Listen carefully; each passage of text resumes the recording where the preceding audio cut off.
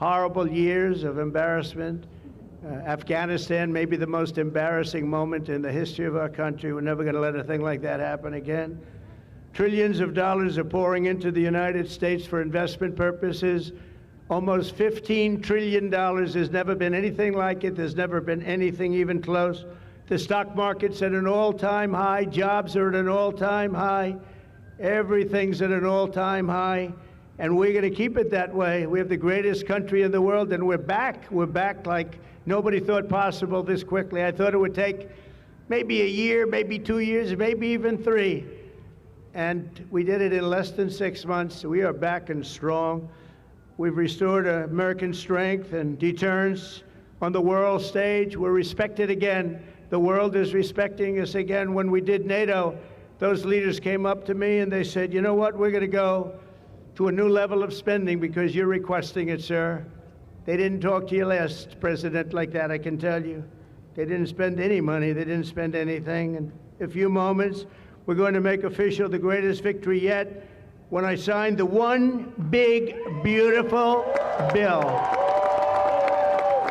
And before I start, I want to tell you that I've never seen people so happy in our country because of that. Because so many different groups of people are being taken care of, the military and civilians of all types, jobs of all types. We're adding things like the biggest tax cut in the history of our country, child tax credits. So many things are being added that we wouldn't even have time to discuss them. When we were doing it, John Thune and Mike Johnson right there, I see Mike, what a job they've done. What a job they've done. But you know, it was supposed to be in 3, 4, 5, 6, or 7 different bills. And I was on one of the fake news shows and I said, let's do it in one beautiful, big, we want one big, beautiful bill. I said that to this newscaster, and I think a lot of the congressmen and senators were watching, and they said, let's name the bill that, the one big, beautiful bill. And that's what we did. And what we've done is put everything into one bill. It's never happened before. It's the biggest bill of its type in history. We've never had anything like that before. Nothing like that they thought would be possible to get passed. And actually, I liked it because we had so much in there that no matter who you are, there was something in that bill that would make your congressman or your senator or your congresswoman, much more importantly, raise their hand and support, right, Lisa? So that was something, and it was really something special. So the American people gave us a historic mandate in November. We won everything. We won the swing states, all 7 swing states. We won every one. That rarely happens. We won the popular vote. We won the districts, 2,750 to 505. That's why when you look at a map, it's all red, a little blue on each end, but it's all red. And by the way, red means Republican, just in case. But we made promises, and it's really promises made, promises kept, and we've kept them. This is a triumph of democracy on the birthday of democracy. And I have to say that the people are happy. They're happy. And I listened to a broadcast, and I read a couple of articles. They have the Democrats, they should have voted for it. They didn't vote for tax cuts. They didn't vote for taking care of people. They didn't vote, not one vote. And we knew that because their hatred of either the country or me or both is so great. They didn't vote at all, and it's terrible. But I just have to say, they have a routine. It's terrible, they say. Terrible, terrible. You saw that guy standing up for hours yesterday. He didn't know what he was even doing there. I say, when's he sitting down? He had a towel. He's wiping his face. That's not too elegant. But what is he? I said, what is he doing for so long? And he couldn't criticize the bill. He was criticizing everyone else and everything else. So they've developed, and this is according to the news media, they've developed a standard line, and we can't let them get away with it. Oh, it's dangerous. Oh, everybody's going to die. It's actually just the opposite. Everybody's going to live. This is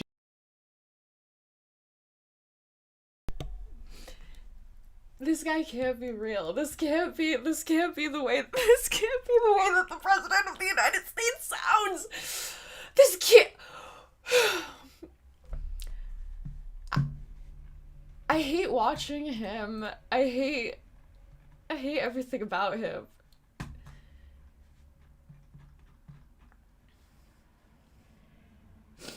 But you know, it was supposed to be in 3, 4, 5, 6, or 7 different bills, and I was on one of the fake news shows, and I said, let's do it in one big, beautiful one. We want one big, beautiful bill. I said that to this newscaster, and I think a lot of the congressmen and the senators were watching that, and they said, let's name the bill the One Big Beautiful Bill, and that's what we did. And what we've done is put everything into one bill.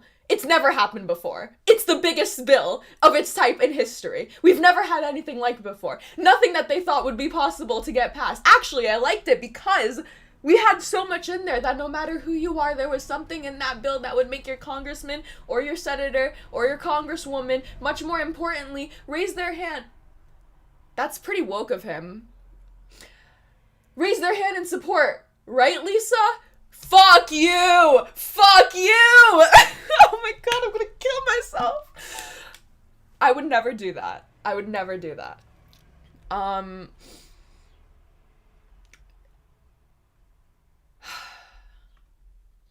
That's it. Just sigh. Just hard sighs all across the fucking board. Let's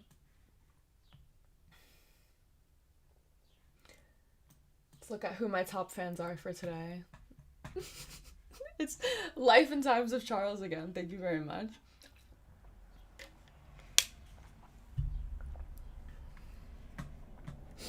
Always remember, no matter how much you hate Trump, you don't hate him half as much as Melania does. True.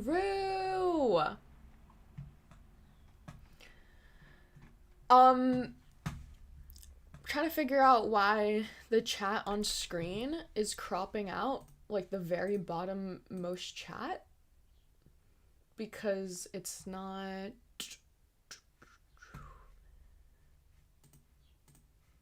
On the bright side though, this computer is insane. Okay, I'm actually able to, let's just go through the specs right here. Okay, I'm actually able to do shit. This is the new MacBook Pro 2024, 24 gigabytes of memory. Okay, let's do a little, I just want to flex on you guys. First of all, I'm on Arc again. Thank fucking God. Thank fucking God.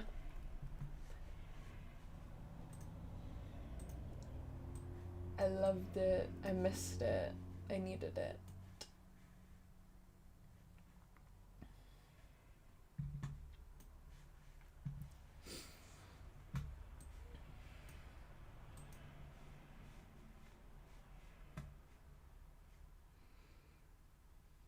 Is this good? Is this worse than before? Is this, you guys go crazy whenever I do this. Is this still good? What if I do, 600, and what would this be? 330? Ah! Nope.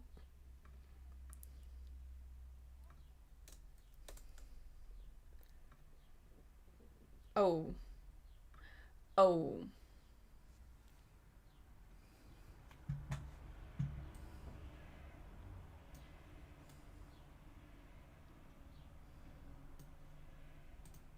This better? Oh, goated. Okay. Okay, hang on. And then now just this background bit. Okay.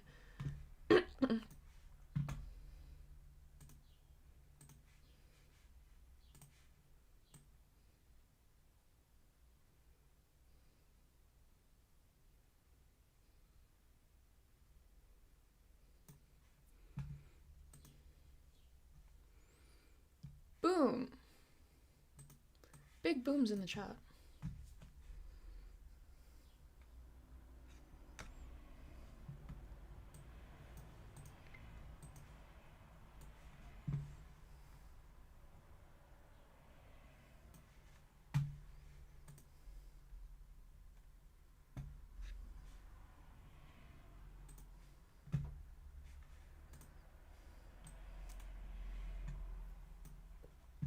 That was a Trump-esque quote. Is this good? I don't even know what I'm looking at. You guys just go crazy when I do this, right? True.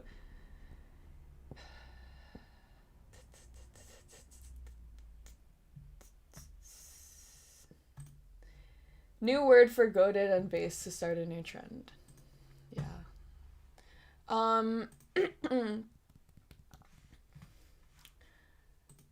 Okay. I'm so excited. I'm so happy about this.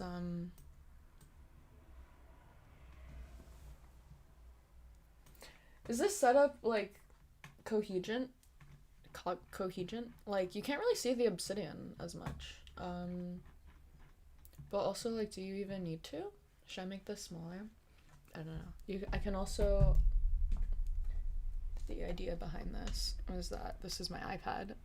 So I can draw over here. Yay! And then I can just pull this around and move it if need be.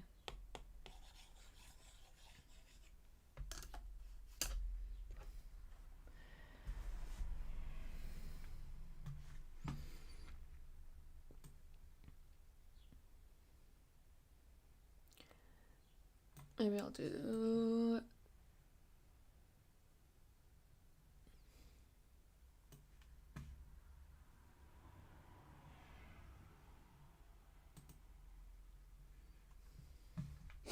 Hunter wants me to copy his stream setup.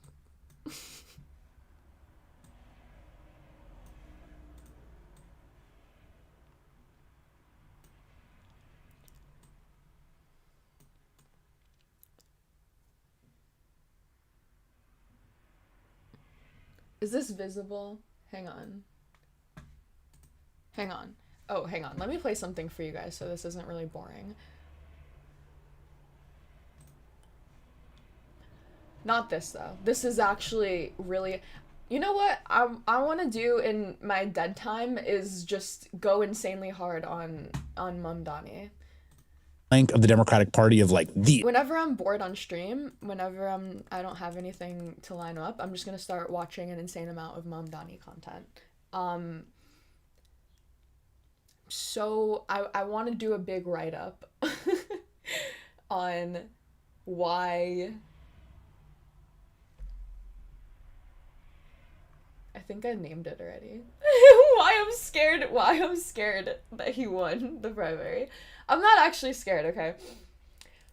What I fear is the amount of economic, like, I don't know how to say it other than, like, willy-nilliness. Like, the willy-nilliness of his economic policy is concerning. Not because I'm, like, super scared of socialism and because I think that he's gonna be a socialist, but because I think that that's the opposite direction that we should be moving in the country. Like, we already don't have an educated electorate, right? We already have an electorate that is, like, being victim to this, like, faux populist agenda that is able to believe whatever, like, affordability crisis that they hear is shoved in their face, right? We have that on the right side, and it is working on the right, so I understand the sentiments of wanting to do it on the left, but we have to do it correctly. If we are campaigning and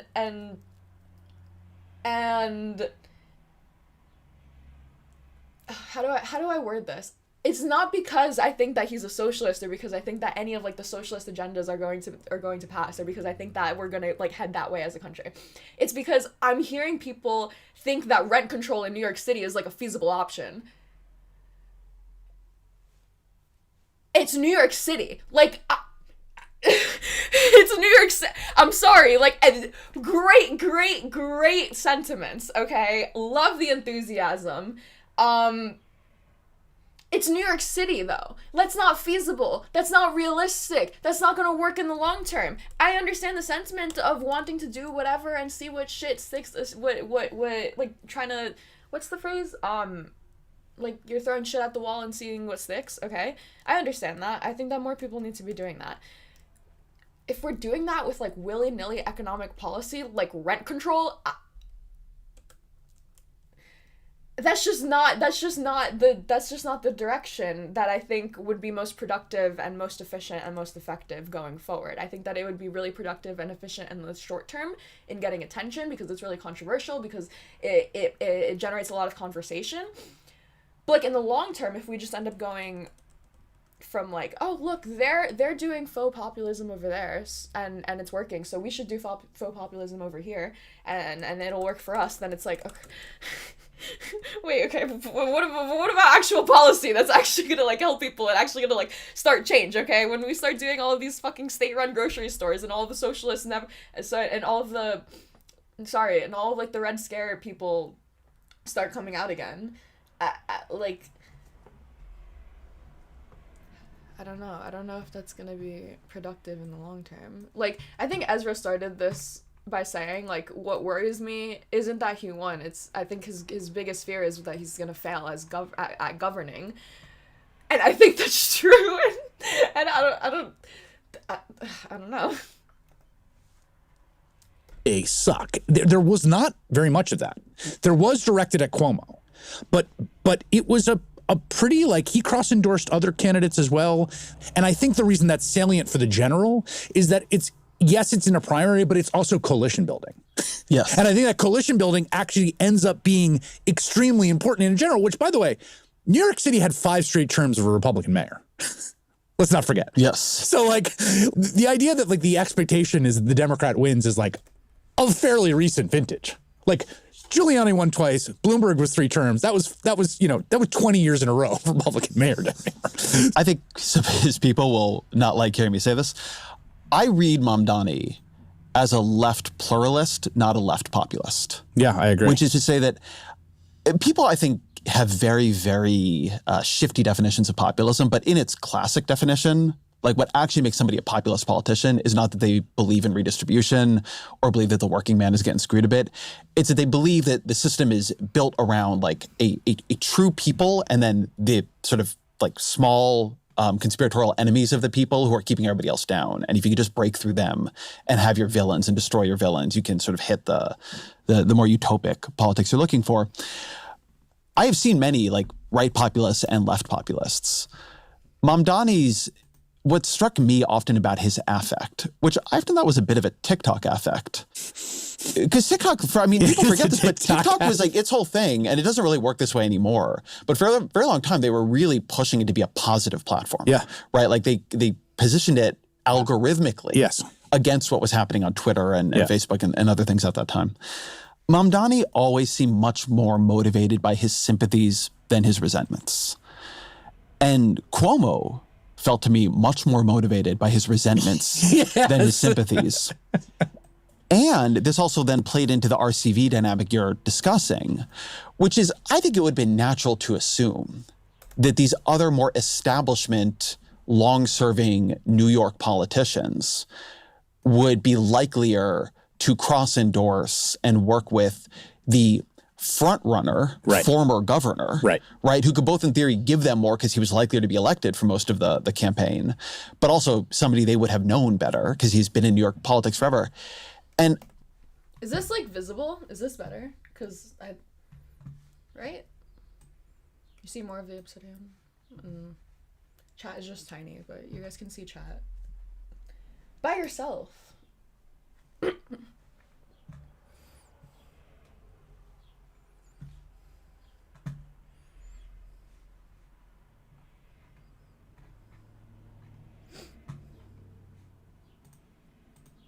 I think Mamdani has shown some extraordinary promise on the campaign trail and in conversations on television and on podcasts. That said, those are just words. How's he going to be as an executive of mayor of New York City? I have no idea. The center and center-left should chill out a little bit and let the left win and this govern in is some such a places. bad way to be talking about a politician. Oh my god, like, I guess that's what worries about me, is that this isn't normal. We shouldn't be encouraging this. I don't like this incentive structure where you can just, like, make viral videos and just go win a mayoral election if you just make the right viral video. Like, I'm glad that this guy did it. I'm glad that he's, like, seems like a pretty reasonable guy. I'm glad that he did it in the way that he did it, like, by listening to the people around him and, like, using that as content, right?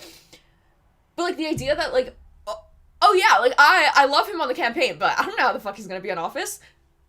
That's the whole point of it. That's the whole point of the campaign. The whole point of the campaign is to prep for the fucking office. Like, yes, campaigning is important. Yes, electioning is important. Like, yes, that part of it is important. But like, the only reason why it's important is because it's leading up to the role, to you being in office. So that's the whole bit of it. That's the whole part. I think we need more of these opportunities for this generation to be not expelled or exiled from Democratic Party politics, but like allowed to govern in some areas, particularly in some of the bluest areas in the country. Hey everybody, I'm John Lovett, and today we're going to try something new. There are a lot of big and hard political questions facing us, and no one has all the answers, but what we do know for sure is that the answer to a rising authoritarian right-wing movement is a broad, diverse, democratic movement, big enough and strong enough to fight back and defeat it, and that means having messy debates where parts of the coalition do not see eye to eye, or times when the parts of the coalition don't see each other as being parts of a coalition at all. And so we want to create a space to have those conversations, bringing together everybody from Mamdani socialists to bulwark conservatives and all the Obama bros, neo-lib shills, and abundance-pilled technocrats in between. To kick it off, in what will either be our first or only episode, we're going to talk about the debate around Zohran Mamdani's victory in New York, the lessons we should and shouldn't take from it, and how it has touched off a bigger conversation about progressive politics and policy and the way forward for Democrats. To help us make sense of it, we've got Derek Thompson here. He's the co-author of Abundance. He's the co-author Gavin Newsom did not mention by name when signing this housing bill in California. He mentioned Ezra. Ezra's name's in lights. Derek's just in the back, cooking, making T as fuck. Pies, getting everything ready. And we're also joined by Waleed Jahid, director of The Block and former spokesperson for Justice Dems, who's worked to build electoral success for left candidates from AOC to Bernie Sanders. He also wrote a piece in The Nation about how to synthesize some of the ideas in abundance and some of the ideas of the more populist left. Thank you both for being here. Good to see you. Thank you, John. It's great to be here. I've been making so many pies. It's really an honor to be doing anything else right now. So thank you. I think it's time for Derek to come out of the shadows. Well, here it is. Your abundance technocratic neo-lib shill. I'm trying to remember all of the very specific adjectives and nouns that I felt really quite identified. I only got with in Mamdani initial socialist. description. I need Yeah. more. Yeah, I mean, Pinko Com, I don't know. Yeah, we originally, one potential name for this show is left. Wait, it's impossible to remember, but I think it's center, center, left, left. Very Oh, catchy. left or left center or left center, left center. Sorry, the name of the podcast I'm appearing on right now is called Center, Center, Left, Left. No, I'm sorry. I misspoke. Because center, I'm about to close this Riverside window in 3 seconds, if that's the ultimate name. Center, left, center, left. It could be left, left, center, center. I'm sorry, we've dragged this on long enough, and Waleed's a busy man. All right, or allowed him to do, and I think it was do something that the left has been begging the more mainstream Democrats to do for a long time, which is stake out some big and bold, clear positions that break through. Because you, from the left, you believe in them in terms of the policy, but on a pure kind of mercenary political calculus, that when you stake out a position like freeze the rent or free buses, it may have some blowback. There may be some political controversy around it, but it sends a signal to a group of people that care the most about that issue and brings them on board in a deeper way. And so that someone like Mamdani may pay a price as being viewed as too far left in some broader sense, but he's slowly building credibility deeply, whereas a more mainstream Democrat would take a set of popular views across a broad swath of issues that are kind of less dynamic, less interesting, and not build that same level of connection. I'm just wondering what your reaction is to that. Yeah, I think since basically the Bernie Sanders campaign of 2016, I think a lot of the progressive left has had much more of a monopoly on the ideas debate and policy debate than kind of more moderate mainstream Democrats. Maybe that's starting to change now, but part of the simplicity of things like free college, Medicare for all, a Green New Deal, these kinds of things is that they're simple and easy to remember, just like freezing the rent or public grocery stores or free buses, free childcare. These are, obviously socialist, social democratic demands that take things off the market and, have the government step in to provide, to deal with inequality. But so many kind of cookie cutter DCCC approved. I hate that this I hate that we're encouraging bumper sticker politics. I hate the incentive structure so bad.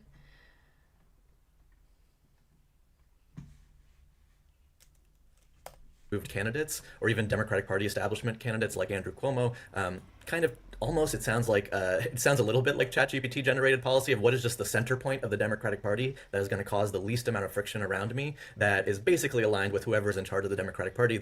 In this case it would be someone like Biden, Kamala Harris, Schumer, Jeff Fries, and I think that's kind of boring. It's very conflict averse, and the goal is to just upset the least amount of people possible and say the least amount possible. So if you go and look at kind of purple state, purple district candidates, often their policy platform one, it's hard to find what they're for oftentimes, and two, there's a thing where they all kind of look the same. And so even for, one of the things I appreciate about the abundance faction or abundance wing of the party is throwing out some ideas that Democrats from across the political spectrum can actually cling to, rather than just say, we are for, defending Obamacare, we believe in clean energy, and, we want a comprehensive immigration reform. Like, we've been saying that for 10, 20 years, and it's a little stale now. It just so happens that Zoran is someone who has a clear ideology, clear values, so it comes much easier and naturally to him in a way that's authentic. Part of this also is certain critiques just didn't seem to have purchase with the electorate this time, a whole bunch of them.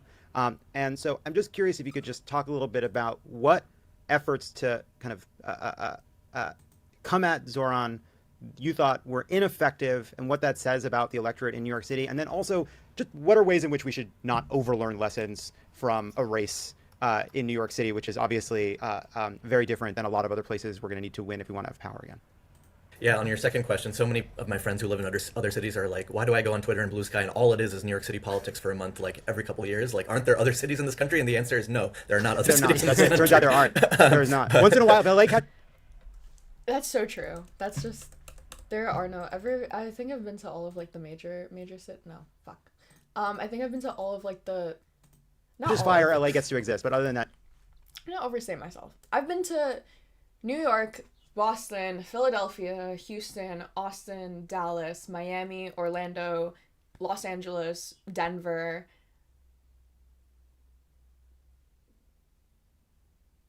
Chicago. Out of all of those, I would say maybe Chicago is like the closest one to like a city. Every single other one, it just looks like the suburbs. It just looks like Queens. Like it doesn't look like a city. It's not an actual city. It's not real. Itty bitty window. Is it too tiny? Is it too tall? Is it too small? Size doesn't matter, guys.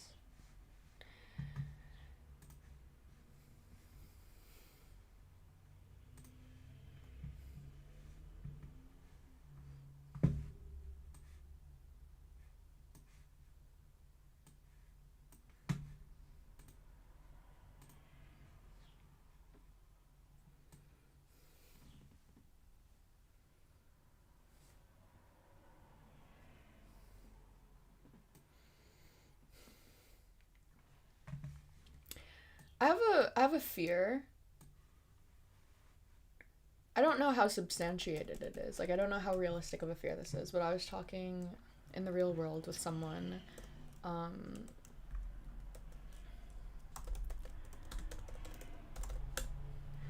don't know specifics on this man, okay? But just the overall vibes, okay? The fact that we're getting Lex Friedman. Nothing wrong with Lex Friedman. I watched a couple of clips from him and or like a couple of videos, and something about what does this Cowhead interview mean? Yeah, I don't fucking know, okay? Something about the increase of these like growth supplemental like grifter types in the like the fitness bro space. Obviously, I know that this is like part of the red pill is or I guess I vaguely understood that this was part of the red pill was like you start like getting into like I don't know like gym bro content, and then from gym bro you start like taking all of these like supplements and like going down these like fitness YouTuber and influencers, and then it starts getting like alpha male coded, and then you start getting like Andrew Tate coded, and it's like I understand that pipeline, but there's an alternate like weirdly health conscious, and this is the oh my god, hang on, I'm thinking of this one so hyper specific Jubilee clip. It's Jubilee. It was like it was feminist. It was Naima, and this like woman, feminism middle ground. There was this one woman who explained it so perfectly and so like. Is it this one? No. Is it this one?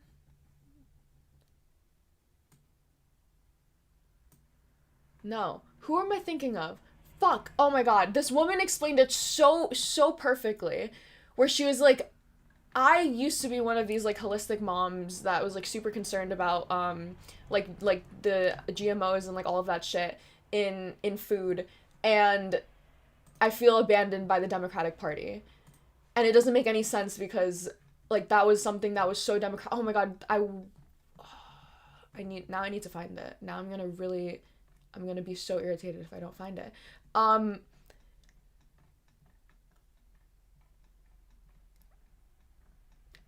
The fact that Republicans were able to just completely monopolize any sort of like health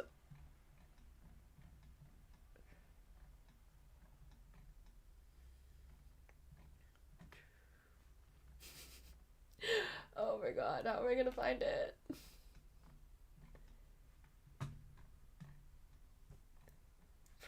No, it was like it. Oh my god.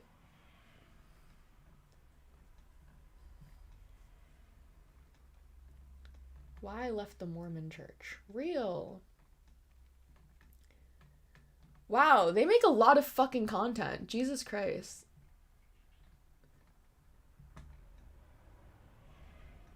How am I gonna find this?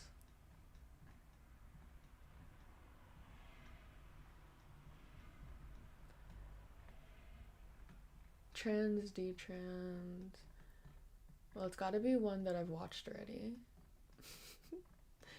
And we're going so far back now. I don't think it's this far back. Fuck!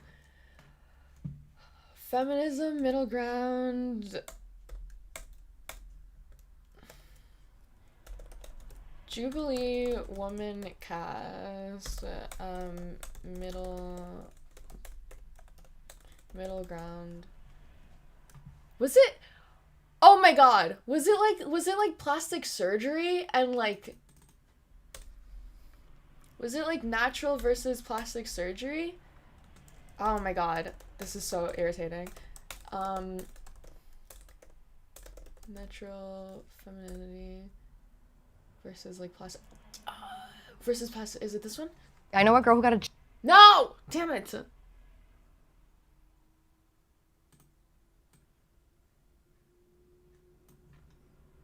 I'm gonna kill myself because I'm not gonna be able to find this. Not everybody gets to live.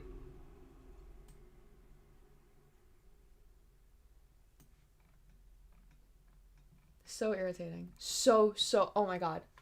Ugh.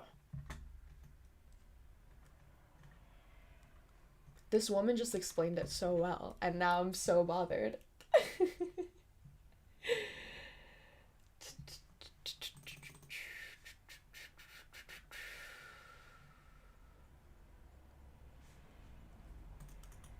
And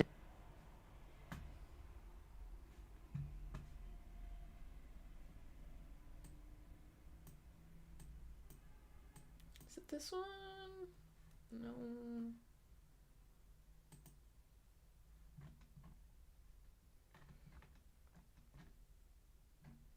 Wow, I'm just like crazy.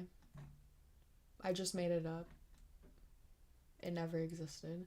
I feel like if I could just think of this woman's name, if I could just find like if I could just find this woman's name, I know I would know it. If I could see her face.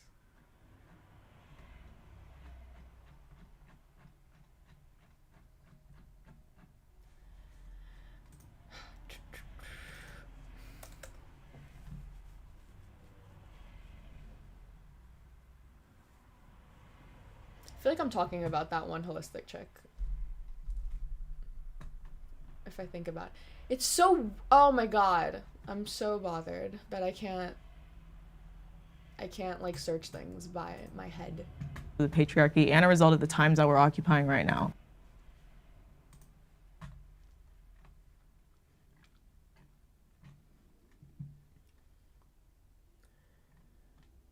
Men, women. Is it this one? assault case again. Oh my god, it's this one! Had nothing to do with fucking feminism. Oh my god. Jesus Christ, I'm gonna kill myself. Okay.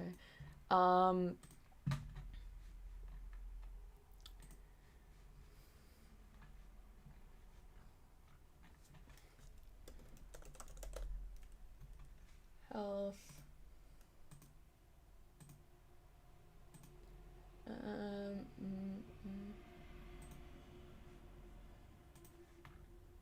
Care about healthcare, and then the exit polls will change. Can you expand on, and you can end it. You're the only one who said that the Republican Party isn't appealing to the average American right now. Why do you think the Democrats are appealing more? So, I don't believe that.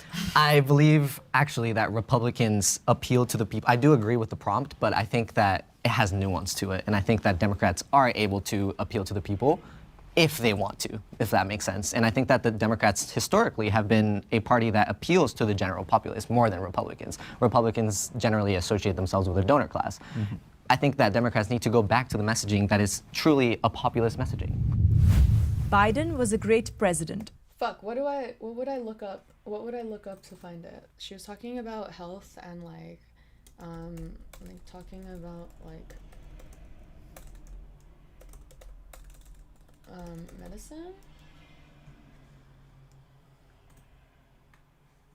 Think he's gonna do that's gonna be so horrible, ridiculous things.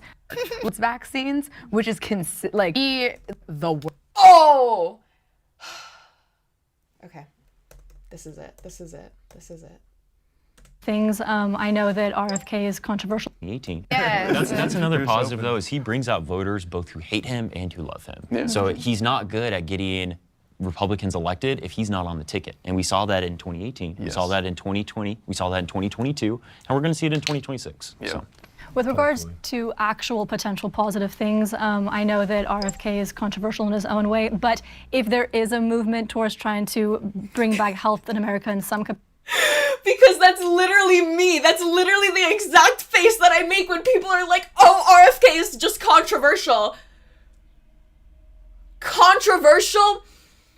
The earth is flat. Is that controversial? No, it's wrong. It's objectively fucking wrong. It's objectively wrong by everyone in the fucking field that is taken seriously. It is just wrong. Just wrong. It's not controversial. It's not like a debated consensus. It's just wrong. capacity. I think that's really good. I think that used to be such a huge liberal thing to be so skeptical of the pharmaceutical industry and the food industry. Again, how they're bringing it forward may be problematic, may be hopeless, may not actually make any good headway, but the fact that Americans are talking about it again, I think is an important thing. Okay, I have to hard stop full no. How would you deconstruct this? Let's play a game. How would you deconstruct this woman? Clearly her heart is in the right place with the sentiments, or I don't know if that's clear, but let's go along with that. Okay, her heart is in the right place.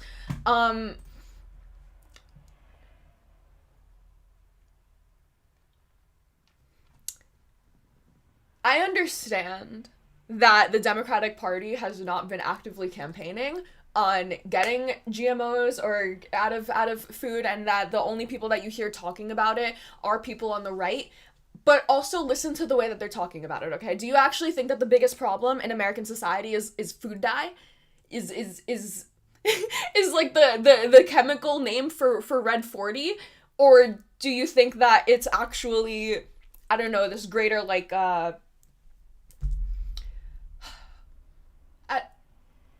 I don't even know how I would deconstruct this. Like, the way that Republicans talk about healthcare, about health, right? With like the carnivore diets, with like you have to understand where your meat comes from, and you have to drink magnesium and potassium and get all of these right nutrients, and actually it's the big meat companies and the FDA are actually going through all of these insane like processes to strip away all of the nutrients, right? The way that they talk about it is conspiratorial. It's not coming from I have a genuine desire to be healthy in this world, and I want to live my life healthier, and these are the steps that I'm taking to make that. They're talking about it from like everyone around me is secretly trying to poison me, and the only way that I'm gonna be able to live is if I crack the code, and I'm actually the smartest person to ever exist, that I've cracked the code, and actually you just need to drink XYZ supplements, and you just need to do all of this, and you just need to avoid the FDI, and you just need to do all of these, fuck health expectations, drink the raw milk, like, you just need to do all of these things, and that's actually how you're healthy, right?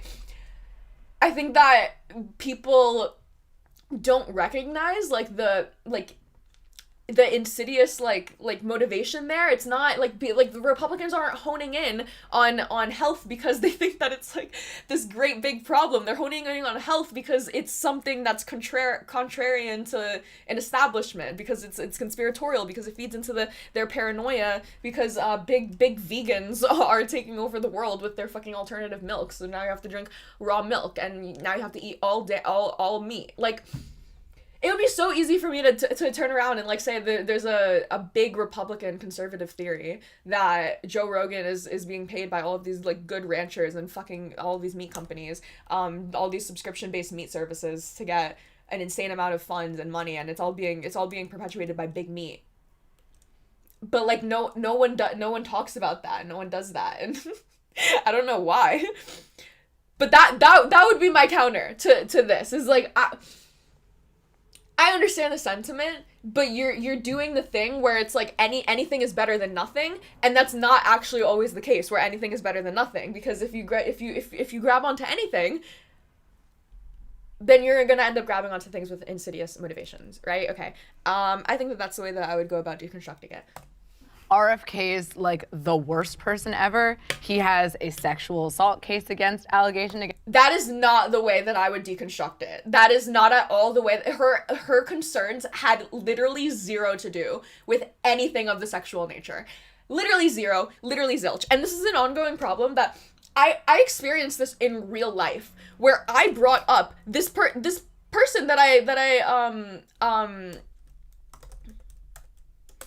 guy that I just looked up, okay? I promise I was getting back here eventually, okay? This guy has like faced like controversy around his supplements.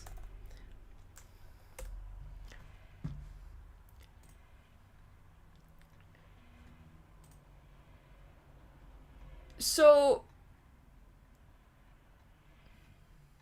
okay, Huberman Lab.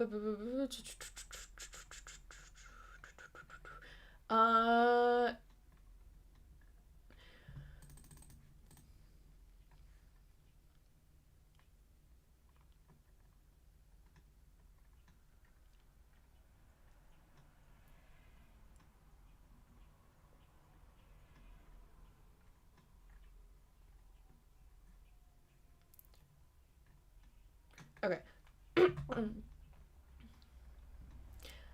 I was floored with how many different types of misinformation he was able to shove into a single episode after listening to the majority of Huberman's 3-hour-long interview with Lustig. Like many of Huberman's lengthy episodes, this one racked up millions of views on YouTube. In 2023 alone, it was the 8th most listened to podcast, 3rd most popular on Spotify. Okay. At one point, there was a study cited that showed ultra-processed foods inhibit bone growth, which, wait, hang on. One that, according to Huberman's exchange with Lustig, used human subjects in Israel to test its claims. It was about rats. This was in vivo in rodents. Like, this is one of the biggest, like, people that think that science that works with animals that can then be directly like copy and pasted onto humans are actually should actually never be considered or taken seriously in any aspect of any type of like medical field ever, because the first thing that you learn in, I don't know, basic biology is humans share like 99% of the same DNA as like every other fucking animal, okay? Any type of like one little chromosome extra, one little letter of DNA off, or one little like even like the smallest, most minute of mutations in humans can cause like the most insane type of like birth defects and like different types of like whatever like consequences and like implications, right? The idea that a fucking rodent yes, we do use animal testing to then go on to learn how we can apply it to humans, right? But it is done after like taking into consideration all of the different like aspects and factors and variables and whatever. It's just so ridiculous to me that there are people out there that are on fucking podcasts. The majority of people that listen to podcasts are stupid, are dumb. They're listening to podcasts for a reason, because they want to feel smarter about themselves, okay? Myself included. There's nothing wrong with that. You have to understand that as a professional. You have to understand that the people that are listening to you are not, like, educated the same way that you are. They don't have the same context and the same nuance or whatever understanding of everything that you are. If you're saying that, oh yeah, this study was proven effective in animals and so we're going to start doing it in people, everyone that's listening is going to believe that's going to be like a one mapping. I forgot what other influencer I heard do this, but there was like this study where it was like, oh, if and I forgot what ADHD drug it was, but it was like this drug is like killing, it's killing all of these rats, and we're seeing all of these like these experiments or whatever, where this medicine is like killing these rats. And when you take this, and doctors are just prescribing this like left and right, and then you look at the study, and the amount that they were injecting into these rats was like an absolutely lethal amount, and like it like no human would ever proportionally take that amount of this medicine in comparison to the rat's body. Like it's so oh my god, it's just so ridiculous to me that this is like. Okay, whatever. That was a side tangent, okay? This is retarded. People that say this shit like this shouldn't be taken seriously. Okay? The issue is that some people like see this and they don't care, or or they're like fine with it. Like, oh yeah, like I like yeah, maybe he kind of like is like a little general with things, but that's fine. We shouldn't be accepting like any like the standards should be higher for that, okay? If I look up Andrew Huberman controversy like sex scandal, that's when you get people upset. Like now people are fucking mad at him for what? For not being monogamous and for being a fucking like slut and sleeping around. It's just really disheartening. I'm not saying that this is like everyone, obviously, but I feel like it 100% is the case that people are more likely to stop listening to this guy after they find out that he is like spreading STDs around without people realizing it than they are to stop listening to this guy after they find out that he is miscommunicating medical information and like misrepresenting like case studies, which is insane. That's not a normal world. That's not, we shouldn't live in a world where your professional like I don't know how to word this. It shouldn't be like I'm gonna word this by doing like a ridiculo ad absurdum. Like, I would much rather have a president who is or not even president or like whatever like official government that's like a super shitty like creepy pedophile like sexual abuser. I'm being so dead ass, okay? I would rather have a like creepy fucking loser sleeve like gooner as fuck, can't keep his dick in his pants at all, but is like an absolute lethal weapon and in everything having to do with like the presidential duties or everything having to do in their job, right? Then a nice guy who comes across like really friendly and is really reasonable and is really respectable and really charming, and has no fucking idea what he's doing. Like that just objectively makes sense. Like that just and I'm willing to defend that to everyone. Like that just keep the guy away from children and let him do whatever the fuck he's gonna do. Like oh my god, I refuse to live in a world where you can get away with being an absolute dipshit as long as you're nice. Fuck you. against him currently of his old baby. Full no. RFK is like the worst person ever. He has a sexual assault allegation against him currently of his old babysitter, his kid's babysitter he was assaulting. His work in Africa, his nonprofit organization is responsible for spreading misinformation about AIDS vaccines, which is had serious consequences for the spread of AIDS in Africa. This dude, he dropped a freaking dead bear off. We gotta get better at communicating! This isn't effective oh my god, this isn't effective in anything that this woman, listen to this woman's concerns, okay? 2022. I think that used to be such a huge liberal thing, to be so skeptical of the pharmaceutical industry and the food industry. Again, how they're bringing it forward may be problematic, may be hopeless, may not actually make any good headway, but the fact that Americans are talking about it again, I think is an important thing. Okay, I have to hard stop. She's just saying the attention that we give to it, the way that we talk about it, I acknowledge that the way that they're doing it is bad, but at least they are doing it, okay? You should counter that by saying, no, it's not at least they are doing it. They're doing it in a really fucking shitty, terrible, awful way with insidious motivations, and it's not worth it. And it's not gonna last, okay? The counter isn't, oh, but he assaulted his babysitter and dropped a dead bear in the woods and also did some things with AIDS in Africa. Which, if you're gonna bring up Africa, why didn't you bring up the fucking Samoa thing? That would be the number one, okay. Yeah, at least he's talking about it. You know what else he's talking about? You know what else people didn't hear anyone talking about until he was talking about it? And they're like, oh, well, at least he's talking about it, is the fucking MMR vaccine in Samoa. Was when he went and caused, what was it, 80 kids or something to die?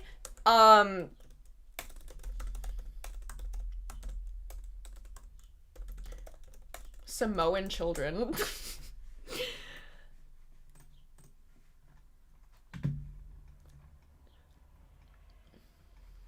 83.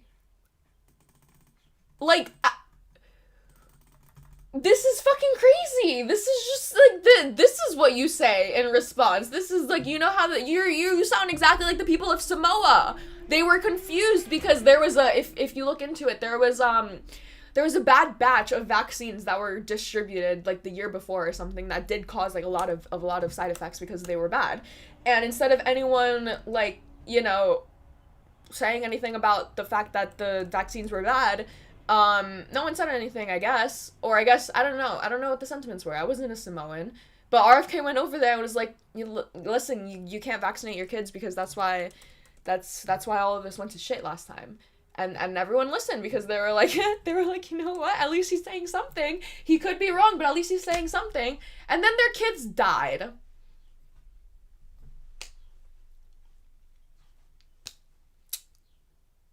Why don't we say that? Why do we even have to bring up the babysitter? It's so unnecessary. Full no. RFK is the worst person ever. He has a sexual assault allegation against him currently of his old babysitter, his kid's babysitter he was assaulting. His work in Africa, his nonprofit organization is responsible for spreading misinformation about AIDS vaccines, which is had serious consequences for the spread of AIDS in Africa. This dude, he dropped a freaking dead bear off in Central Park. This man is the worst thing to happen to public health since polio. I can't with him. Obviously horrible, ridiculous things. I'm curious, what do you think he's going to, what's going to be so catastrophic about him with regards to American politics? Well, let's just hope we don't have another issue like COVID in which people need to get vaccinated or they will fucking die. Okay, let's hope we don't have to have putting any aside kind of medical a huge emergency. catastrophe like that, what do you think he's going to do that's going to be so horrible for America? I'm just curious. I'm genuinely curious. Spreading complete misinformation, destabilizing healthcare and the medical field, sowing doubt. You can't also we have to have more tangible things to point to. Obviously this was filmed forever ago, but how do I open this in a tab? I want to open this in I want to open this.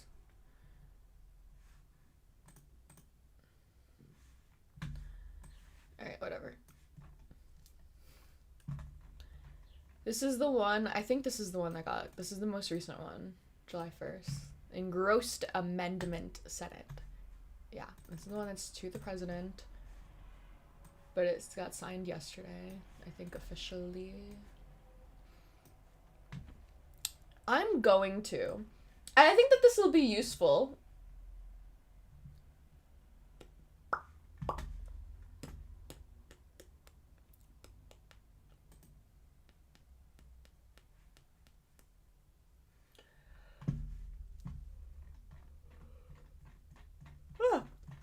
I think it'll be beneficial. I want to upload this entire thing into like a Perplexity space and then ask it like obviously all of the questions that I want, but have it like only tied to like this one Perplexity space, right?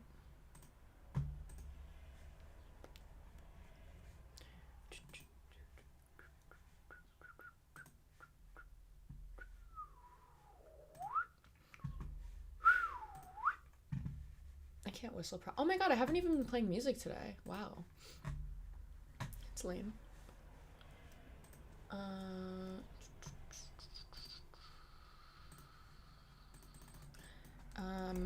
Big in like basic medicine, and I'm kind of just responding to your claim that he's going to be like helpful. I hope. I mean, I'm just saying the resurgence of an interest in health, I think, is important for the country. He said, "Why?"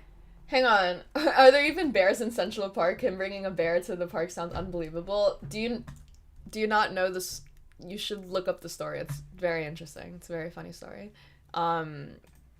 This was like a whole thing that happened. Was RFK's dead bear on a bicycle.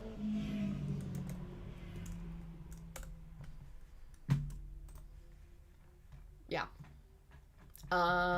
It's a crazy world of politics that we're living in. Big, beautiful bill. Let's make it an eggplant for obvious reasons. What specific instructions do I want to give? Always respond wholly and comprehensively.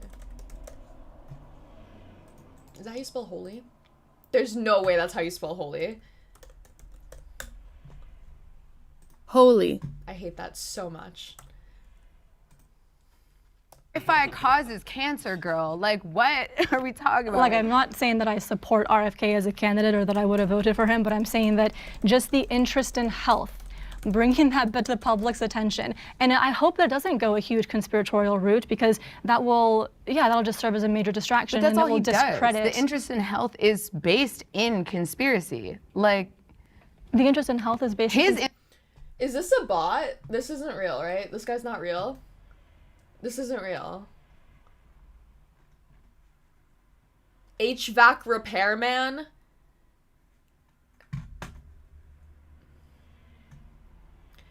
Write a unicorn fanfic right now in the chat if you're real. I don't believe that you're a real person. his interest in health is based in conspiracy. You brought up a great point that like you should be skeptical of the corruption of large institutions like the pharmaceutical industry. Yes, like there's a lot of greed there that we should properly try to regulate. But I think I hope it subsides, if I remember correctly. But what I'm saying is, when you're saying like an interest in health when it comes to being skeptical of medical professionals, I think that does do a disservice to the American people. Yeah, he says vaccines cause autism. I mean, it's wild. He said that like they're putting chemicals in the water to turn the frogs gay. Like I agree that to turn people gay. That's really, yeah. I mean, no, like I agree that health is an important issue. It's so unfortunate it's so unfortunate that we can take something that's factual, that like there's chemicals in the water, and then put that alongside, oh, it's making people gay or frogs gay. Like that's, get rid of the second part. First part, yes. Can we go with that and talk about that? So see, I agree that health needs to be a much more important issue, because like nobody wants to die. Yeah. But at the same time, it's who is speaking on that Absolutely. issue, and 100%. he could not be a worse person to do that. I'm sorry I came at you. No, I totally no. I just hate RFK so much. It doesn't bother me because I wasn't like a massive supporter of him. I'm not offended in any way. She's not even like doing a good job of like trying to. Sorry, I feel like she literally everything that this woman that this middle-aged woman said, right? Everything that this woman said was like about what like literally nothing about RFK specifically, and everything about just like the fact that Democrats weren't doing anything. And Naima's response is just like, okay, but RFK, okay, but RFK, okay, but RFK, okay, but RFK. Not even like addressing the concern. I'm not defending this woman. She's like, I think anyone that gives RFK any type of like goodwill is severely misinformed. But that's what I mean. Like, I think that they're severely misinformed. I think that as people that know better, instead of just hammering in on like these repeated like, okay, but bad people, bad people, like we should actually try and address some of the concerns that are there. I'm not offended in it. Much more important issue because Fortunate that to the American people. he says vaccines cause autism. I and mean, it's gain wild. it. He Yeah, said that like it's- they're putting yeah. chemicals in the water to turn the frogs gay. Like I agree that or to turn people gay. That's Sorry. really, yeah. I mean, no, like I it agree is- that health it's is an so, important it's issue. so unfortunate but it that shouldn't be him. it's so unfortunate that we can take something that's factual, that like there's chemicals in the water, and then put that alongside, oh, it's making people gay or frogs gay. Like that's, get rid of the second part. First part, yes. Can we go with that and talk about that? So see, I agree that health needs to be a much more important issue because like nobody wants to die. Yeah. But at the same time, it's who is speaking on that Absolutely. issue, and he could not be a worse person to do that. I'm sorry I came at you. No, I totally no. I just hate RFK so much. It doesn't bother me because I wasn't like a massive supporter of him. I'm not offended in any way by that. Do I you? did see your bumper sticker outside. Oh, I have no bumper stickers on my car. How dare you? Not true, guys. Not true. Not All right, true. let's come back to the prompt. If anybody can be specific about Trump. Well, he's also.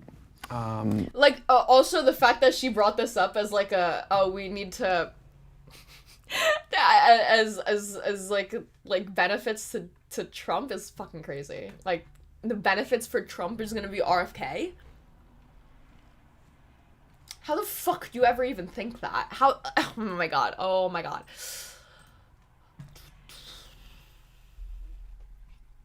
I feel like.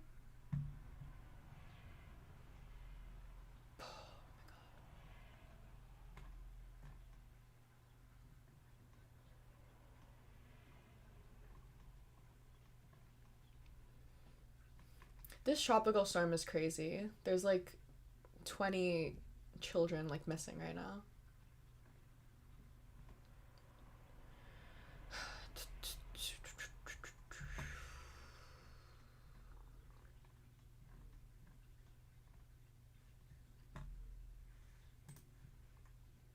This is a 5-alarm code red brace yourself for impact disaster for anyone that cares about constitutional rights. So far, federal courts have been the only half-successful check on President Trump's unconstitutional authoritarianism. And now it seems like the Supreme Court just took away the court's ability to stop the president from doing all kinds of illegal stuff. And the Supreme Court just made your constitutional rights contingent on your zip code. You might recall that in January, President Trump issued an executive order directing federal agencies to stop recognizing the U.S. citizenship of children born to undocumented or temporary status parents. District courts in Seattle, Boston, and Baltimore enjoined the policy, citing a century of Supreme Court precedent affirming birthright citizenship. Their injunctions applied nationwide, prohibiting the government from enforcing the birthright citizenship order against everyone while the cases made their way up to the Supreme Court. However, in a 6-3 ruling, the Supreme Court decided these injunctions, quote, likely exceed the Is that in the background of the video? That's actually so disturbing. They have like an increasing siren in the background of the video. equitable authority Congress has granted to federal courts. So the court granted Trump's application to partially stay the injunctions. As a result, Trump's order is going to become effective in 28 states within 30 days. And without the ability to enjoin the executive branch, it's possible that every illegal thing the president orders will go into effect unless and until the Supreme Court finally... I was watching a MAGA react to this video earlier. Watch his instead and hear his dumb points. Ooh. Yeah, send it. Link it. I'll watch it.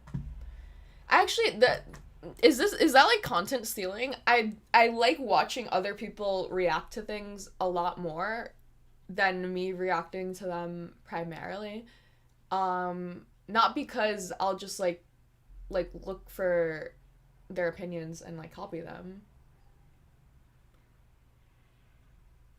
but because I like fighting with them, and I think it's interesting what different like portions other people like take notice with versus me. Like, I'm trying to think of an example with the Senate hearings,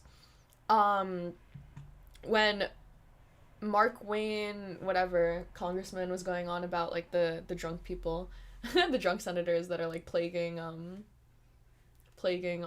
of the house or all of the chamber.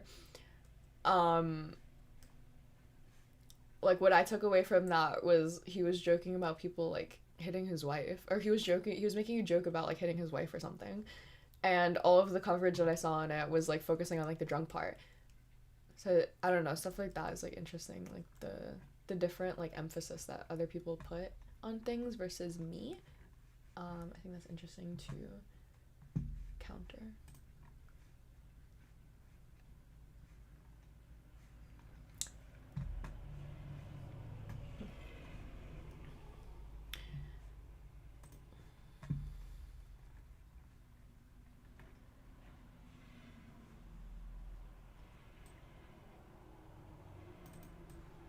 I love perplexity.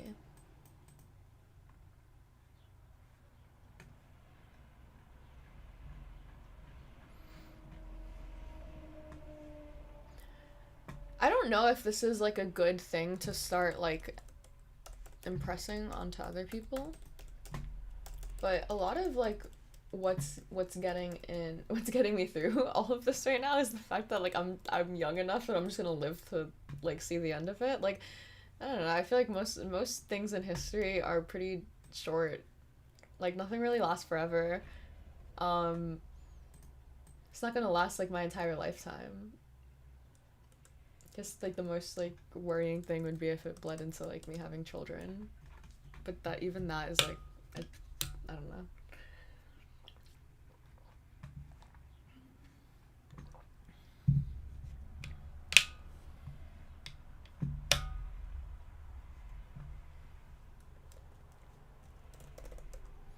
What am I looking up? Tactical Templar.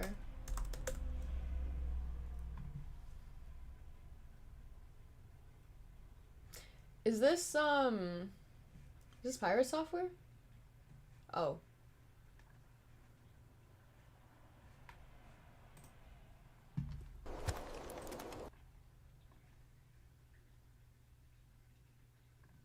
This one. Ooh. Legal Eagle is 770% a far left, radical, anti-American activist channel? Jesus Christ.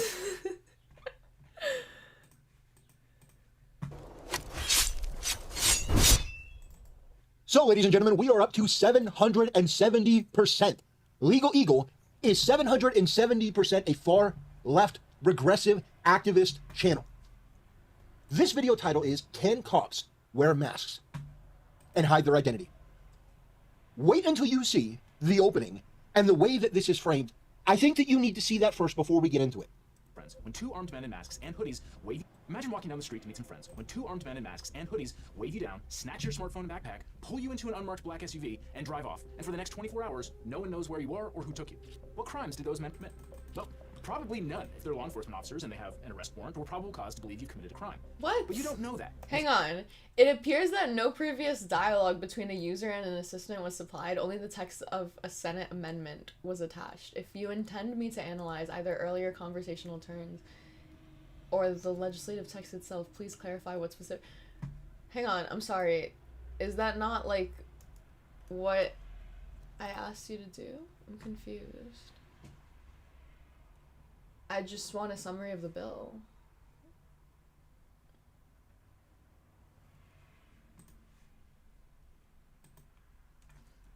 Please analyze this text. Please analyze the text. Text of of the Senate amendment.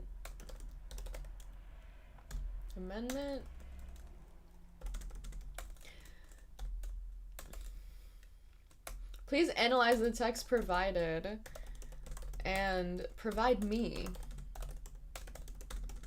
with an outcome, with an outline, with a reading guide,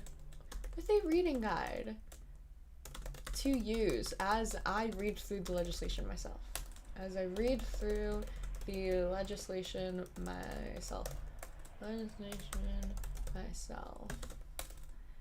Please analyze the text provided. Do not use any news sources or any commentary not given in the text or in other. No, that's it. Just not given in the text. Okay. It's on research mode. All right. Hopefully this one works. If you fight back fearing for your life, you could wind up with serious additional charges. A rising number of disturbing scenes like this are playing out all over the country. Hordes of masked, plainclothed ICE and Border Patrol agents have apprehended and disappeared civilians for allegedly violating Apprehended and disappeared in federal civilians. Not citizens, civilians. The manipulation is clear. Civilians. immigration law. If you are a criminal, you are not a civilian. If you enter into this country illegally, you are not a civilian. You are a criminal that is on the run.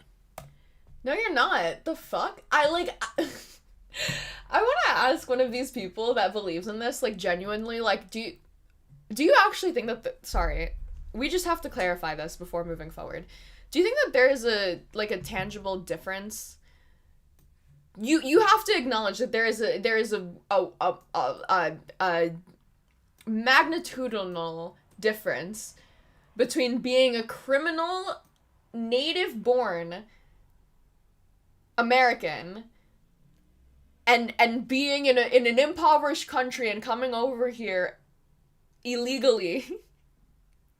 You have to understand that those are different magnitudes of criminal. You have to know that, right? Ambushed restaurants, parking lots, and private residences without identifying themselves, demonstrating legal authority. Why is he so quiet too? Is this what? Gotta put my volume up for this shit. Jesus. Or stating any cause for arrest. And some of these officers are packing major heat. That's the loadout they brought for one guy who just finished up a shift at Walmart. Seriously, some of them are kitted out like they're going after Osama bin Laden. So, ladies and gentlemen, this guy and the Legal channel is dangerous. I'm not being hyperbolic. The misinformation that they're spreading is literally dangerous. These people are framing it like these guys are tacked out in order to go and just round up innocent civilians. These people are going to get ICE agents killed because of their dangerous, irresponsible rhetoric. Do you know why ICE agents wear masks? Do you know why they're kitted out the way that they do? Because the left are dangerous, insane, radical, demented, deranged, pro-pedophile, pro-criminal terrorists.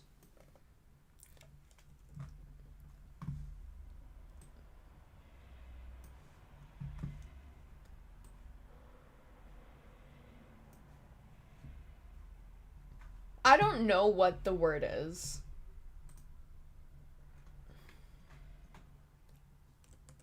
Is he on his period? That's the only... Are framing it like these guys are tacked out in order to go and just round up innocent civilians. These people are going to get ICE agents killed because of their... That's exactly what they're doing. They're literally going out and going into churches and workplaces and courthouses and literally taking innocent civilian. Do you know what the word civilian means? do you have that understanding? Fuck! Did I just refresh it in the middle? Sorry. Civilian. This isn't just American. This isn't just like your definition of like what a good person is. Like, this is an actual legal term for someone who's not an official. Dangerous, irresponsible rhetoric. Do you know why ICE agents wear masks? Do you know why they're kitted out the way that they do? Because they're ashamed. Because the left are dangerous, insane, radical, demented, deranged, pro-pedophile, ICE agents have to wear masks because the left is pro-pedophile. criminal terrorists. I'm not being hyperbolic. You take a look at some of the riots that have gone on and what these people have done. These people are a danger. These people regularly engage. Wait, where's my easy typing? No. Oh my gosh, this is so upsetting. Hang on. Auto format, okay. Capitalize, yes. I want it to capitalize. Why is this not working?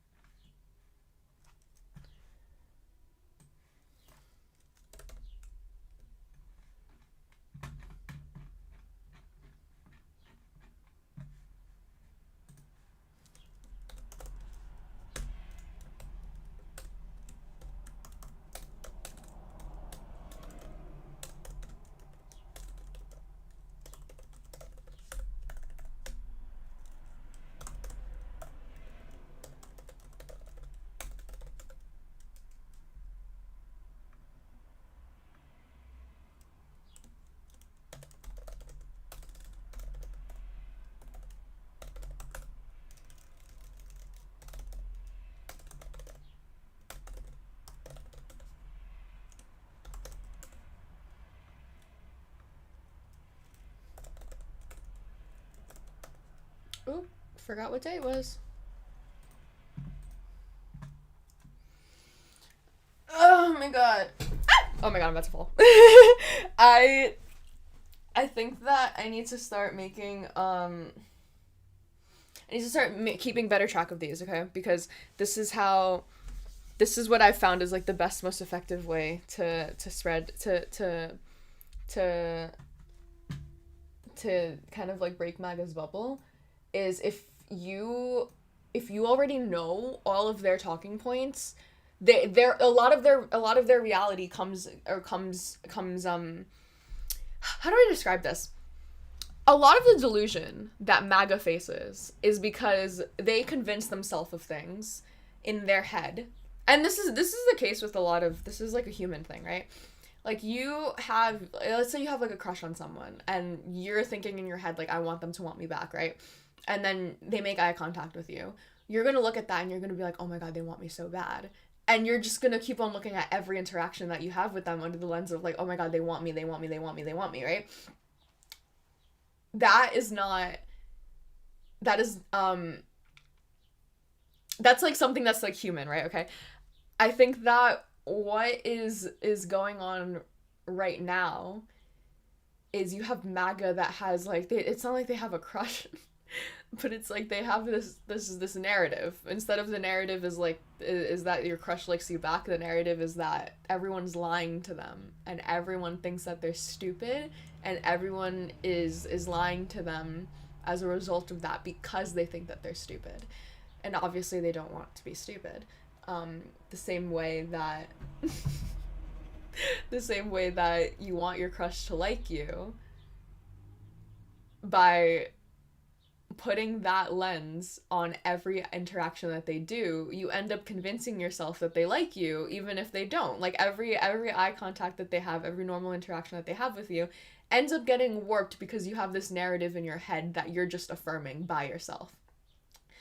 And I think MAGA does the same thing, where they look around the world around them and they really don't want to admit that they're stupid. And so instead of admitting that they're stupid, instead of admitting that your crush doesn't like you back, they just look at every single like thing that occurs and they interpret it with the lens of like, okay, well, the only reason why this is happening is because they think that I'm stupid, and because I'm actually smart enough to see through this, and because I'm actually the woke one. I'm actually the one that is awake and aware. And so where was I going with this? Okay, so the biggest thing that Democrats do unintentionally that affirms it is by like shutting it out, is by like being like, oh my god, you're a fucking conspiratorial and not like, I'm not gonna listen to you. Then it's like, well, the reason why you're not listening to me is because you think I'm stupid, because you think I'm dumb, because you think I'm like, you're gonna be able to take advantage of me and whatever, right? I I think that like it's way more effective to be aware of those like conspiracies and to know how to properly like talk through them and entertain them for a little bit before you shut them down. Like, I'm trying to give a personal example.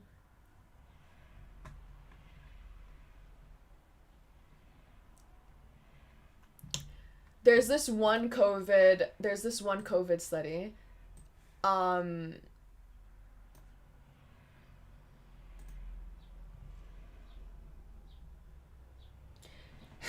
thought you were in El Salvador the way you ended your last live stream. No, I just am busy and have a life. There's this one COVID study that's like a COVID myocarditis, and I went down this rabbit hole once. Myocarditis in children. This study got like hugely spread in COVID during COVID, like in this misinformation time, right? And my family was like huge like victims of listening to this like, oh, COVID is gonna break all of your hearts, and COVID is gonna COVID's gonna give all of the children all of the heart defects and stuff, right? After I read the study, I was aware of everything that was going on in this, and there was like problems with the methodology. Problems with like the conclusion that was drawn. It wasn't that yes, myocarditis and pericarditis were found in these like vaccinated groups as opposed to the unvaccinated groups, but they were also found at lower rates than they were found in just like the normal general population of children with myocarditis. So it's like it's just like what you get with a random sample size. Like that's just what happens, okay? I didn't know about this study for the longest time. I just shrugged it off and I was like, you guys are fucking crazy. Obviously it's not giving people heart problems. Like that's so stupid. It's just a bad side effect. That's like not a thing that's going on. And then after I read the study and after I knew like more about it, whenever I would engage with people about it, I would say like, well, do you know what the rates actually were? Well, do you know what the rate is for average children? Well, do you know that those are the same and that it's actually less? Okay, well, you don't know that. Okay, so now can we acknowledge that that was an incorrect conclusion for you to draw? Okay, thank you. Like that, like I don't know how I can like copy and paste that for like every single type of like MAGA discussion, but that's like what I need. Can we agree on this one fact? Okay, so can we agree that you made the complete wrong conclusion from whatever facts you thought that you knew? Okay, thank you.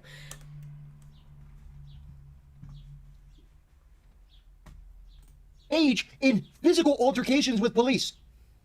So these individuals are going into enemy territory in California where they know they're not going to get backup, surrounded by these mentally ill, evil freaks, and you expect them to what? Go in with their nice words and suggestions? They're in enemy territory. These are invaded spots. Sanctuary cities? Are you kidding me? Sanctuary from obeying. This is so lame.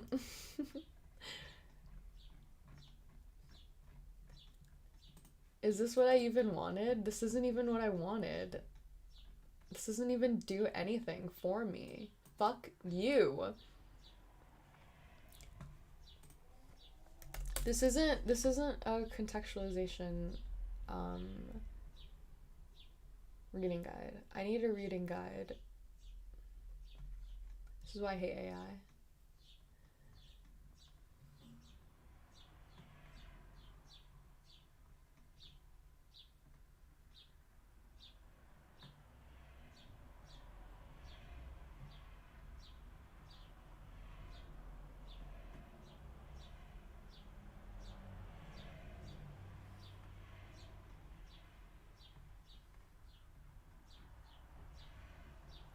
we still get the occasional youth soccer that just dies in the middle of the field, okay? And you still have the occasional, like, child that gets shot in the middle of a school. That's not normal. That's not, like, it's not the standard. It doesn't happen. Sorry, like, that was a bad counterfactual. Because we can actually do something really, really tangible about school shooting. Pointing to random cases without a clear correlation causation doesn't make any sense. I can point to a bunch of different random instances of a bunch of different things happening. If there's no correlation causation that you're able to tie to it, it's worthless.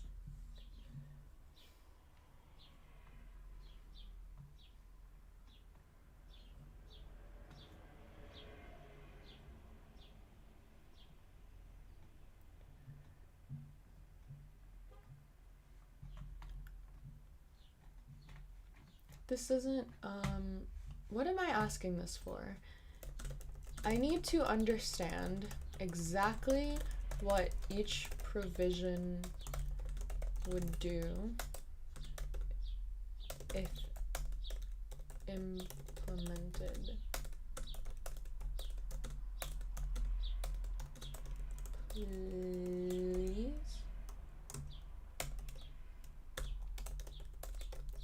Contextual.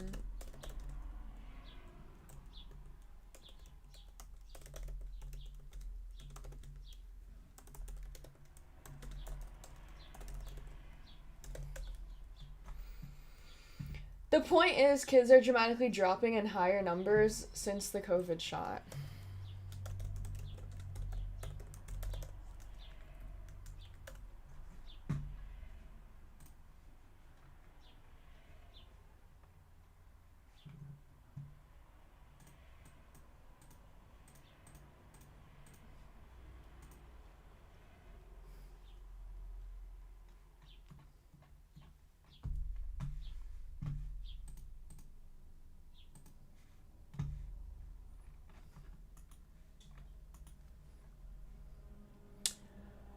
Is this? No! I don't want AI. Fuck you.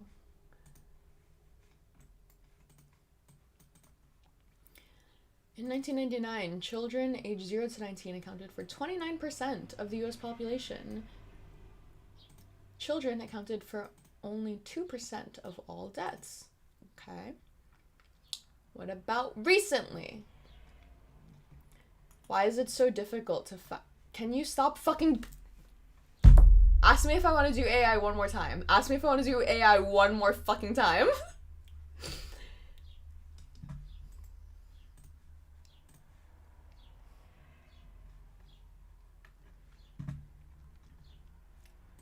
Okay, here we go. Let's look at 2019, before COVID. Okay, United States overall child death rate is 16%. Okay, after COVID, 18.2. Okay. So I would be seeing an insanely huge increase in 2021 with the vaccine, right? No, 16.2. No, okay. So it goes from 16.1 to 16.2 to 17.2. Oh, 1%. Oh, to 18.8. Okay.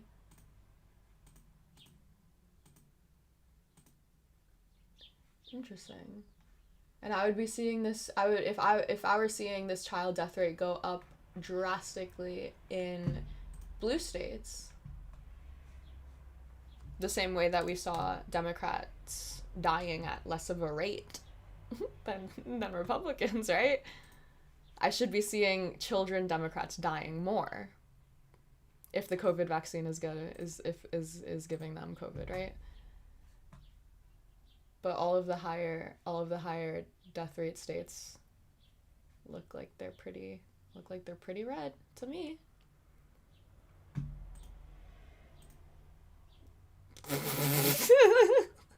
Looks like it's pretty fucking red. I mean, I don't like what the okay. Yeah, no. Bullshit.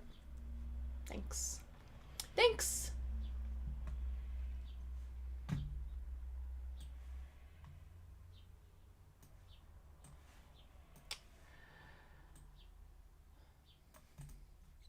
Wait, hang on. That was a good, let me just write that one down real quick, okay?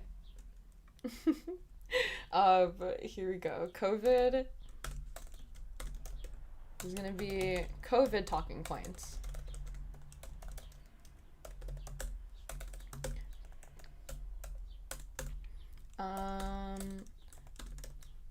Children are dying now more after the vaccine than they were before. No. You are just the victim of organized... what is this? Malinformation? I think this is considered malinformation, where it's like the selective... Is it cherry picking? I think it's intentionally broadcasted that there are these, like, I think that there is an artificial algorithmic boost of stories of like innocent like poor children with no health issues dying, right? I think that's considered malinformation if it's like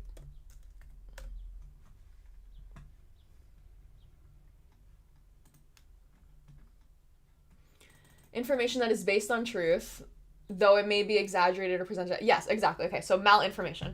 You are the victim of organized malinformation against the COVID vaccine.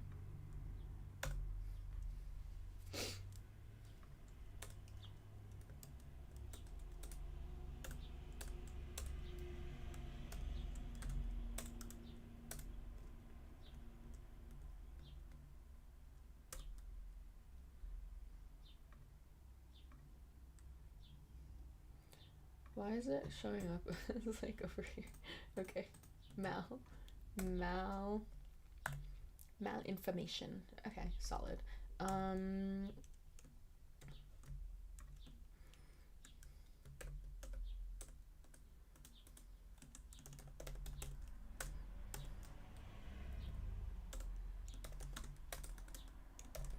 If we saw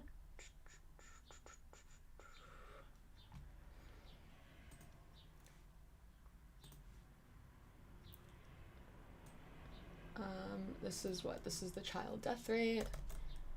Child death rate, okay. If we saw a huge... Hang on, I'm gonna also contextualize this with Republicans die at double the rate of Democrats after vaccine.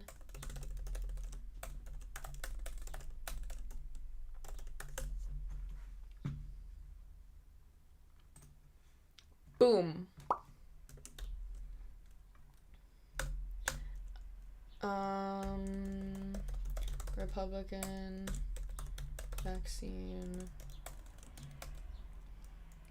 Republican vaccine disobedience. Oh yeah. Oh yeah.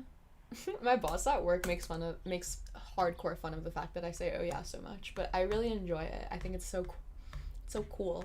It's so cool and quirky. Oh yeah.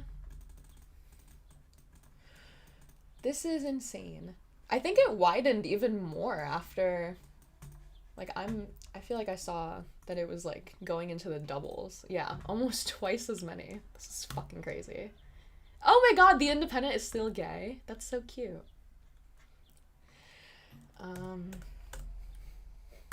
This is Republicans die. Republicans die twice as much. Alright. I'm going to run to the restroom real quick. You're just banking up debate points. Yeah, I need to start getting into... I actually do think... Okay, this is my thing. I want to start debating, but I need to adequately, like, prep myself for the type of debates that I want to do.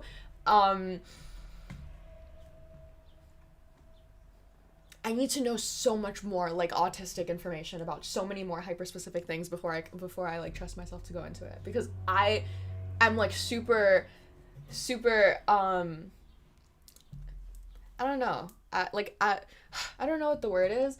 I think that the way that like the debates are going right now is that they're not they're effective as entertainment for the audience, and they're effective as like spreading the message to people that already agree with you, but they're not effective at deconstructing any of like the falsehoods or any of like the misinformation, lies, or any like it's just focused on like super like superficial like surface level things, I guess. And the type of debates that I would want to do would be against like not even like politically informed people, but like necessarily like pundits or whatever, but against people that are like victims of like hardcore misinformation, like if that makes sense. And then and with these types of things, it's like I can't say, oh, I don't know about that to anything, because then that's just completely feeding into whatever type of like, oh, you're only educated on the liberal like left democratic agenda as you're exactly like the DNC shill that we thought you were. And I can't risk that. You know what I mean? I would want to do debates though. I'm gonna run to the restroom real quick. My camera's probably gonna die while I'm gone, so I'll replace it and then we'll come back. Let me not. I feel like I should be more conscious about like fair use things. What constitutes fair use? I can play like a Senate hearing and leave, right?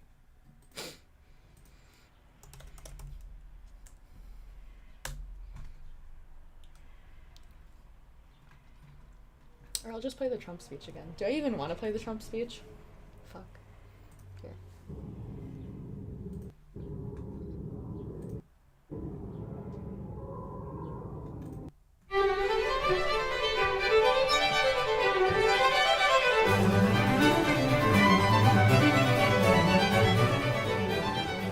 Welcome to Uncommon Knowledge. I'm Peter Robinson. Associate Justice of the United States Supreme Court Samuel Anthony Alito Jr. grew up in New Jersey, earned his undergraduate degree at Princeton, and then earned his law degree from Yale.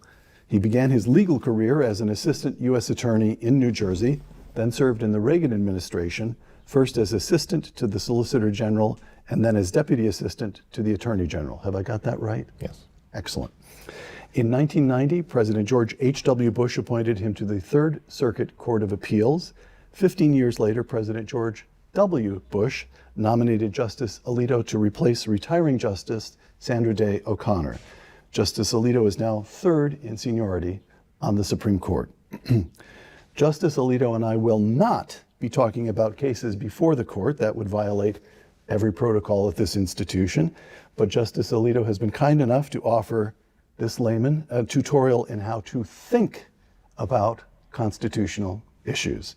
Mr. Justice Alito, thank you for inviting us into this. This is the West Conference Room of the Supreme Court building. Well, welcome. It's a pleasure to have this opportunity. The notion of a restoration. Here's this layman's first question. The Warren Court, which is the Supreme Court under Chief Justice Earl Warren, who served as chief from 1953 to 1969, let me quote legal scholar Daniel Frost, quote, Chief Justice Warren is remembered primarily for extending rights to the weak, the disenfranchised, and the oppressed. But even his admirers are not entirely certain the Constitution authorized him to do so. Then beginning in the 1990s, I'm putting this to you to see if I have the basic point here correct. Beginning in the 1980s or so, there arises a school that stresses that reasserts the importance of the original meaning of the Constitution, a school we now call loosely originalism. I believe you've called yourself a modified originalist. We can come to those modifications. Let me quote the late Justice Antonin Scalia, quote, the Constitution is not a living organism for Pete's sake. It's a legal document, and like all legal documents, it says some things and it doesn't say others. So would it be correct to say that the originalist school does not see itself as a new school or doctrine of interpretation, but as a group of like-minded scholars and lawyers who are engaged in what they see as an act of restoration. Is that a fair summary? I think that is a fair summary. I think that the review of history that you provided is a fair one.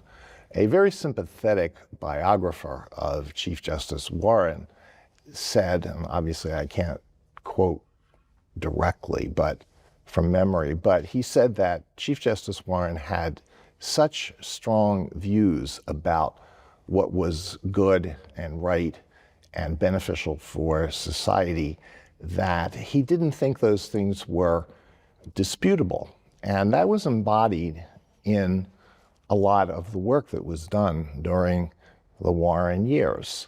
Sometimes it produced tremendous results like Brown versus Board of Education. Sometimes the results were more debatable. And when the Warren era ended, scholars looked back and I think they struggled to try to find a principled basis for the decisions that the Warren Court had handed down. So that inaugurated a period of debate about how the Constitution should be interpreted. Justice Scalia, Judge Robert Bork, who was then a professor at Yale Law School, Ed Meese later, when he became counselor to President Reagan and Attorney General, were I think the three pioneers of this originalist movement. And what they argued is basically that the Constitution is a text and it should be read basically the way other texts are read. We read the words, they're understandable. The English language hasn't changed that much since the late 18th century. We can figure out what it means, where it refers to legal concepts, established legal principles. We can explore what they were understood to mean at the time, and that's the way it should be interpreted. So it was an effort to provide a structured, disciplined, and restrained way of reading the Constitution. And is it, this is the part on which this layman is especially fuzzy, is it the contention of the originalists that prior to the Warren Court, that Chief Justice Taft would have understood exactly what they were about? That there's a continuity between the originalist school and the fundamental canons of interpretation that preceded the Warren Court, and that it's the Warren Court that is in some way, not the Warren Court alone, you get the Burger Court that follows some of the trajectories of that there's a period of 3 decades or so that departs from sensible understanding of the text. Is that roughly correct, that that originalism is in continuity with the understanding of the Constitution that prevailed before the Warren Court? Is that, I'm putting things crudely, but that's the best I can. I think the core idea there is correct, but I think it should also be said that the whole idea of constitutional theory, which is now a very developed school of thought among constitutional scholars, was not prominent before the originalists came along. There was much less theorizing about how the Constitution should be interpreted. So I do think that the pioneer originalists would say that what they were doing captured the essence of a lot of what happened after the founding and through the 19th century. But if you go back, and you will not find the kind of theoretical discussion that has come after that. I once did a search through law reviews for the term constitutional theory, and it was not used that much until some point in just about the turning point that you mentioned, the late 1970s, early 1980s, then it went up. And now, of course, there's a lot of scholarship about it. I see. All right. So this brings us to, I have this organized in my head as about 4 major concepts or questions for you, Justice Alito. Stare decisis, which of course is the legal principle. If we're engaged in active restoration, what are we permitted to restore? So we have to address, as best I can work it out, stare decisis, the principle that courts must be bound by previous decisions. 2 quotations. Here's legal I've already read you the quotation from Daniel Frost, that even Justice Warren's admirers are not entirely certain the Constitution authorized him to produce some of the decisions he produced. Here's retired Supreme Court Justice Stephen Breyer. Stare decisis does not exist simply to protect precedent that is right. It keeps the law stable by preventing the continuous reexamination of precedent that may well be wrong.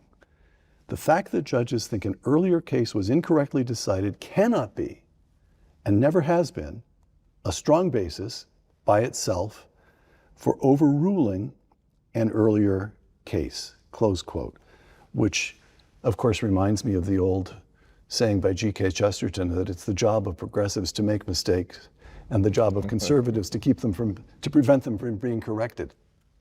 So when does this court feel bound by precedent, even if it may have some notion that the precedent was incorrectly decided? And when does it come to the conclusion, when may it properly come to the conclusion that a decision... Whenever you hear Steelman in academia or politics, they have been touched by Peter. B. Jordanson?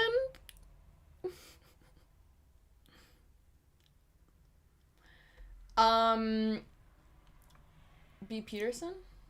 Question mark? Okay. Peter Thiel?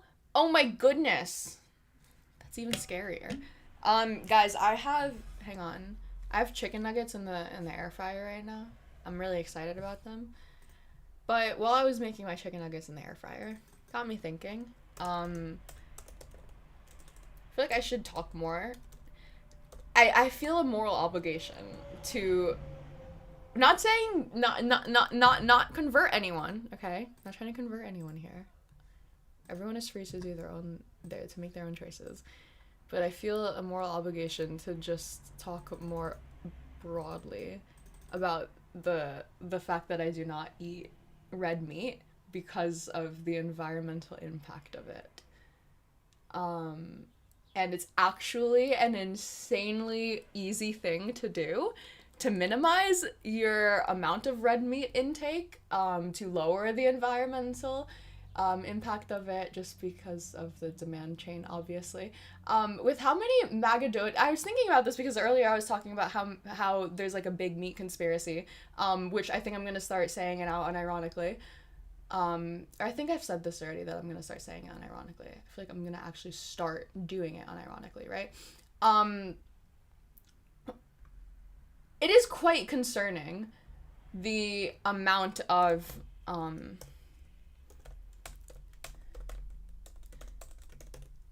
such a side tangent. I promise I'll be done with this in like 15 minutes max.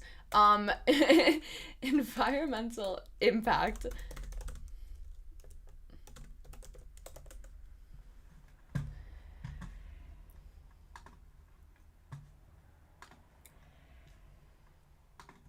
Before I go crazy, okay? What I eat is I eat salmon and chicken. Carbon footprint of chicken, I think 1.82, okay? And then I think salmon is like a little bit more.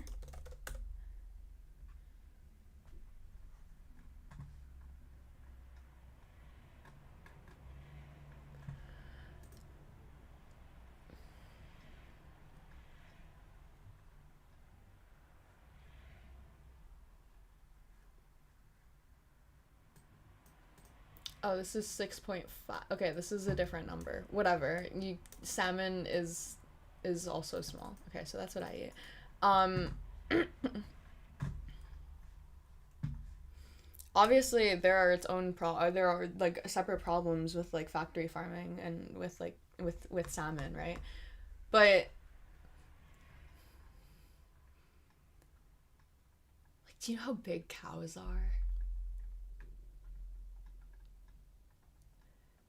Like, oh my god, and cow farts. I'm sorry. Meat industry, livestock production accounts for 18% of global greenhouse gas emissions.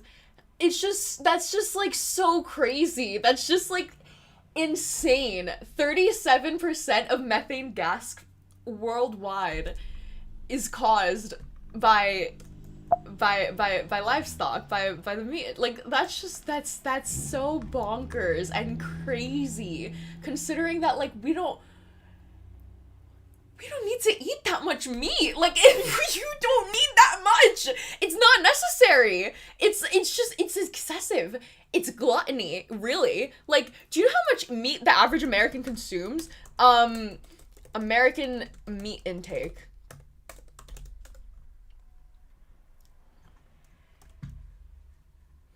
Let me close out. Hang on, actually. Can we just take a break right now to just applaud my computer?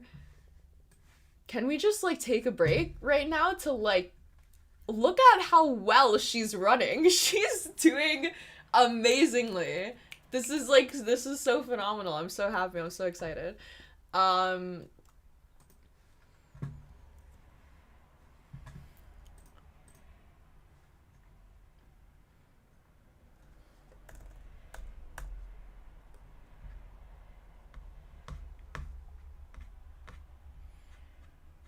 This is insane.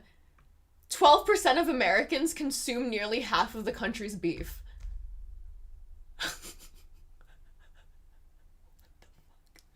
What the fuck? That's... Oh my god, it's just like, this is just so... Oh my god, it's just so crazy. It's just so crazy. It's just so crazy. That's just so insane. It's just so insane.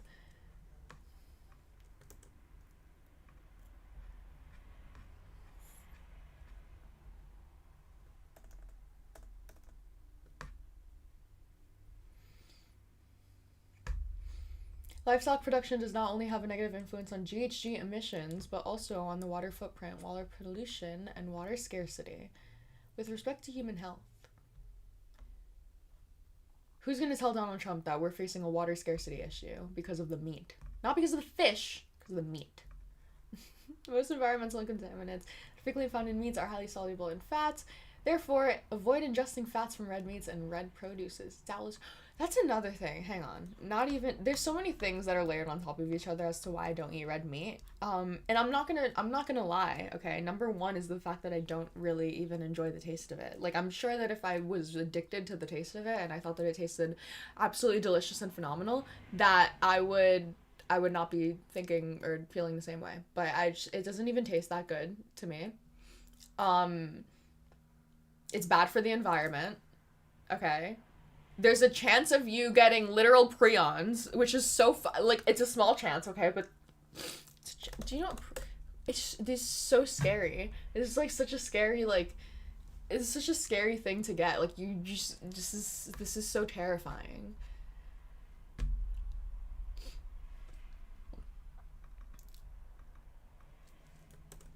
I'm not fear-mongering meat. I'm just saying. This is insane. The average US resident consumes 224 pounds of meat every year. I also love how meat is only ever, like, red meat in... Like, I just think that's so funny how it's only ever red meat. Like, even when I talk to people and, like, oh, are you a vegetarian? No, I eat fish and chicken. Oh yeah, so you just don't eat meat. It's still meat. It's light meat, but it's still meat. This is funny, but yeah. Meat consumption in the United States reached record highs in 2021. This is the big meat agenda. I swear to... Am I gonna go down this little conspiracy? When did Good Ranchers become a thing?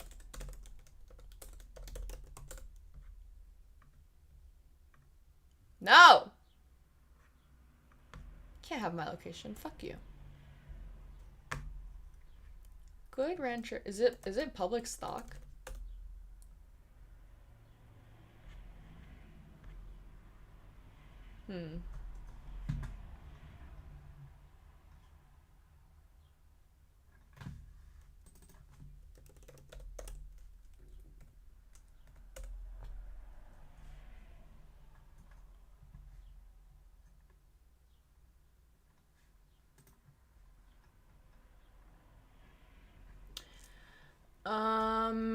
Interesting. Interesting.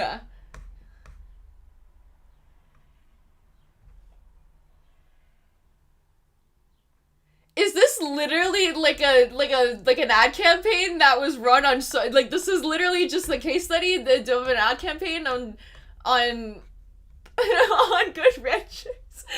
This is literally the big meat conspiracy. Oh my god, it's real. Good Ranchers knew it had room to grow online. Nearly 80 to 90% of the company's annual revenue came from in-person signups at pop-up stores across the country. In the past, the company had dabbled with digital advertising, but free agencies failed to increase conversions or drive revenue. Good Ranchers came to Hawk explaining that their past experience yielded less than 1x return. However, the company had developed a loyal online following and had active social media pages that generated organic engagement. Our task was to connect the dots between online engagement and revenue. Using paid social, paid search, and affiliate marketing. Do you know what affiliate marketing is? This is the fucking... I guarantee right now. Wait, why did it go there? I guarantee right now. How much money will I get if I'm right about this? So guys, I have spent the last 3 years talking to you about... Ah! Sorry.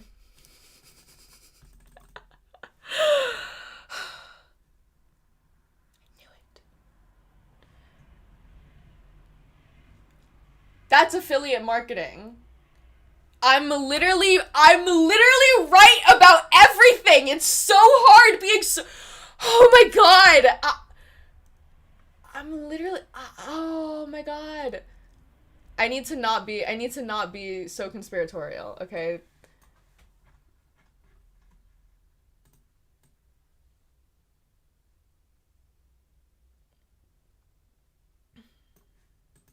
this house. But all good things. The livestock are doing great. The cows are great. The cows at Good Ranchers are even better. So by the time that this episode ends, another family farm in America will have shut down. And not because they stopped working hard, but because the meat in your grocery store is not coming from them anymore. It is coming from overseas, where safety standards are different and quality is questionable, and truth in labeling is optional, which is the most insane part. But you won't hear about that in the headlines. You won't see any labels that say raised overseas but packaged here with a made in America stamp, and yet that is exactly what is happening. Over 85% of grass-fed beef sold in US grocery stores is imported, and most shoppers have no idea. And that is...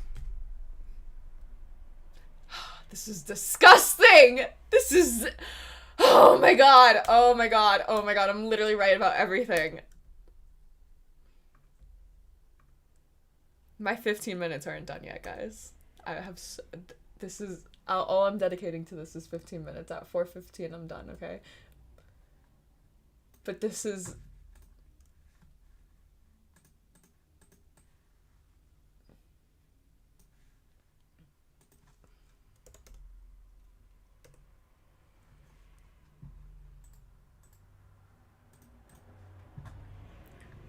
Affiliate marketing strategies... Affiliate marketing strategies leverage Good Ranchers' loyal and unpaid support. Oh my god. Loyal and highly engaged social media following to drive sales. Okay. Title. Big meat.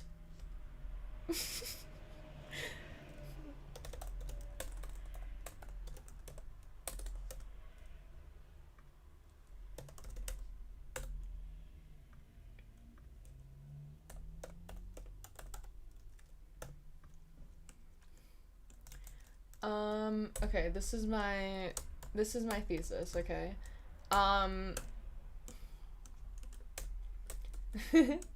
In response to increased veganism, vegetarianism, and overall ecological awareness,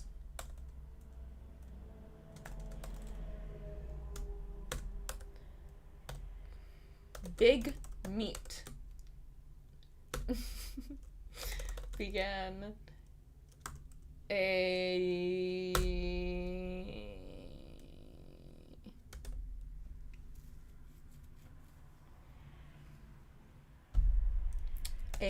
coordinated. Listen, I would love salmon. I'm searching for wild caught salmon affiliate marketing. Do it. I'll stop eating salmon.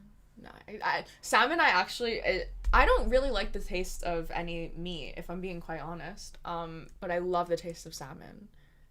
Love the taste of salmon. It's so good, so delicious, so scrumptious. Began a coordinated advertising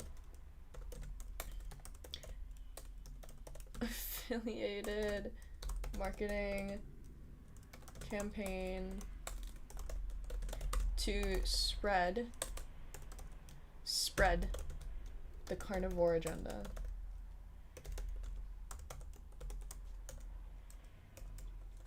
Beautiful.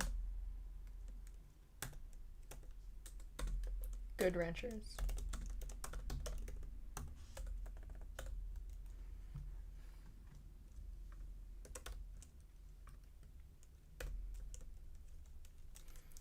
This is the Hawk Media case study. Literally bragging about the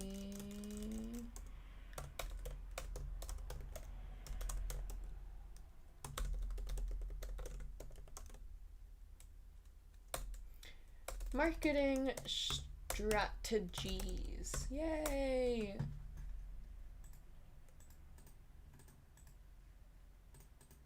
Fuck, I can't spell for shit. Sorry.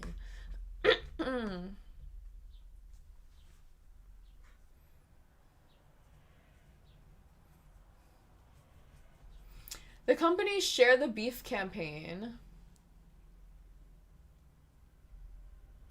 Midweek meat tips. Okay. Hawk developed and deployed a three-pronged effort against a paid social channel, beginning with the new acquisition. We created and tested a number of interest audience built off of their understanding of the core customer. Over time, with continued testing and optimization, we began identifying new segments of their core customer going beyond their originally defined conservative family audience. This included building audiences catered to new audiences, to users who consumed podcasts, and responded well to radio marketing. This is so predatory. It's a fucking, oh my god. I took an advertising course in school, and it genuinely did make me want to start going into advertising because of the manipulation. I'm not even exaggerating, because it's 100% manipulation. And I was like, I would have wanted to study like psychology because I'm so interested in that, but there's no money in that. But marketing, there is money in, and it is still psychology because it's just manipulation. It's just psychology to make money, which is like the best. Psychology and capitalism? Oh my goodness. Do you like caviar? I just found out yesterday that this was fish eggs. I just found out yesterday that this was fish eggs, and I'm never going anywhere near this again. This is so disturbing. I don't even eat like chicken eggs because that's just really disturbing to me. Like the idea of eating eggs is just so disturbing to me. I will eat a chicken egg if it's like in something, but like, oh my god, I'm so hungry for like some over easy eggs right now. Oh my god, what are you talking about? That's a literal baby. Like it, but it's not, but it is. But it's not, but it's not, and I know that it's not. But it's gross. It's like when I see like a fish with its head on, I don't want to eat it. Now that I know that it's a fish, like it's too fish shaped now. Like if I see if I also can't eat whole fishes or whole chickens because it's too much like it's too much. It's too much. Like that's like this is literally Nemo. I didn't realize that this was literal fish eggs. Like, oh my god.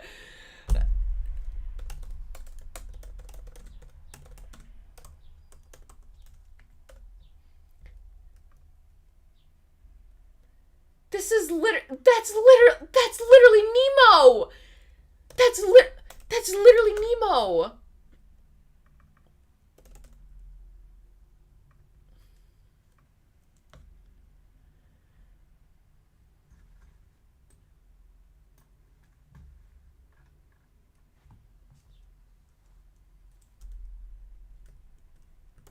I can't do it. I can't do it.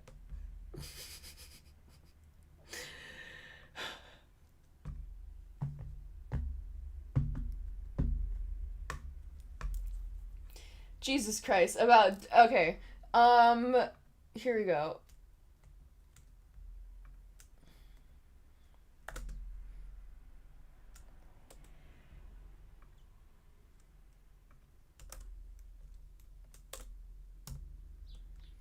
Literally bragging about affiliated marketing strategies.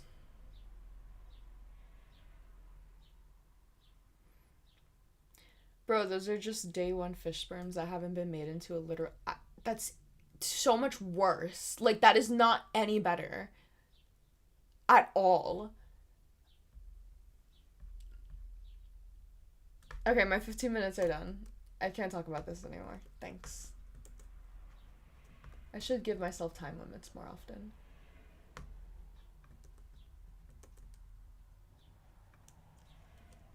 Wow. What was I doing again? This? Here we go. Big, beautiful bill. That's what I was doing.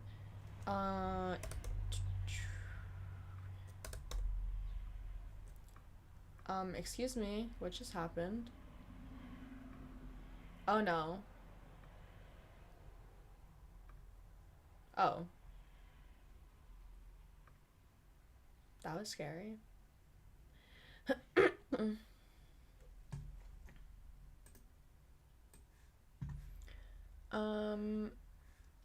No, I want this up here. I got a new chair and it's a lot higher up and it's a lot more comfortable with everything except for my mouse, because then I have to kind of like drop. Unless I just adjust it. Oh my gosh, my chicken nuggets. Hang on, I'll be right back. The law.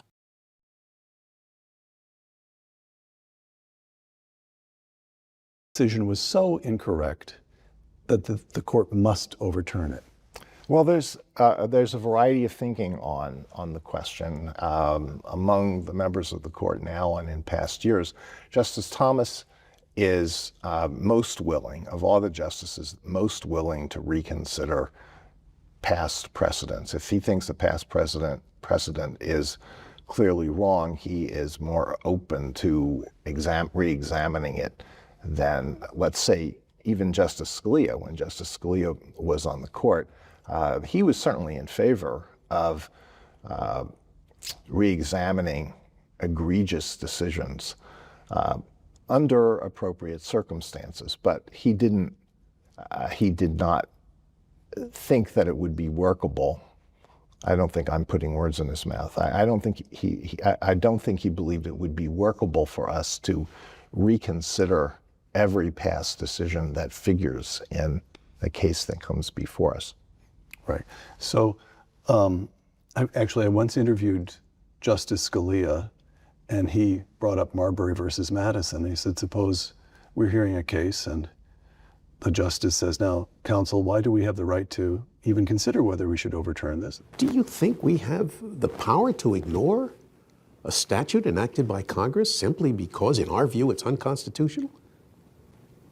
He says, oh, yes, Your Honor, you know, Marbury versus Madison. I know, Marbury, but was it right? Let's rethink that. You can't run a legal system that way, reinvent the wheel every time you have a new case. All right, so that is what he thought, and it really brings to mind something that occurred during an oral argument in a case called McDonald, which had to do with whether the Second Amendment right to keep and bear arms applies to the states, and in that case to the city of Chicago. Without getting into the technicalities, Whether or not it applied depended on an interpretation of the 14th Amendment.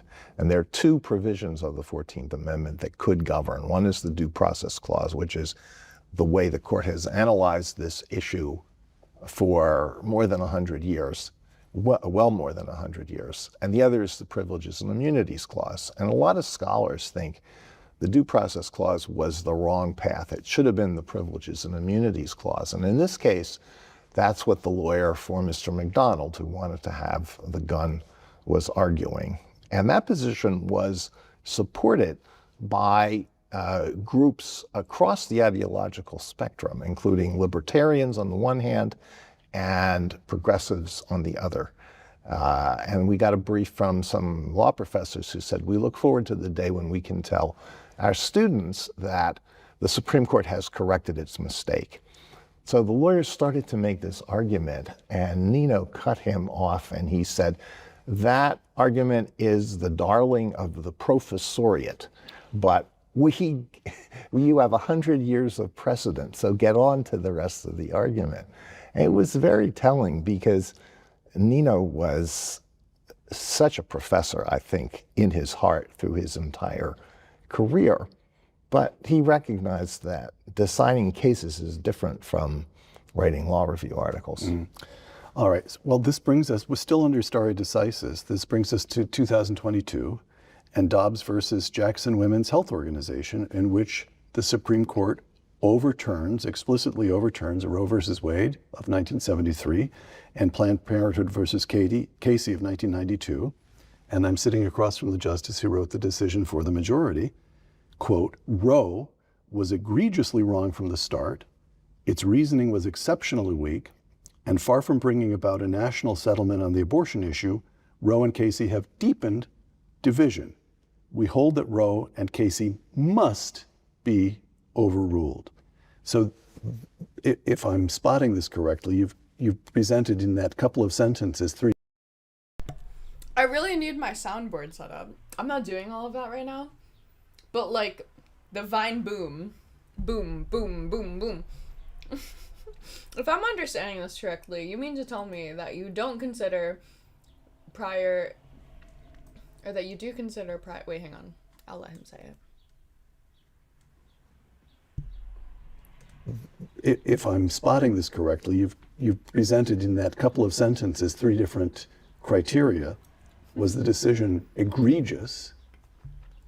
Did it bring about any kind of national settlement? Is it settled law? And then the reasoning itself within, well, of course, that's egregious. So we have at least two. Was it egregious? And even whether it was egregious or not, is it now settled law? And in both cases, Roe fails. Have I got that right? Yes, and those are two prominent criteria that I think we need to examine when we consider whether we're going to overrule precedent, which we do quite sparingly. But if it's egregiously wrong, if it has made a big practical difference, has it settled things or has it left things in an unsettled state? Those are certainly all considerations that we have to take into account. All right. The topic of race, and if you'll permit me, I'm going to try to run through some history here, a few bullet points. When the Constitution is ratified in 1788, of course, it gives the famous 3/5 clause so that African American slaves are counted as only 3/5 of an individual. But it also gives Congress the power to end the importation of slaves, the international slave trade, in 1808. And Congress does exactly that. The first chance it gets, it ends the international slave trade. After the Civil War, the 14th Amendment forbids states from denying citizens the equal protection of the laws, and then the 15th Amendment declares the right, quote, to vote shall not be denied on account of race, color. I'm so sorry. What the fuck?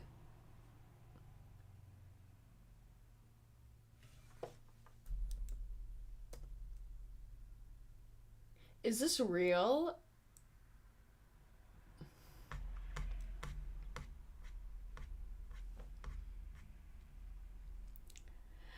Oh my god! Oh my god!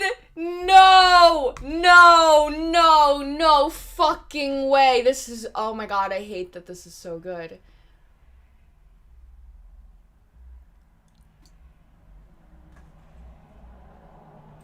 There's no fucking way the max is...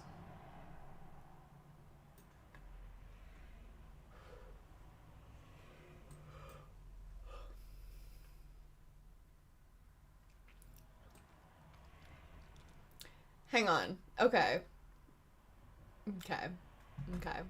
Okay, sure. Let's do, I'm trying to think of my job right now.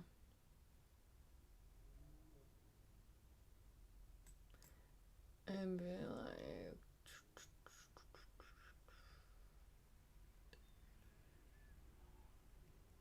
Yeah, maybe okay, like 250, okay. And then tips maybe like...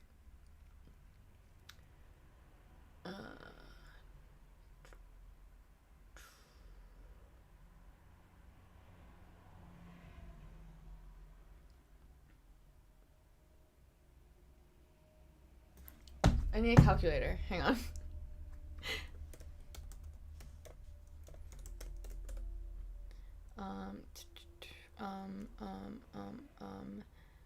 Sunday. Would be like no, like plus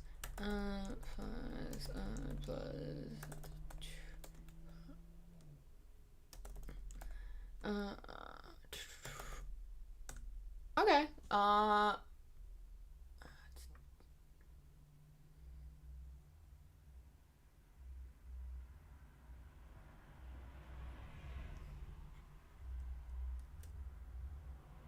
I hate this so bad. I hate this so fucking bad.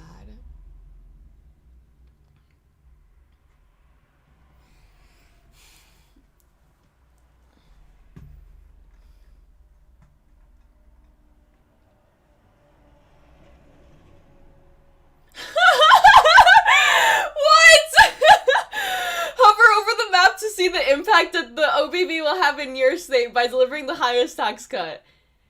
Take-home pay will increase. Oh my god, by double? By like nearly double?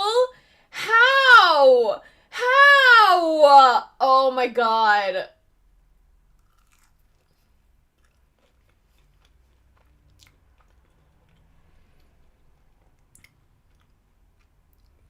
I like how we made all the states red. It's based.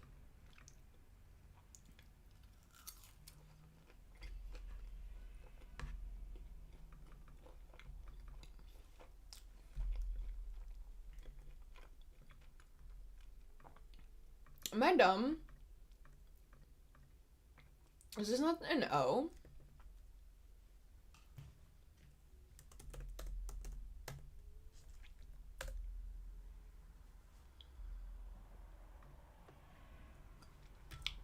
Oh, yes I am.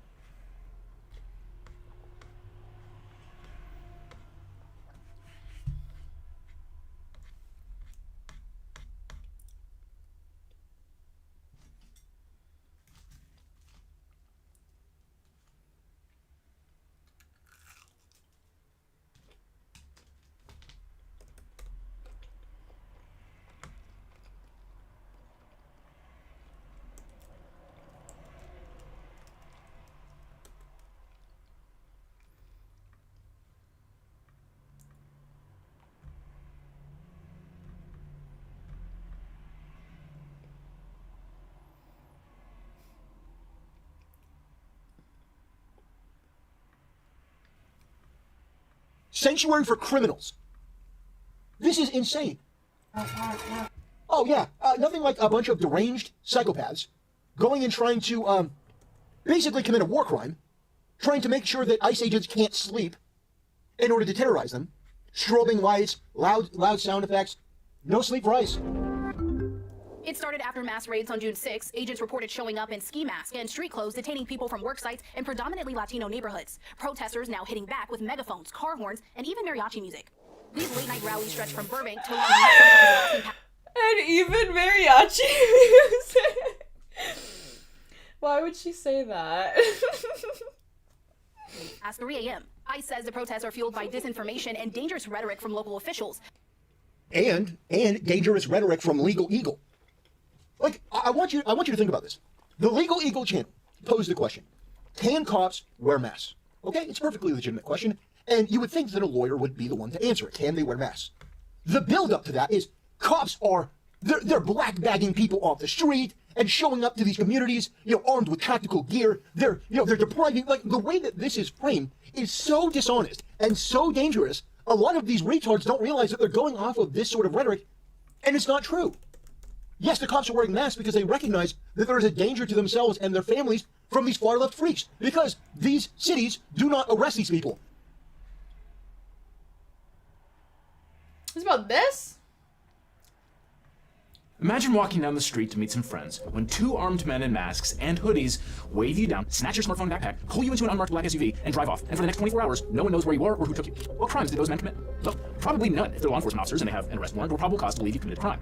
But you don't know that, and if you fight back fearing for your life, you could wind up with serious additional charges. A rising number of disturbing scenes like this are playing out all over the country. Hordes of masked, plainclothed ICE and Border Patrol agents have apprehended and disappeared civilians for allegedly violating federal immigration law. They've ambushed restaurants, parking lots, and private residences without identifying themselves, demonstrating legal authority, or stating any cause for arrest. And some of these officers are packing major heat. That's the loadout they brought for one guy who just finished up a shift at Walmart. Seriously, some of them are kitted out like they're going after Osama bin Laden. And overwhelmingly, they're obscuring their faces. They're wearing ski masks, gaiters, balaclavas, surgical masks, and sweatshirt hoods pulled over their heads. Now, you might have heard that law enforcement officers are required to identify themselves, but it is a lot more complicated than that. Law enforcement officers, federal or local, occasionally do have good reason to conceal their identities. It can protect them or their families from being targeted by criminals. Personally, I've never seen it, but it's not unreasonable in a certain small subset of cases. But there are strong policy reasons for members of the public to know if they're being lawfully detained by actual officers.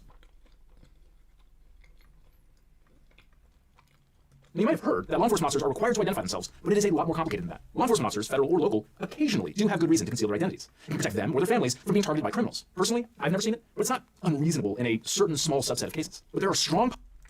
I feel like that's really goodwill of him to grant.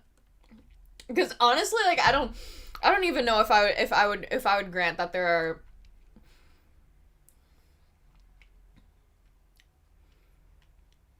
I don't think I would grant that it's good in any case for an officer to conceal their identity unless it was like an undercover operation that they got like approval for.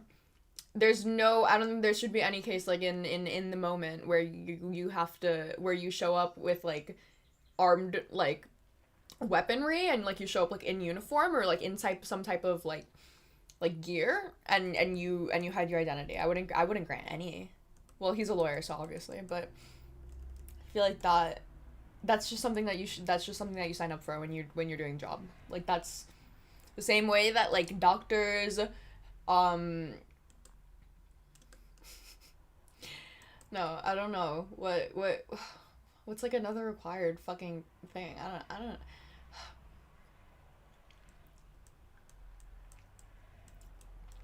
I used to use myself. I work as a hostess, and I'm like required to tell everyone, like, you know, I can leave a note on your reservation, but I obviously can't guarantee a table. Like if they say like, oh, can I get a corner? Can I get a quiet corner? Or something like that. Like I'll say like, okay, like I just do have to tell you, like I can't guarantee it. Like I just do have to tell you I can't guarantee it. I just have to say like I can't guarantee the table. Like I literally have to I have to audibly say it or else I get in trouble because that's just like the job. It's like the same like you should have to identify yourself. You should, and if it puts you in an uncomfortable situation where, you know, my customer is like yelling at me of like, well, what do you mean you can't guarantee me the table? Just give me the table. It's like, it sucks. It sucks. It's obviously it's way more high stakes for a cop, but that's because being a cop is a way more high stakes job. Policy reasons for members of the public to know if they're being lawfully detained by actual officers. Just last week, 2 Democratic Minnesota lawmakers were assassinated by a man posing as a cop. A few days later, in Los Angeles, a caravan of unmarked SUVs filled with plainclothes, masked, armed men tried to enter the parking lot of Dodger Stadium in Los Angeles over denied entrance. The Dodgers later released a statement mistakenly identifying them as ICE agents, and DHS chimed in that it was actually Border Patrol who were only there, quote, very briefly. But some men were there for quite a bit longer, and they looked pretty menacing. So who are they? Paramilitary vigilantes? If they weren't actually part of DHS, how could anyone possibly tell? And for both the public and law enforcement suddenly thrust into these situations, life or death decisions are often made in fractions of a second. Masking up can make these arrests a lot more dangerous for everyone, including bystanders, and a heck of a lot more legally complicated. So how did we get here? Here's what it boils down to. ICE and CBP agents aren't masking up to avoid catching the new COVID variant. They're trying to conceal their identities to avoid scrutiny. They claim they need to stay anonymous for their own safety to avoid doxing and other threats. Here's Acting Director of ICE Todd Lyons explaining the rationale. People are out there taking photos of the names, their faces, and posting them online with death threats to their family and themselves. So I'm sorry if people are offended by them wearing masks, but I'm not going to let my officers and agents go out there and put their lives on the line, their family on the line, because people don't like what immigration enforcement. Critics, on the other hand, might say they're not offended, but that masking simply incentivizes lawlessness by officers who are supposed to be enforcing the law and makes it virtually impossible to hold bad apples accountable when they violate people's constitutional rights. As Trump himself put it, although he was talking about radical left protesters, what do these people have to hide? And why? Question mark, question mark, question mark. But beyond this, widespread wearing of masks and plain clothes makes it extremely easy to impersonate immigration officials and commit serious crimes. In April, a Florida woman impersonated an ICE agent so she could kidnap her ex-boyfriend's wife, and all she had to do was put on a black jacket. Am I lying?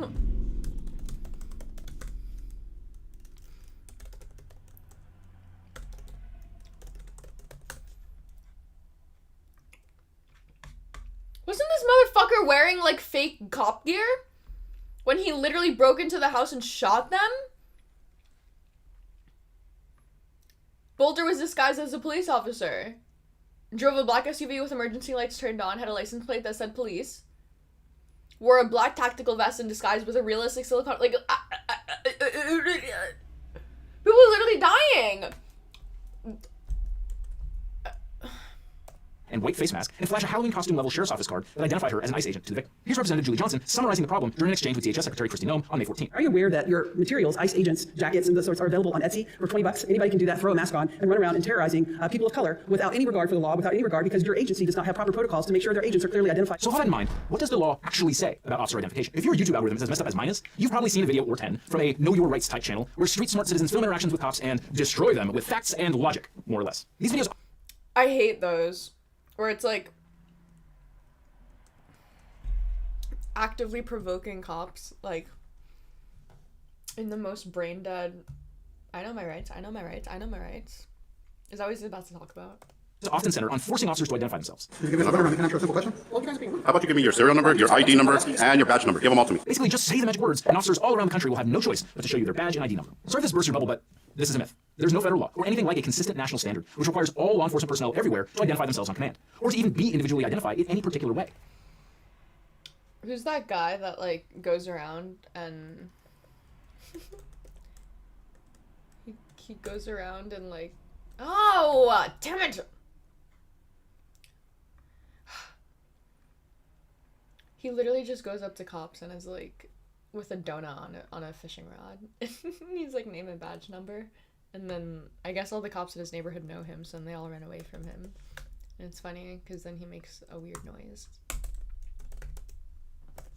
Incidentally, these are often the same geniuses who say that you have some obscure common law right to violently resist arrest under certain circumstances. Legal precedent, Your Honor, going back to 1789, whereby a defendant can't claim self-defense against an agent of the government if that act is deemed a defense against tyranny. This is very bad legal advice. Bad. Back to masks. Thanks to the 10th Amendment, controlling the affairs of state and local law enforcement is something traditionally left to state government. This is what's commonly referred to as the police powers to regulate public welfare. That means it's up to state-level legislators to create their own rules concerning the wearing of uniforms and badges, etc. Take California. In the California Penal Code, Section 83010, all uniformed peace officers in the state are required to wear a badge, nameplate, or other device which bears clearly on its face the identification number or name of the officer. California law also provides certain standards regulating the appearance of uniforms for all law enforcement personnel statewide, from the tiny 20-person Sierra Madre PD to the 18,000-strong LA County Sheriff's Department. Under California Penal Code Section 13655, peace officers are explicitly forbidden from wearing uniforms which are substantially similar to any uniform of the United States Armed Forces or state active militia, or which are made from a camouflage printed or patterned material, like this guy, or these guys. At present, though, California statutes don't say anything about law enforcement wearing face coverings. But under the law, even if an officer decided to don a straight-up black ski mask, I don't know, maybe it's freezing out, let's give him the benefit of the doubt here, you'd still have to, in theory, be able to identify him based on a wearable, individualized badge or nameplate. So that's California. How do the other 49 state legislatures do it? Well, they kind of don't, or at least not nearly as expansively. According to a 2022 survey of state legislation, only 3 other states have broad laws like California's, which apply to all state law enforcement officers: New Hampshire, Connecticut, and Massachusetts. Virginia has a narrower statute requiring officers who actually arrest people to display a badge of office. And in 2021, D.C. passed a law mandating that during First Amendment assemblies, like outdoor public protests, all officers, even those wearing riot gear, must have their names and badge numbers visible on their uniforms. In some states, legislation controls only how certain subsets of law enforcement ID themselves. Police working traffic patrol, for example, in Oregon and Indiana, or even railroad police officers, as in Mississippi, Washington, and Ohio. To be clear, that's not to say that everywhere else similar legal standards about identification simply don't exist. They just might have been passed by individual city and municipal governments. If, in a given locale, the city council never bothered making such a law, then the relevant standards might have been crafted by individual police departments themselves and listed only in internal policy manuals. And if the rules don't exist there, then they just might not exist. Maybe it's a small town in the middle of nowhere, and the unwritten norm in the area is that law enforcement officers dress a particular way and always have their badge visible, and that norm is enough. I don't know if such a department actually exists. There are around 18,000 total law enforcement agencies across the U.S., and it'd be a pretty big project to determine the policies for all of them. It would likely take hundreds, if not thousands of public records requests to know for sure. Sounds like a job for not me, someone else. The point is, overwhelmingly, it is not the case that all officers everywhere always have to be dressed a certain way or be individually identifiable. But what about the feds? Yep, sorry to interrupt, but if you have a run-in with a police officer who's wearing a mask or not, you're going to want a good lawyer. If you want a great lawyer, my law firm, the legal team, can help. If you've got in a car crash, suffered a data breach, especially if you've got a data breach letter saying you're in. Devin's ad breaks are hysterical. Some wear badges in their names and stuff like that, which many civilian police agents, non-federal police agencies do. Not so fast, Bill. Barr's remarks came right in the middle of the last major moment of widespread protest and civil unrest in the United States, the aftermath of the murder of George Floyd in the summer of 2020, as police misconduct broadly, and even federal agent activity at the protests themselves specifically, drew substantial criticism. In Portland, Oregon, for example, groups of camouflaged men drove around the city in unmarked minivans, pulling individuals into the vehicles and driving away. Days later, mothers marching with the Wall of Moms protest line were tear gassed and then shot with less than lethal projectiles by anonymous federal agents dressed like they were about to step off on a movement to contact against the Taliban. Against that backdrop, House Representative Chrissy Houlihan proposed a change in the law to increase transparency and accountability in federal law enforcement. Congress actually passed the bill containing her proposal. Am I bad? Wait, no. 100% not. This is so fucking good. This is so funny. This is so based.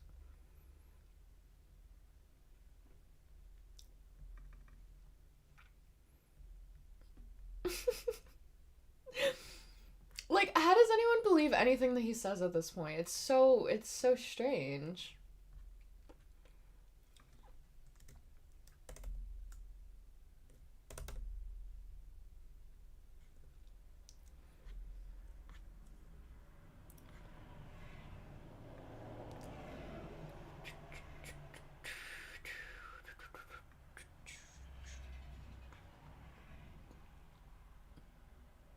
Where should I put this?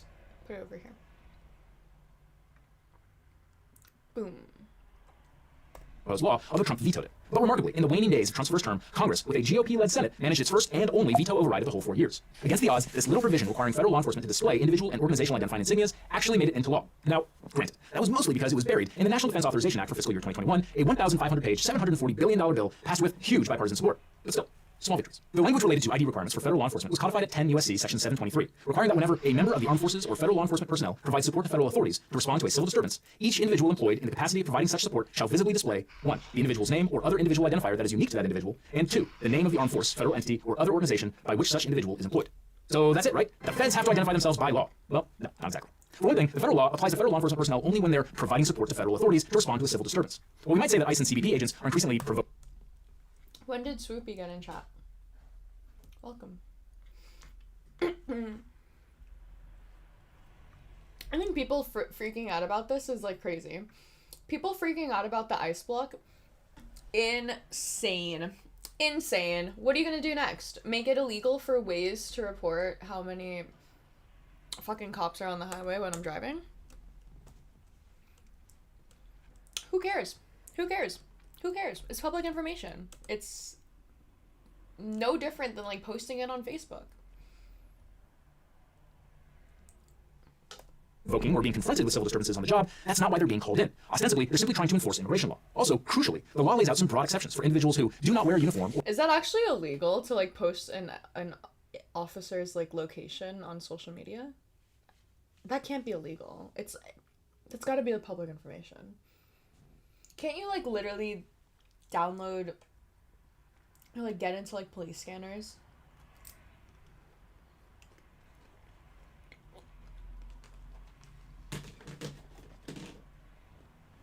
Or other distinguishing clothing or equipment in the regular performance of their official duties. Okay, so what are the bare minimum requirements for an ICE officer? Well, Enforcement and Removal Operations, or ERO, Directive 11770.2, details the ICE dress code. ICE employees must present a professional and positive image to the public and our colleagues both within and outside of ICE. While on official duty, employees must adhere to any applicable dress code policy where they're stationed and in a manner appropriate for the position and duties performed. It's this vague language, appropriate for the position and duties performed, that's providing the loophole large enough to drive a truck full of armed and masked officers through. ICE's current acting director's own words make it clear that ICE, organizationally, increasingly understands its enforcement and removal operations as requiring covert, tactical operations to be effective and protect officer safety. While historically it may have been the case that it was appropriate for ICE officers to be clearly identifiable as ICE officers, or even just have their faces visible, the agency seems to no longer think that's the case. And from what we can tell, its existing internal guidelines appear to give them the leeway to do this, or at least don't explicitly prevent them from doing so. So can anyone tell them otherwise? Is anyone even going to try? On June 16th, California State Senators Scott Wiener and Jesse Arreguín introduced State Bill 627, which they dubbed the No Secret Police Act, making it a misdemeanor for law enforcement officers to wear any mask or personal disguise while interacting with the public in the performance of their duties. Notably, the bill defines a law enforcement officer as any officer of a local, state, or federal law enforcement agency, or any person acting on behalf of a local, state, or federal law enforcement agency. Generally, because of the supremacy clause of the U.S. Constitution, state governments can't. I gotta start making my way through this. Alright, I gotta lock in. I need to have this as like a running... Okay, this is the goal. Actually, let me lock in and set this up right now. Sorry. I need to have a little... Okay, hang on. This is gonna go in here, and here, and here. Okay. Big, beautiful bill. Boom. Boom. Okay. Beautiful.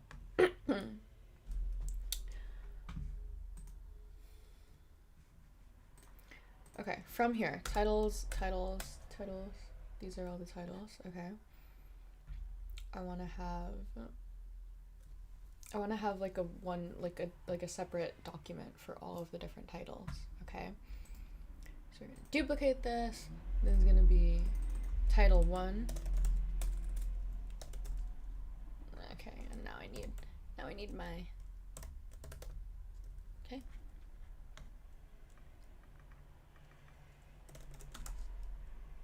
Title 1.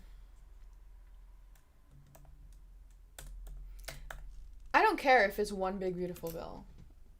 I like beep beep beep. Ba ba ba ba ba. Ba ba ba. The ba ba ba ba. Title 1. Okay. And then a title name over here is going to be Committee on, no, just agriculture,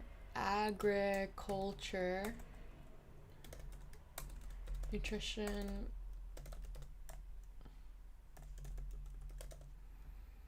forestry, okay. And then boom, it's gonna be there, boom, boom, boom.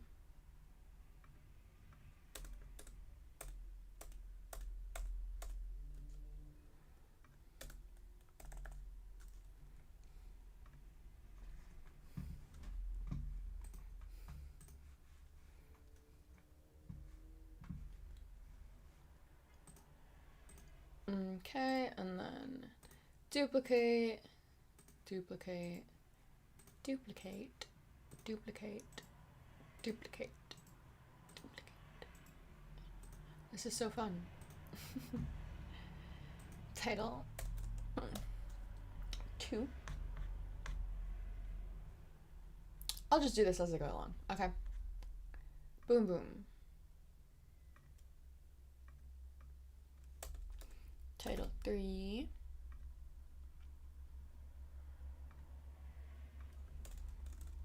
Title 4. How many titles are there? 6, 7. Title 5.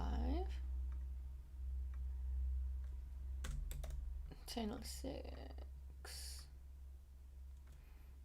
My Roman numerals are so good. 7.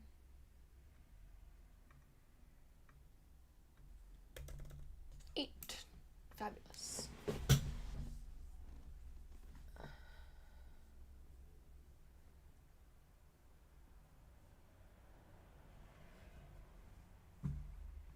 These would be good samples for electronic music made to listen to at work. What? Okay.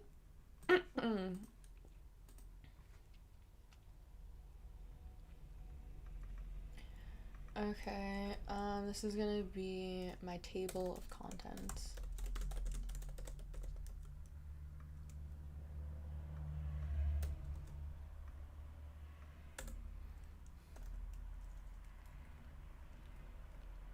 Title 1.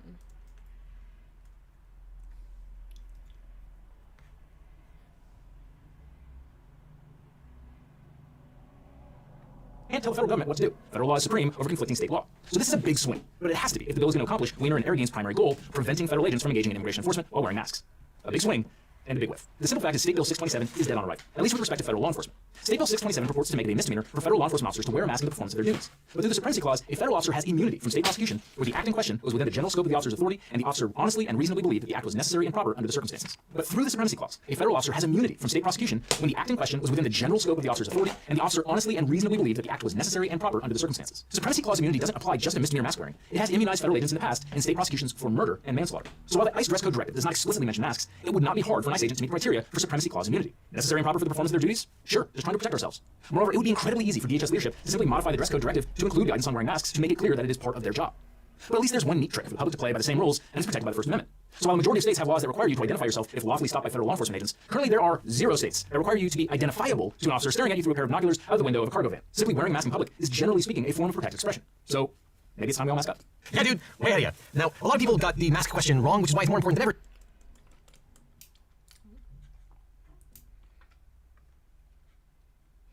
That's the whole video. That's the video that warrants a 45-minute breakdown on how radical anti-American. Oh my goodness. Oh my goodness. These people on the left, all of them should be rounded up and thrown in jail for the rest of their life. No! Danger to them, so dishonest and so dangerous. A lot of these retards don't treat and showing up to these communities, armed with tactical gear. They're depriving, like, the way that this is framed is so dishonest and so dangerous. A lot of these retards don't realize that they're going off of this sort of rhetoric, and it's not true. Yes, the cops are wearing masks because they recognize that there is a danger to themselves and their families from these far-left freaks, because these cities do not arrest these people. These people on the left, all of them, should be rounded up and thrown in jail for the rest of their life. These people are terrorists. They're a danger. The Legal Eagle and that channel, they're trying to frame it as, this is a civil rights issue. You have the right to be in the country illegally and not have ICE agents come and approach you. The way that they're framing this is so dishonest and disingenuous. I'm sorry. Yeah, you have the right for a random unidentified agent to not go up to you and just like detain you and deport you. That has nothing to do with whether or not you're here illegally or a citizen or not, because if you're not given the chance to prove that, then it affects everyone and not just the illegals. Like, it's so brain dead to, like, okay, well, actually, how dare you defend the right for people that are here illegally, that are not obeying the laws of this country, to have, like, the right to do X, Y, Z. How dare you think that first of all, that's... Hang on. What did he say? I need to reword what he said. Hang on. They're trying to frame it as, this is a civil rights issue. You have the right to be in the country illegally and not have ICE agents come and approach you. You have the right to be here illegally and not have ICE agents approach you. That's not what people are advocating for. It's not that you have the right to be here illegally and no one can touch you if you're here illegally. You have the right to be here, to exist as a civilian, to be going about your business in society and not just be approached and detained by someone who thinks that they profiled you successfully as an immigrant. Like, that is the civil rights issue. The civil rights issue is not, oh, we want all of the illegals to have all of the protections and to never get touched ever. The civil rights issue is that anyone can do anything at any time and no one cares, because you're just ignoring that reality and thinking that it's only being applied to immigrants right now. Like,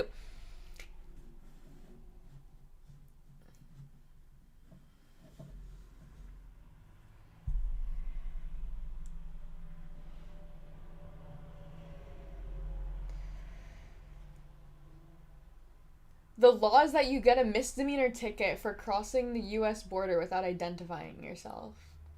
And you have up to 1 year to claim asylum. That's the law. Okay? What does that have to do with literally anything? The way that they're framing this is so dishonest and disingenuous. But some hotel workers say the pressure is working. At the Cambria Hotel in Burbank, staff say ICE agents checked out after just one night. Yelp reviews tanked and guests moved rooms or moved out. And while Burbank isn't a sanctuary city, it passed a resolution earlier this year limiting cooperation with federal immigration authorities. Every one of these people should be in a cell right now. That is crazy that these people are not in a cell. Every one of these people is... Why? What? Here, the pressure is working. You have the right to be in the country illegally and not have ICE agents come and approach you. The way that they're framing this is so dishonest and disingenuous. But some hotel workers say the pressure is working. At the Cambria Hotel in Burbank, staff say ICE agents checked out after just one night. Yelp reviews tanked and guests moved rooms or moved out. And while Burbank isn't a sanctuary city, it passed a resolution earlier this year limiting cooperation with federal immigration authorities. Every one of these people should be in a cell right now. That is crazy that these people are not in a cell. Every one of these people is breaking the law. I mean, there are a number of different ordinances. You could talk about, harassing federal agents. You could talk about noise pollution. I mean, there are different things that you can get them on. Every one of these people should be in a cell.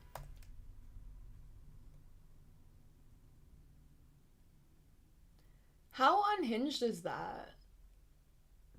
I don't know what crime they're breaking. I don't know what law they're breaking. I don't know what crime you could stick that on them, but you should arrest them and you should lock them up just because I don't like them. This is the whole This is the whole thing with America. Was that we didn't like our king. And we were talking about it. And then our king was like, shut the fuck up. And we were like, hey, no, we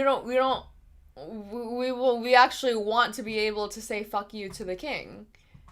And then there we are sitting and doing the, what was the Articles of Confederation?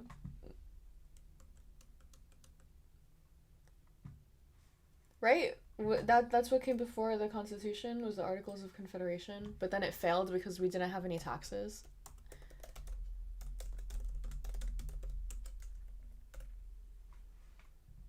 Yeah.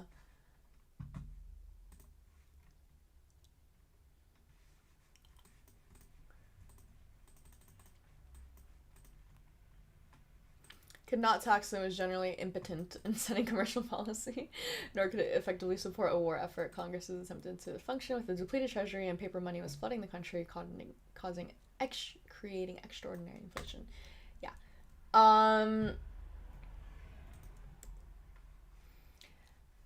That shit, okay? The whole reason why we're doing this thing to begin with, the whole appeal with America, that's supposed to be land of the free. And you're supposed to be able to say whatever the fuck you want against whoever the fuck you want. Freedom of speech isn't even supposed. I bet you this guy's like a fucking freedom of speech like absolutist too. Like I bet you this guy says all of the slurs on X, right? Like, you realize freedom of speech is only supposed to be freedom of, not only supposed to be, obviously it's freedom of speech for everything, but like, who gives a fuck if people are being mean to you or if people are calling you slurs? That doesn't actually do anything to anyone at the end of the day. Freedom of speech is there to stop people from being persecuted for them voicing their political opinions. Like that's actually what freedom of speech is like actually there to protect you from, is like actual persecution based off of you going against whatever government is in power at that moment. Like,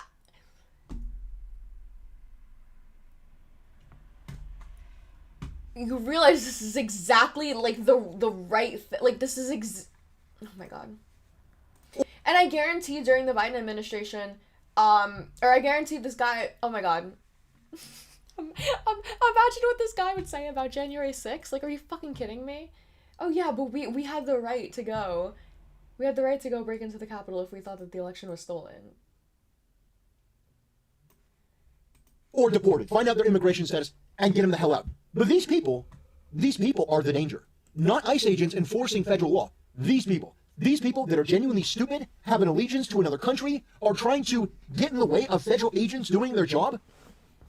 And other innocent people who are at the hotel are collateral damage. These people should be thrown in jail, lock them up, and throw away the key. But that's not the worst of it. Let's talk about the riots. You see, because this freak over here, this freak that represents the Legal Eagle name and channel, he wants to represent like, well, what's the big deal? Mostly peaceful protests as LA is burning again, as they're throwing rocks at police cars, as they're fighting with ICE agents. I mean, this is so insane to me that there are channels that exist in America. These people are lucky that I'm not president, because I would arrest every single one of them. For what? For what? People are giving material support to criminal alien invaders. Like, this is just such an unhinged like line of the things that he's saying. This is, oh my god, this is exactly what I was talking about before. Of like, I like watching people react to things instead of me reacting to things, because they emphasize like the most interesting things as opposed to me. Okay, I just watched this whole video. Why the fuck is he choosing to focus on like these examples, these hyper-specific examples that were being used to articulate a point, and he's getting ass pained about like the when I get my hands on these guys, when I see these motherfuckers in the street, oh my god, you better be so lucky that you better hold me back. Like, oh my god, how small is your dick? Jesus fucking Christ. Like, what? Why? How far into the video even is he?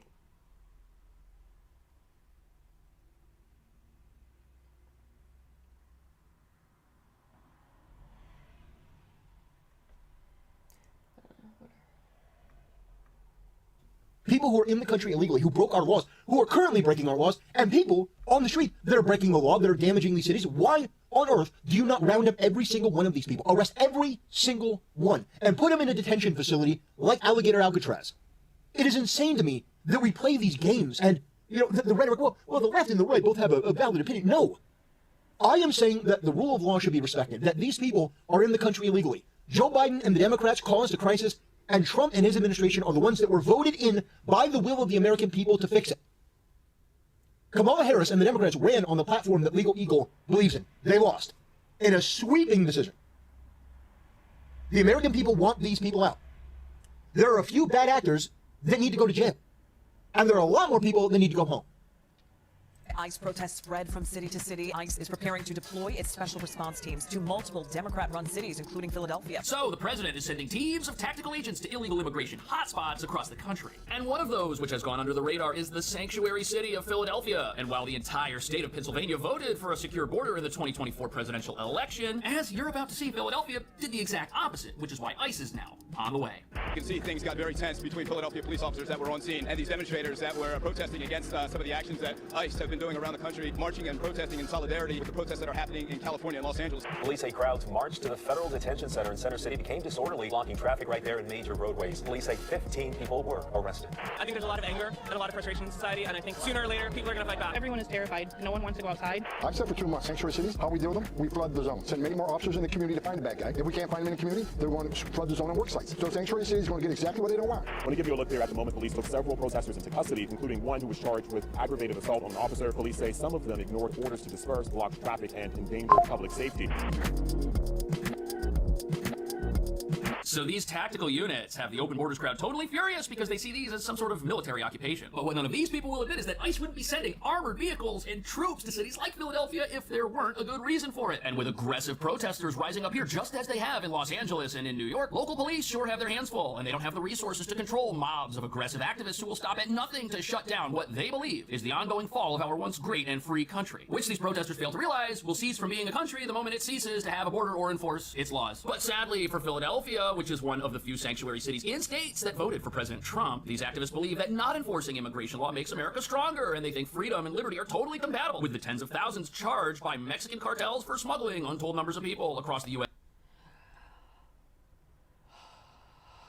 I'm so sorry. I can't. Oh my god. Wow. Just his is this even at 2x? Oh, it's at 1.5. Wow. The headache that he just gave me. Like, I need to step away from that. That was just so. That was so irritating to listen to.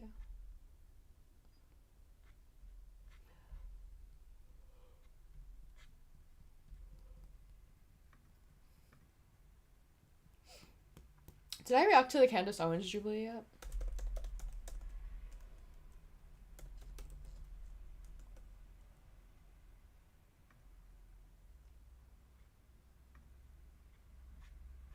No, I said Mamdani. I need to stop. I need to stop. I need to stop. I need to stop.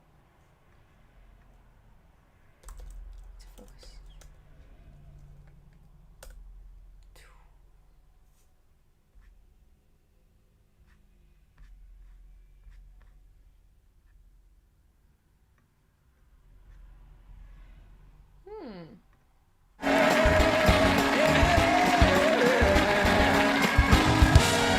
Hey everybody, welcome back. Ladies and gentlemen, my next guests tonight are two candidates who want to be the next mayor of New York. Please welcome New York State Assemblyman Zoran Mamdani and New York City Comptroller Brad Lander. This was This was my pick, I think. I don't know.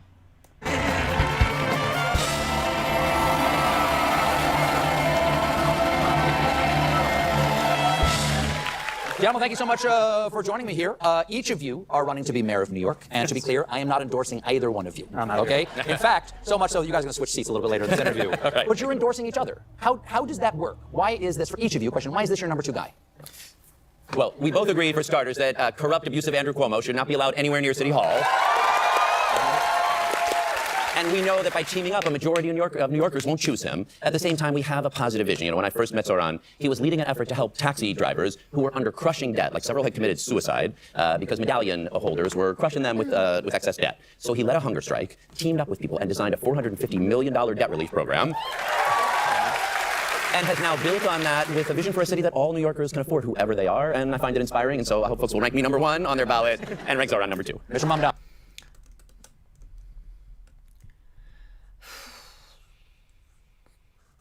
I want to give this a genuinely good, I want to steelman this argument, but I can't steelman it. I genuinely don't understand why you would ever platform on making this most expensive city in the world affordable again.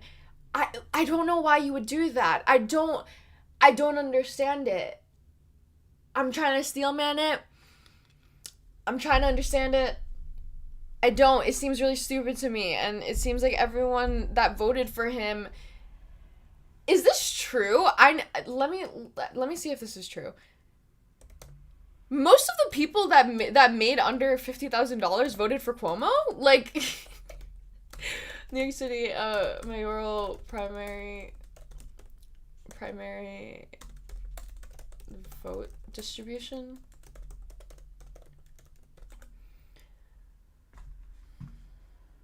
This. Boom. Boom.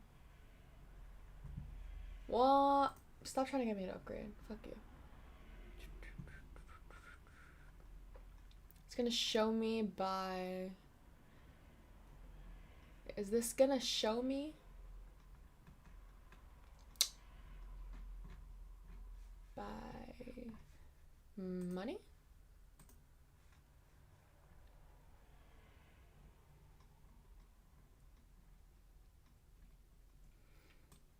Plus 17 in Brooklyn.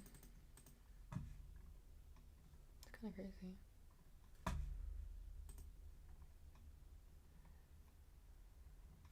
Okay, so I would...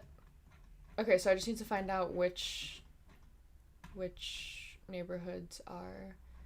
Well, I just saw Far Rockaway. Far Rockaway is a broke as fuck. I used to live in Far Rockaway. Where'd it go? Like, that's absolutely fucking crazy, okay? That's absolutely insane. Far Rockaway, plus 60 for Cuomo. Did it get super gentrified since I moved away? Jesus Christ. Far Rockaway, median household income.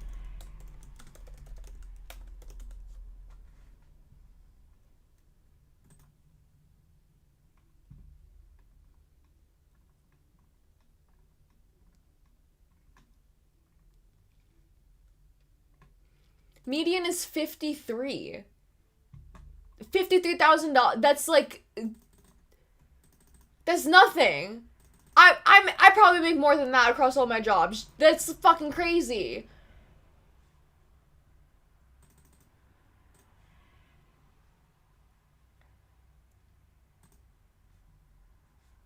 Plus 58, Cuomo. Like, Laurelton, too. I guarantee you. Laurelton, too. Laurelton, median household income. Fuck, I didn't want to get on a Mamdani thing right now. But I guess I just have to.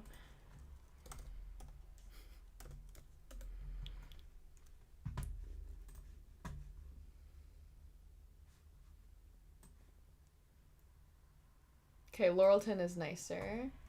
Okay. Laurelton is nicer. Median income is... Where'd it just go? Oh. Median income is 111. Okay, fine.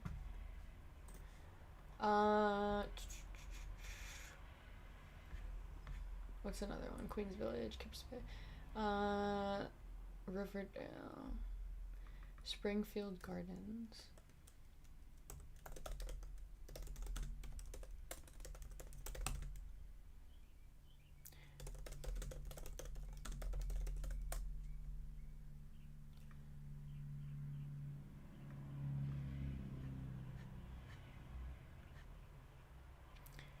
These are all on Long Island. Like, I reckon.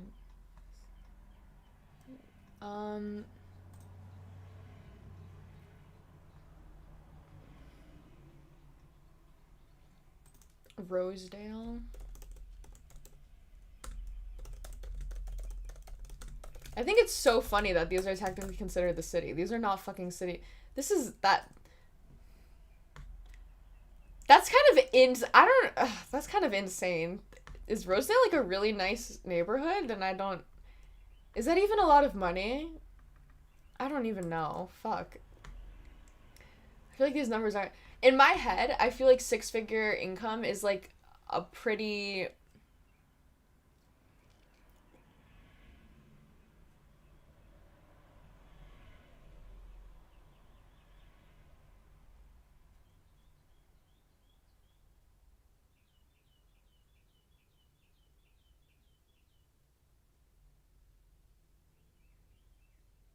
No, because I'm thinking about it more, and if this is the household, that's not a lot at all. That's actually not a lot at all.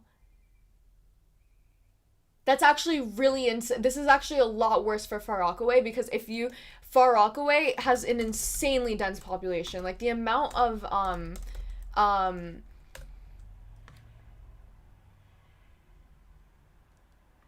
the wealth gap in Far Rockaway is fucking crazy.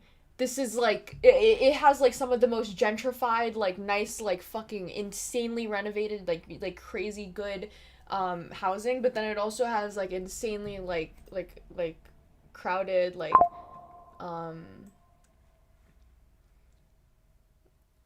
yeah, like this makes sense. Out here, this is where all of like this is where all the beach houses are, and like all of the vacation stuff, and like Rockaway Beach area.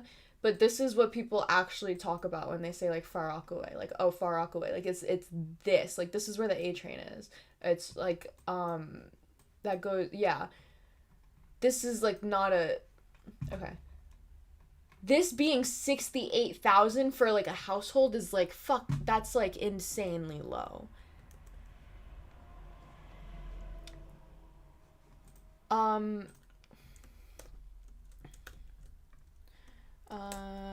What's my contention?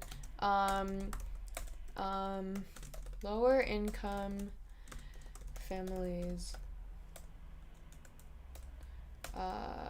No, what is this talking about? This is talking about affordability. That's not Five Towns is more. I grew up in Five Towns. Five Towns is more up here. This is Far Rockaway. This is Far Rockaway, okay? This is Five Towns.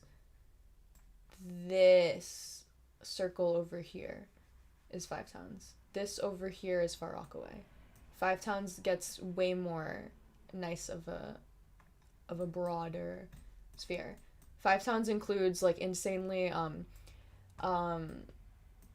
like this is technically Lawrence is technically Five Towns is Lawrence, Cedarhurst, Inwood, Lawrence, Cedarhurst, Woodmere, and Hewlett. Okay, Inwood is still kind of ghetto, but then once you get out to like Lawrence and Cedarhurst is an insanely Jewish neighborhood. It's super Jewish, super Orthodox. Lawrence also super.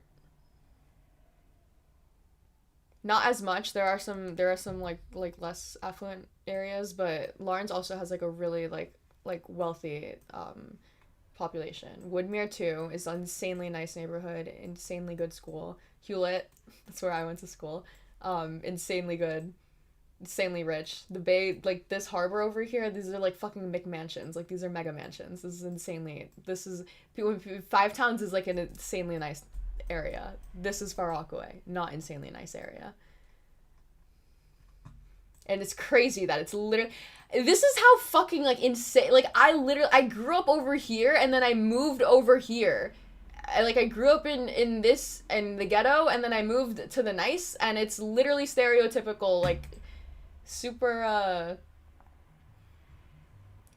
15-minute drive. You go from seeing, like, the most, like, amount of potholes, the homeless people sitting on the street. It's, like, super stereotypical, sorry. Like, and then, like, McMansions, everyone has a fucking boat in like an indoor pool.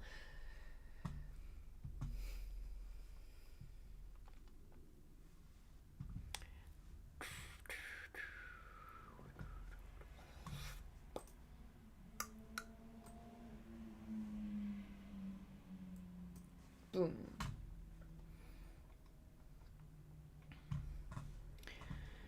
What if you move your chat above your head where Obsidian was at? Yeah, cause I don't know. This feels like dead space on my computer to have it like blank over here.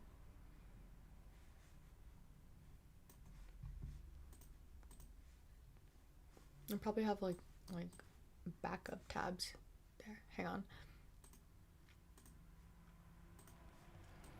Do.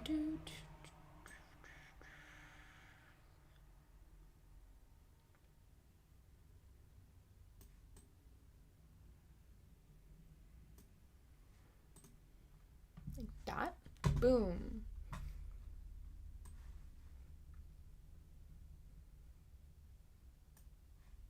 Is that legible?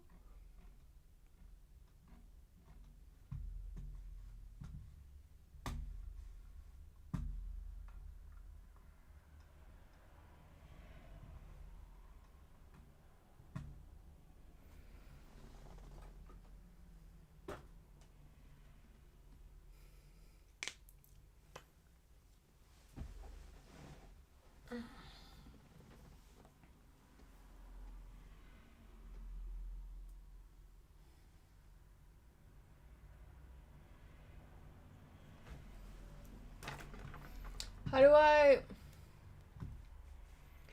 Because if I have the chat here, then I would just move... Sorry. I would just move this to go back to being over here so that it is actually legible. Right? And you can see like the... Or maybe I won't have it do like the whole... Let me make it shorter.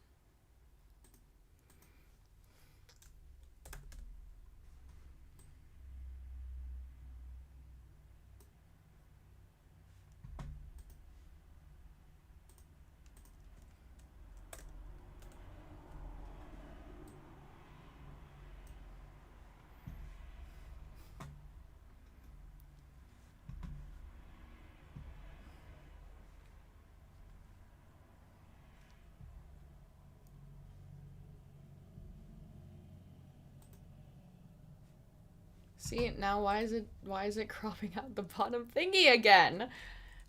This is the bum bum bum bum bum bum bum.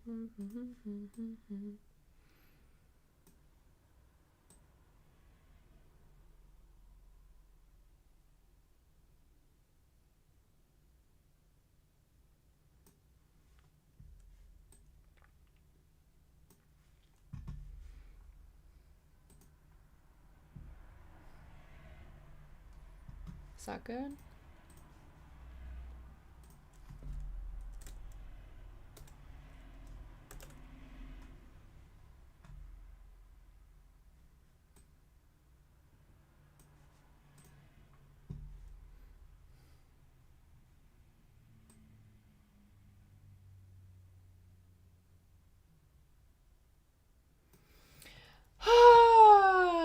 Hard sigh.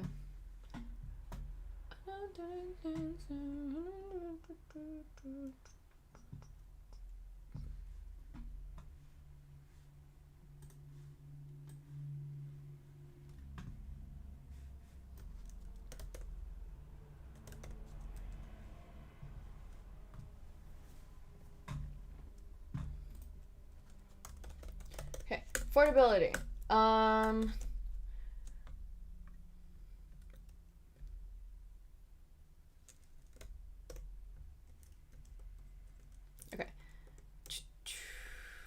So here we go. This is our 2024 mayoral breakdown. You can't even see what I'm typing. That's okay.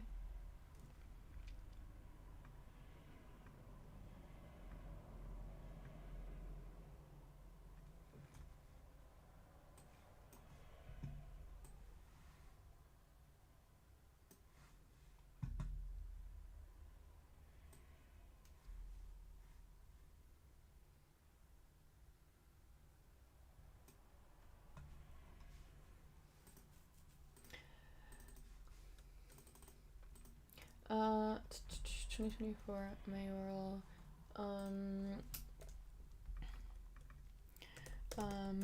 voter breakdown.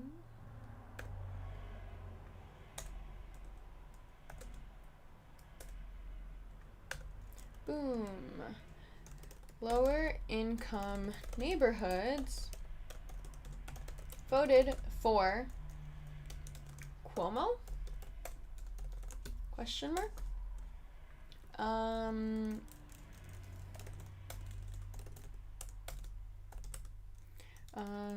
Is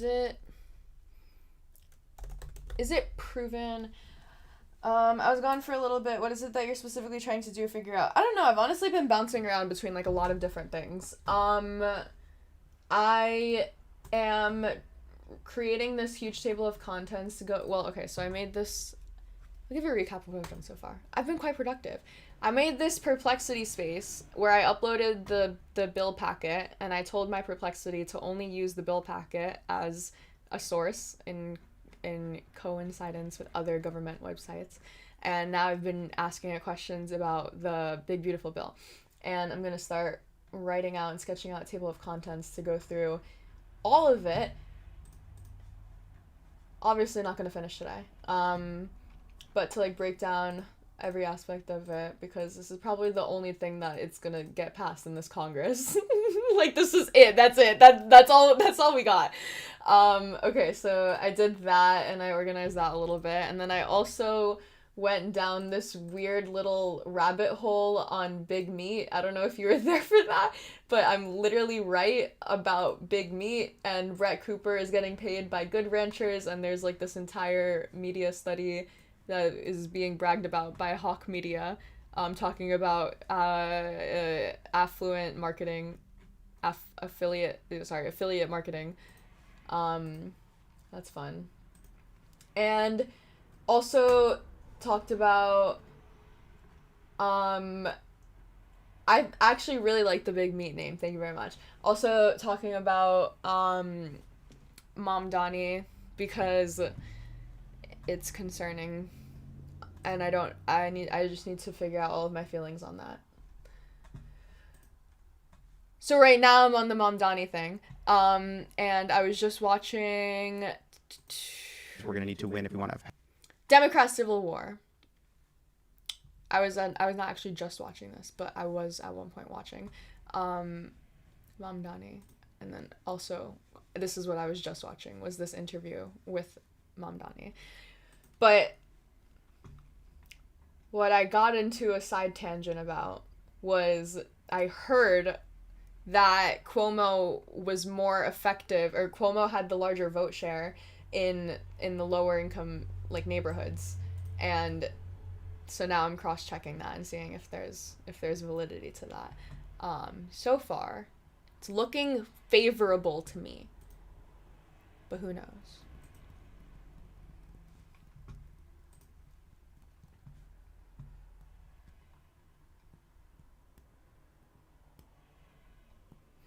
If it is the case that the majority of voters are upper class and voting for this dude, it's almost ironic considering who he was trying to campaign for.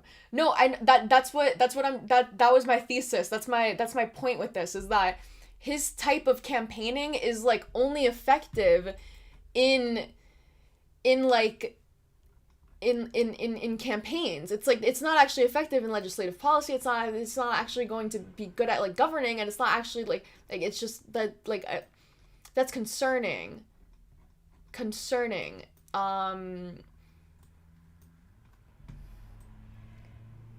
that like, yeah, rich people virtue signal. Yeah, that's exactly what it is. It's just like the virtue signal. It's like yeah, that's exactly. It's like the young, like the youngings. It's the youngings. It's me. I'm the problem. Okay, so I was trying to ask Perplexity. New York City, Democratic, mayoral primary, voter breakdown by socioeconomic status. And political awareness. Breakdown by socioeconomic status. No, that's it.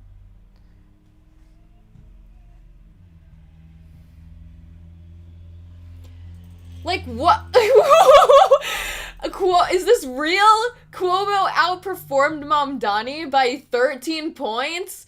In the lower, the socialists didn't get voted for by the poor people who want everything to be socialist? Like, what do you mean? What do you even mean?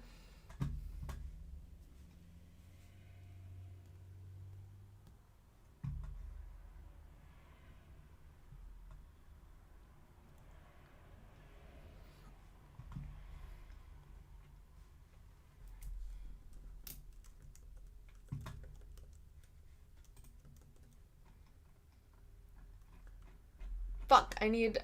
I didn't download my plugin. Do I have my plugin? Ooh. That was kind of crazy. Why did it open on that screen? Awkward.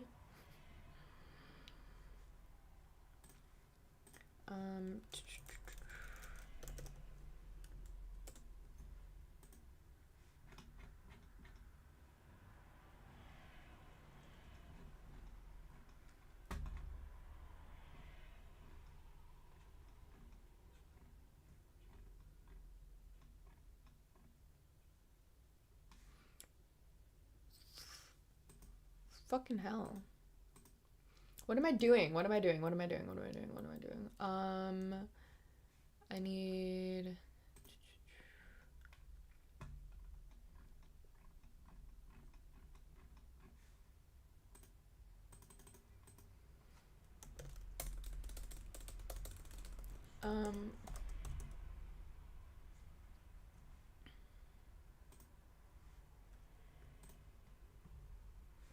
Boom!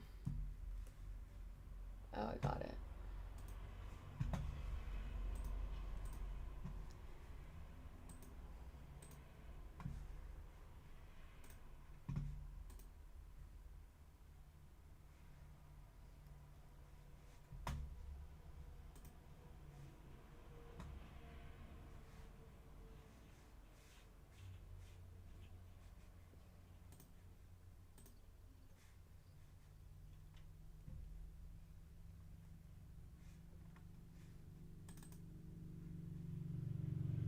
What?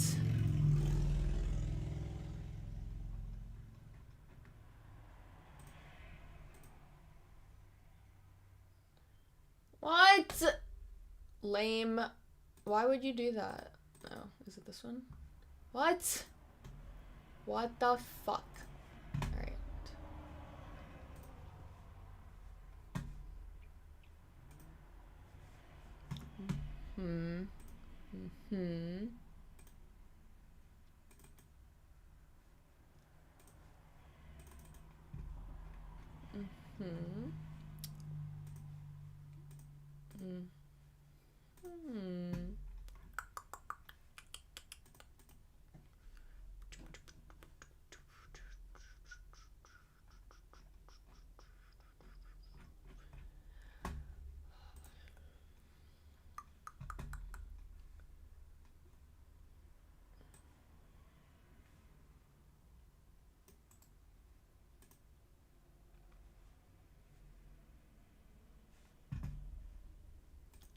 Hello.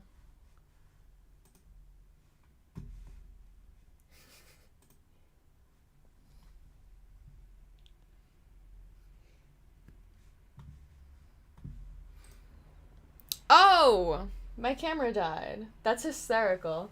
Let's see if my initial camera is charged again. Camera went blurry. Have you checked the overlap for these Cuomo voters and Trump voters? No, I have not. But that is definitely something interesting that I will.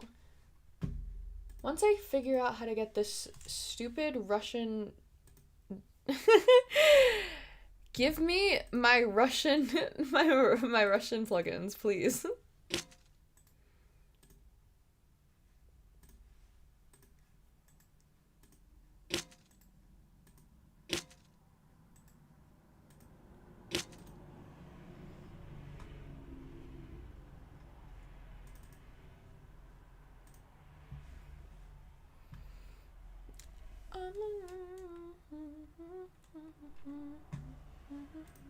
Wow, this is so fun, being able to switch my camera while my OBS doesn't literally die. That was so easy! That was so easy. So lovely. So lovely.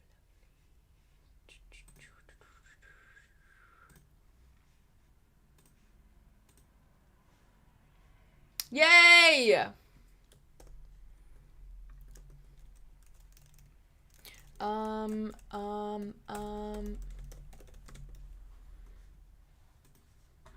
Boom. Boom, boom, boom, boom, boom, boom. Okay. Solid. Solid.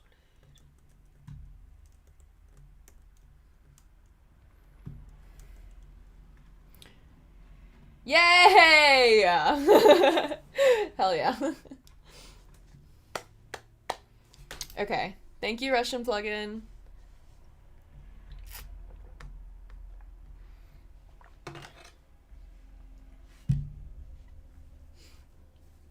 Do you stream live every day? How many hours do you usually stream? No and yes. In that order.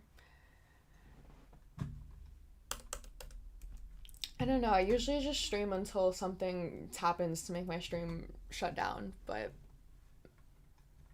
Or until I have work. That's literally it. Like, I will stay on camera for as long as my computer allows me to, or as long as my schedule allows me to. Okay. I like this breakdown.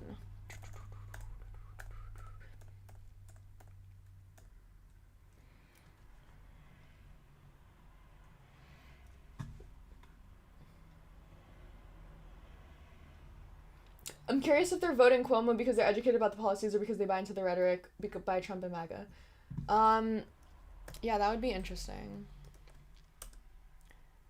Wait, no. What?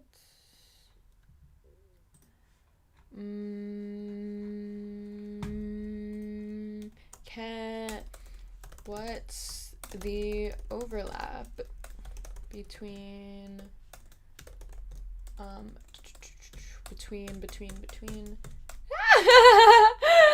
I love Hassan Piker. He's actually my favorite Twitch streamer ever. And I say that with all of the hatred in my heart. I think that this man actually needs to never step foot anywhere near the political atmosphere ever. I think he needs to be destroyed politically. As in, like, he needs to be exposed for all of, like, the absolutely fucking dog shit.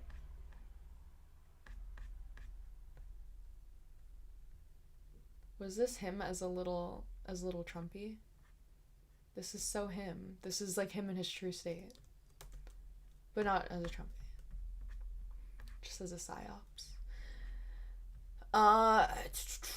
What's the overlap between Cuomo and between Trump 2024 and Cuomo 2025?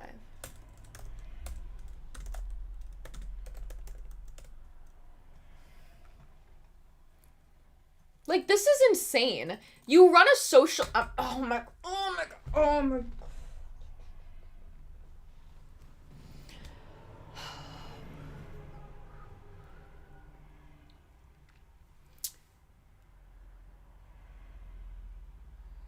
I don't know how to do a counterfactual to this in a way that's not like egregiously offensive.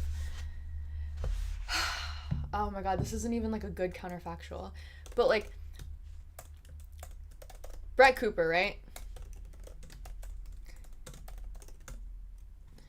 If you look at her and look at her like target audience and target demographic, right? Like, yeah, like she looks like she's like a girly girl, right? But you know for a fact that like her audience is like majority men, right? You could say the same thing about my own audience, right? Like, even though I'm a girl, it's like majority men, right? Like, you could tell. But I'm not preaching about like fucking young men. I'm not preaching about space, young men, and about how I'm gonna solve like the fucking like male loneliness epidemic and like male suicide and like depression rate. Like, that's not a topic that I discuss at all. Okay. If it were the case that I was like discussing only exclusively men to, like, issues, and then my entire audience was men, that would make sense, right?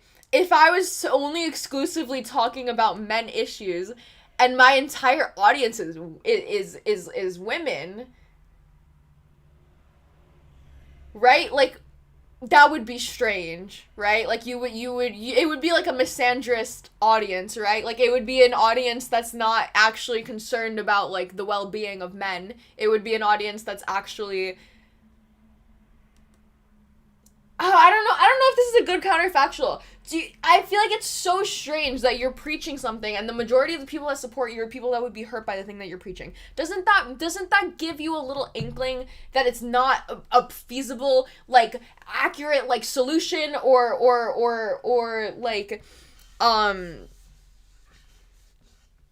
like answer to the problem? Like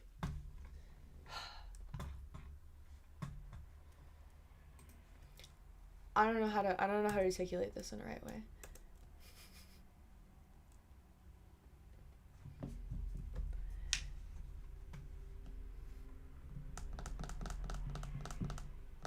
If it were the case that there were,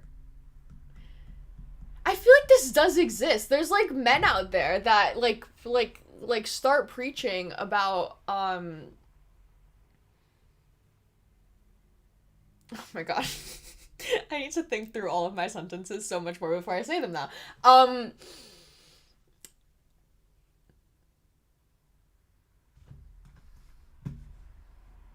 Whatever.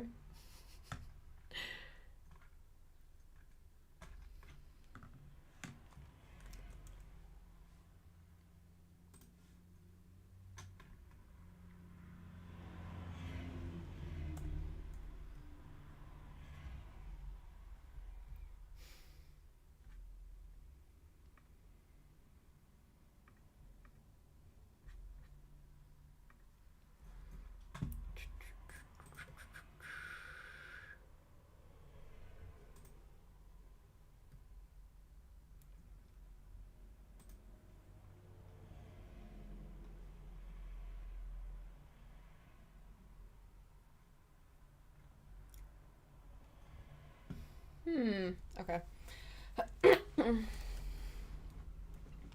Interesting. So,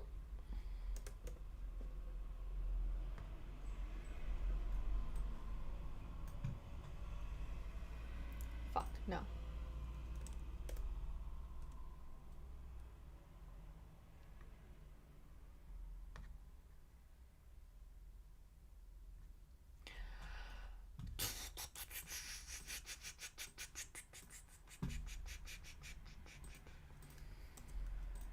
No, I'm having a brain fart.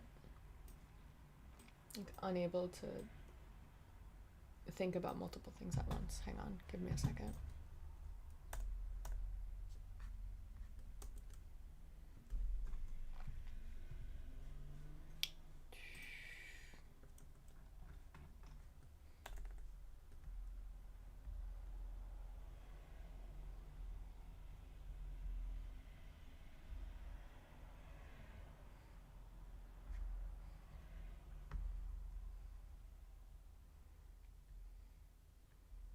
Okay, this is kind of crazy. This is the map of the... Fuck, damn it. Why did it go into a little arc? I hate when it does that. I don't know what setting I did to change it on my old computer. Alright, whatever. I guess we'll do this.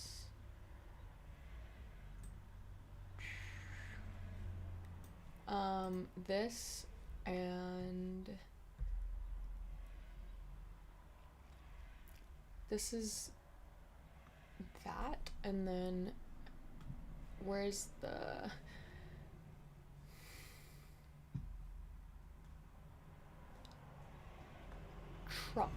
Trump voters?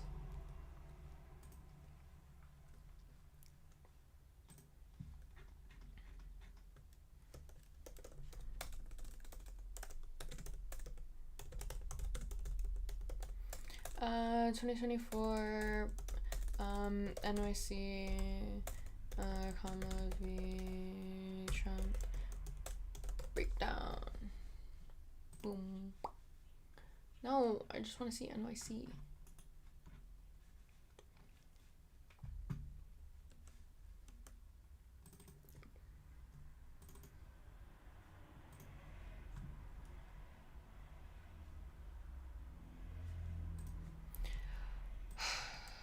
I hate when there's present stories that are going on that always cloud up my search results. I just want to see this. This is what I want to see. All right. Thank you so much. Okay. Honestly, there's not that much overlap, right? Like, that's just Staten Island. I feel like the rest is pretty, like... That's pretty divided, that MAGA area. That's like, this area all went for Trump, okay? That's pretty split between Mamdani and Cuomo. Staten Island obviously went pretty far for Cuomo, okay? But like, over here, this is like the only other Trumpian. Okay, well, this place also went for Cuomo. This up here, Cuomo, College Point, Mamdani. What is that over here? College Point. Yeah, I guess they went. Wait. Is this just a shift, or is this like who won? This isn't. Oh, this is who won. This is who won. Okay. Damn. Yeah, they went Trump, and they voted for Mamdani. So it's a little spread. There's this area all voted for Kamala, and they're all Cuomo. And then this area over here, Trump, and they went Mamdani. Okay. So let's look at these are voter demographic breakdowns. Voter demographic breakdown. I need to use the screenshot feature more. I don't know why I don't take advantage of this. It's actually so so nice, quick, and easy. Like, boom. Oh my god, that's just like, oh my god, so many big booms in the chat. Like, that's so good. That's so good. This is, can I rename it?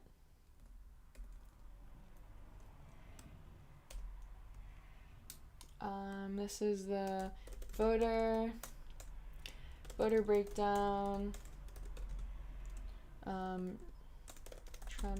v. Kamala 2024. Where Trump. Hey. Hey. Where did my display text go? Thank you. Wait, what? Hey! What the heck? Hey! What the fuck? Why is that going on?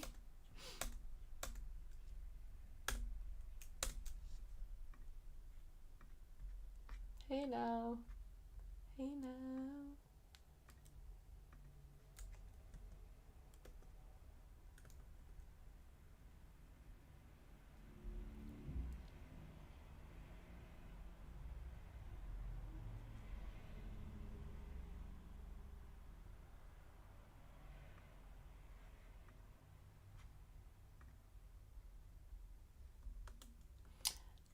Okay, so I can't label this picture. Strange. Rude. Okay, so do a little up carrot. That's upsetting that it's not supposed to be visible. Is there a way that I can make it where, like, I got, like, a little caption? Like a little subtitle?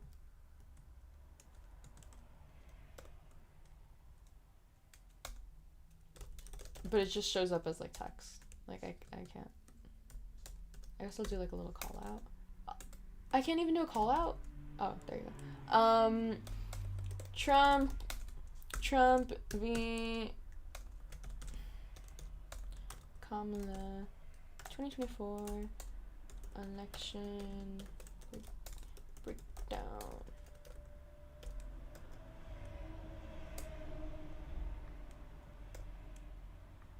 Election breakdown.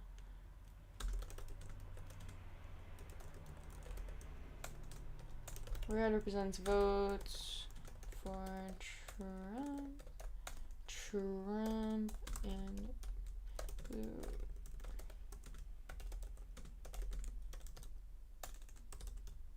represents percentage win.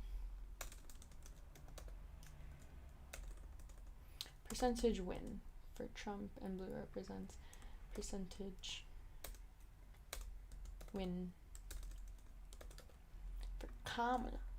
Okay, solid.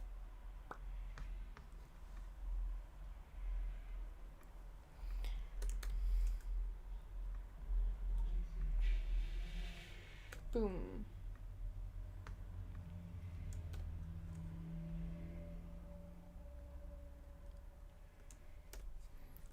Okay, and then this is that. There you go.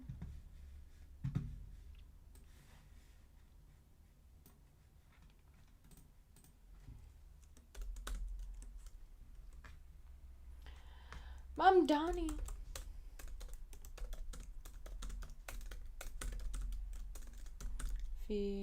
Cuomo.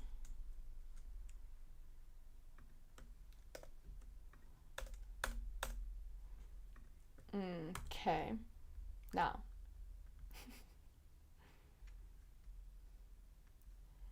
The interesting one.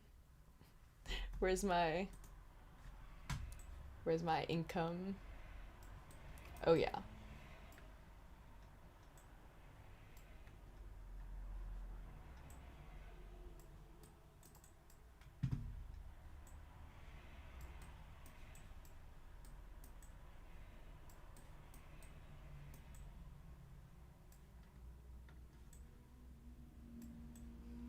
It's actually so disturbing being so close to everything, like geographically.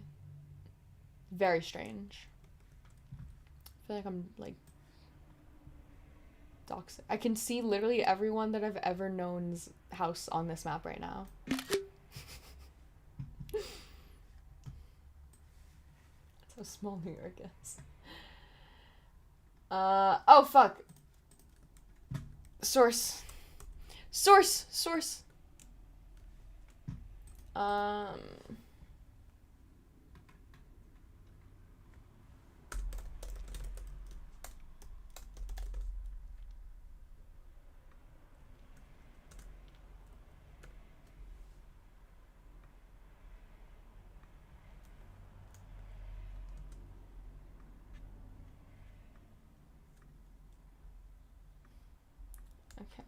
And now this is our median household income.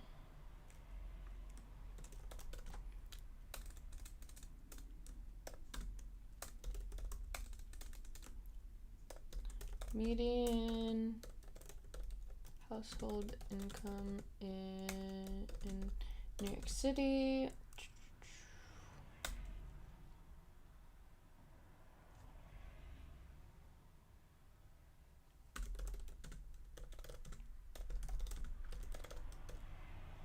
Where high earning areas are represented in green, moderate in yellow, and low in red. Woohoo!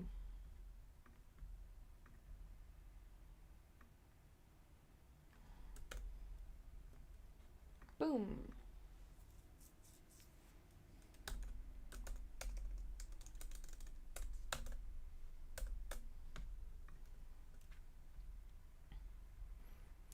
Okay, stepping away from this. Okay, this is good. Back to Big Beautiful Bill. Jesus Christ. Wait. Oh, let me attach my missing sources. I did this one. No. Did this one already.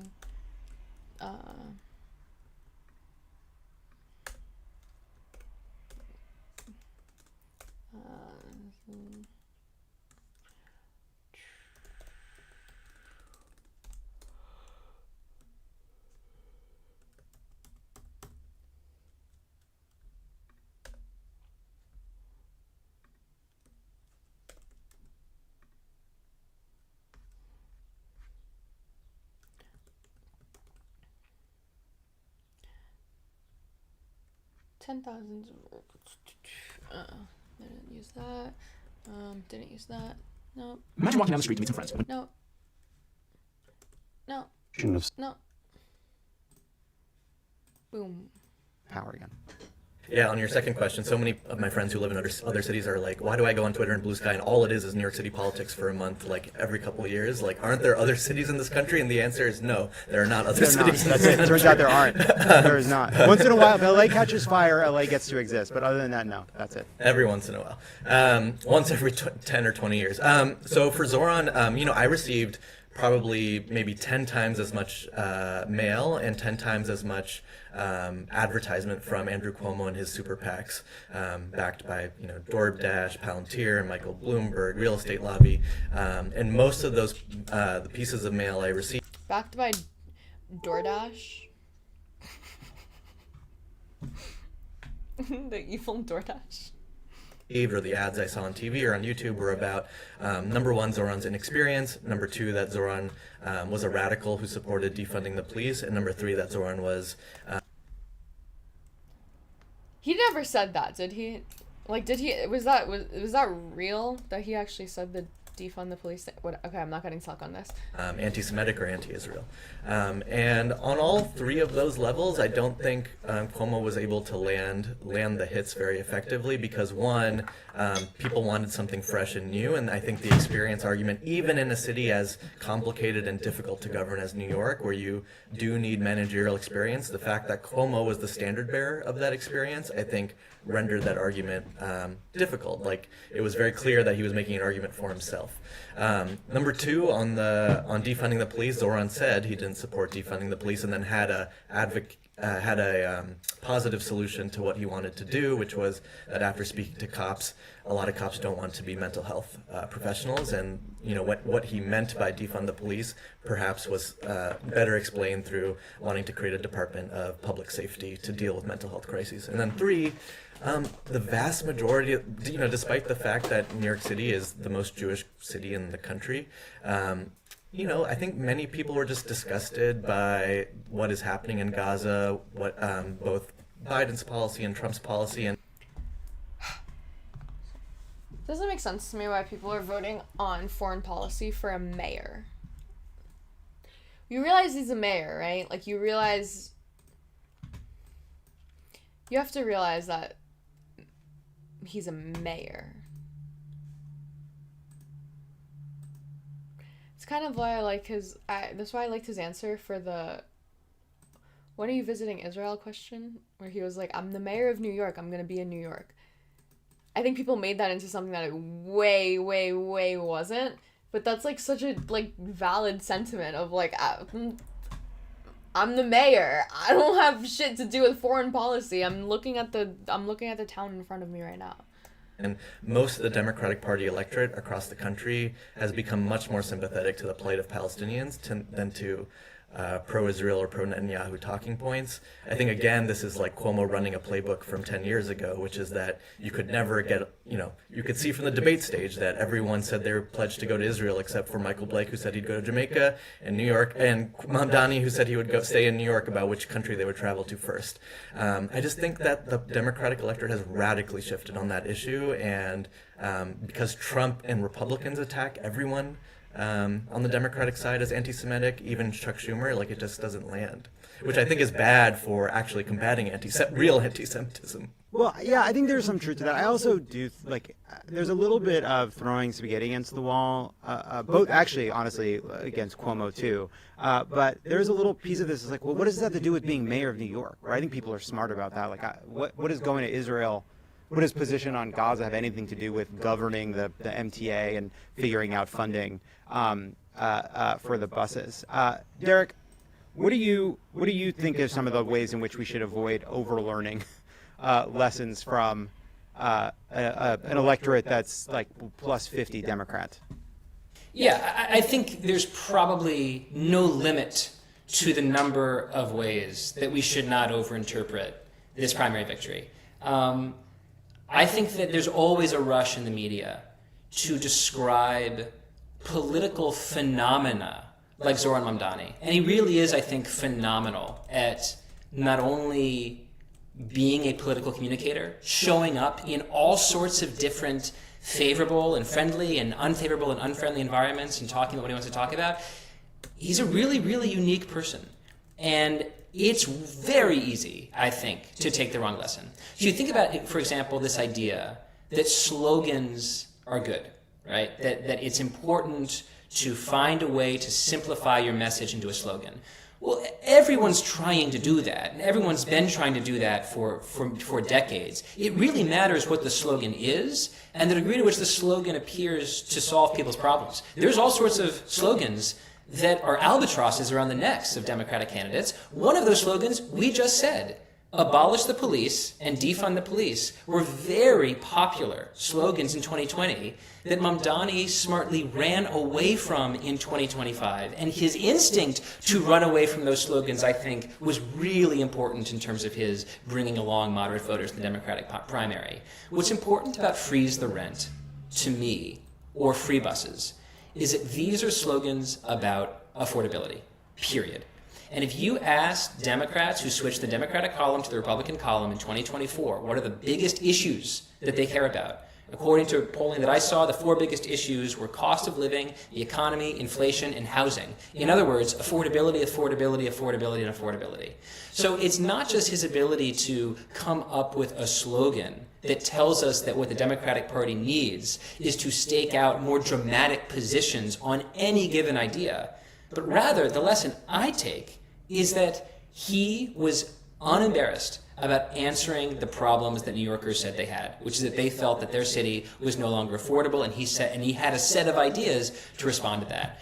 So the lesson I wouldn't take here are big picture lessons about, like, just find a way to come up with a slogan, just find a way to take the policies that work in a Democratic primary in a plus 50 Democratic place and use them to run in, say, -3 Democratic states around the country. I don't think that makes a lot of sense. What I do think makes sense, though, what does make sense, is the idea that voters can smell authenticity. They can smell sincerity. You can say a lot of terrible things about Donald Trump, and God knows that I have. One thing that Donald Trump is incredibly sincere about is the fact that he freaking hates. Someone just say in the chat that I'm not white? What the fuck are you talking about? Excuse me. Excuse me. Wow, my hands are really... My fist is really small. It's really gross. I just read this through. Okay, this is what I think I'm gonna do. I'm gonna leave my video playing on the side. I'm kind of not listening to it or understanding it fully, but it's playing. I'm reading through this, and I'm gonna summarize what's going on over here, and then also explain it. Okay?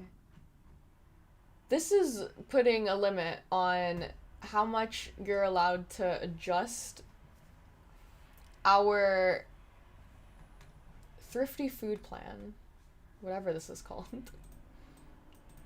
Thrifty food plan, okay. The term thrifty food plan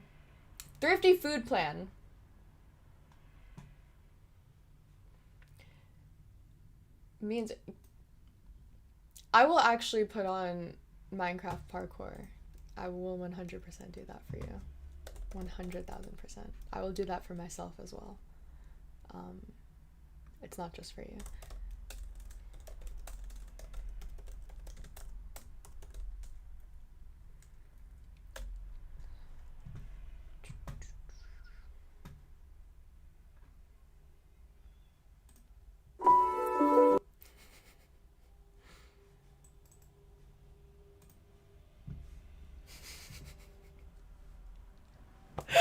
Oh my god, wait, I'm leaving this. I love this so much. This is gonna be this is new setup. You're just gonna have a Minecraft parkour. Playing in the back. Like, yeah, thanks to this big beautiful laptop, this big beautiful MacBook over here. We're able to run videos. And then I could even run like another video up here. Actually, that's probably exactly what I'll do. I'm just flexing on my memory. Yeah, I have enough bandwidth. Is that what the term is?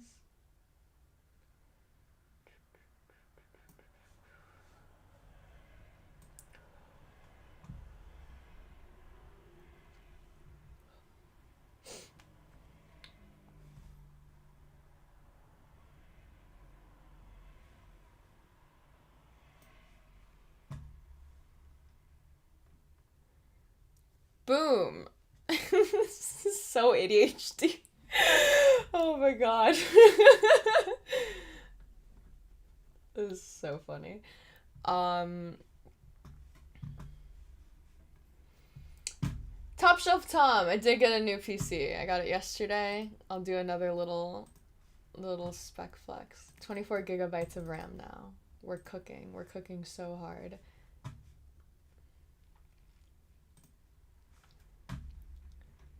Like, got so much memory to spare. See, this is kind of crazy. I'm using 16 gigabytes of memory right now. And I was doing that on like an 8 gigabyte computer. That's fucking crazy. That's just insane that I was like, that was doing.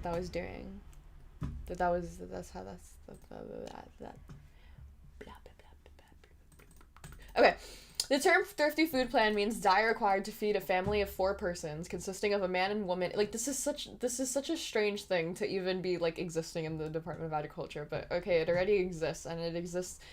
Entitled Thrifty Food Plan of 2021.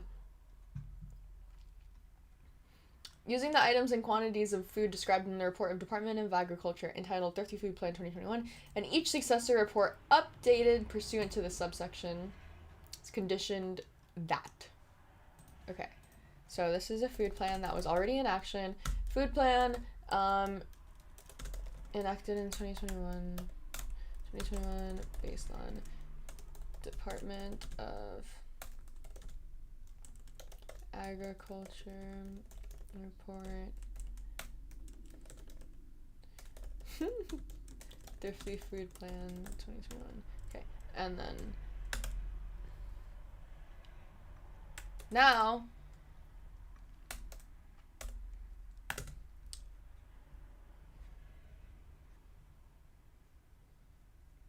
Hang on. Where's my mouse? Oh no. There you go.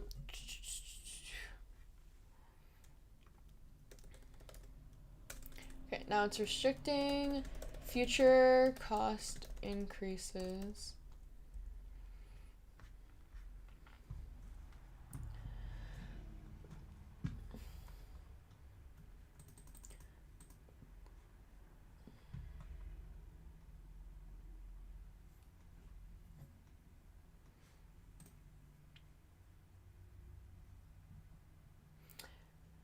The secretary shall make household adjustments using the following ratios of household size as a percentage of the maximum 4-person allotment. So this is just, we have a food plan. Okay, so we have a food plan, the thrifty food plan, that's the recommended amount of food that we need for a family of 4. This is all in relation to SNAP plans and SNAP EBT, right? This is going to food benefits, right? So we have this report that tells us exactly how much food is required to feed this many people. This okay.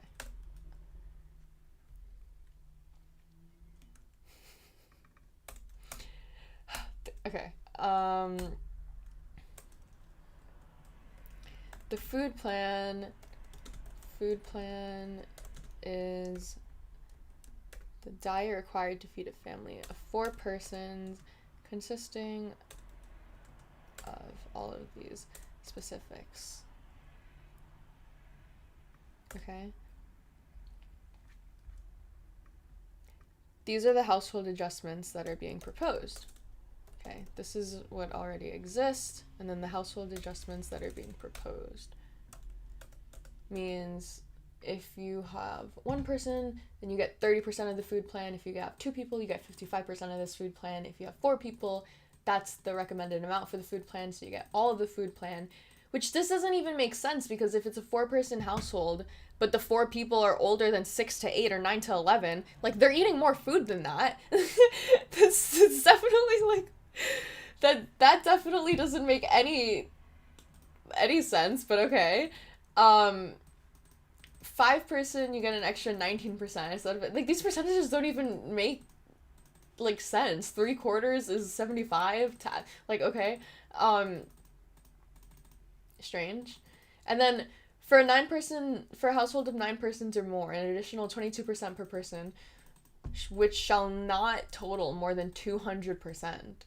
So that's it. You just max out at 200%. If it's 9 people, 22% more than 180 for 8 is a 202, but it maxes out at 20. so like that doesn't even make sense. Okay.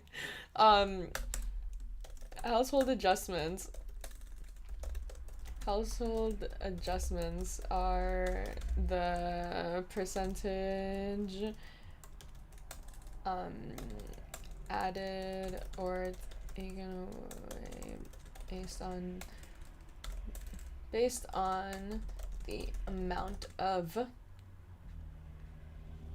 persons living in the household. Is there a grammatical difference between persons and people? Because I like saying persons way more than I like saying people. It just sounds more official. The secretary shall make cost adjustments in the thrifty food plan in the thrifty food plan for Hawaii and the urban and rural parts of Alaska to reflect the cost of food in Hawaii and the urban and rural parts of Alaska. Is this what Murkowski voted for? Was this her? Am I lying? She's from Alaska, right? This is what... Oh, thank you so much, Tom. Here's a little something to help with that new PC payment since you still haven't made your Patreon. I should do that today. Thanks for reminding me. I'm going to add that on my to-do list.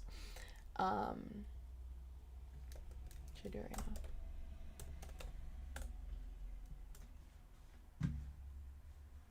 Whoa. Ow! love when websites are, oh my god, that's so cool. Wow, that's so fun. All right. Let's actually move this. Awesome. I'll remember to do that later. Is this what this motherfucker voted for?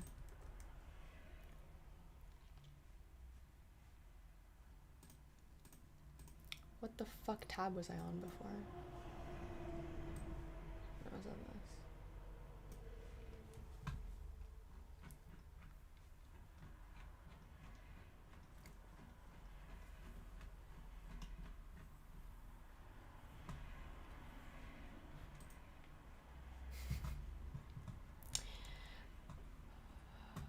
I don't know what AFAIK. As far as I know, that was so good of me.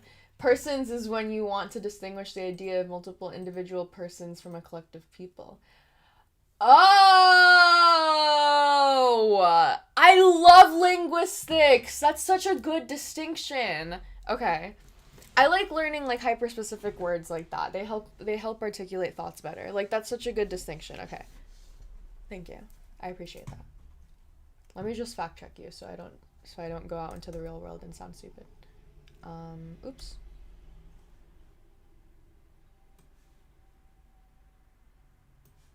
This one.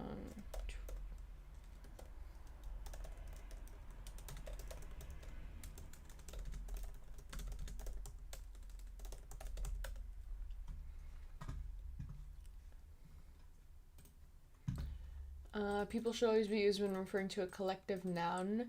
Either people or persons may be used, but today people rather than persons definitely.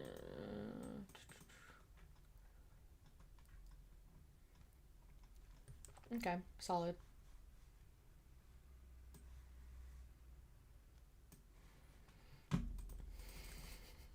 Make cost adjustments in the separate thrifty food plans for Guam and the Virgin Islands of the United States to reflect the cost of food in those states, but not to exceed the cost of food in the 50 states and the District of Columbia.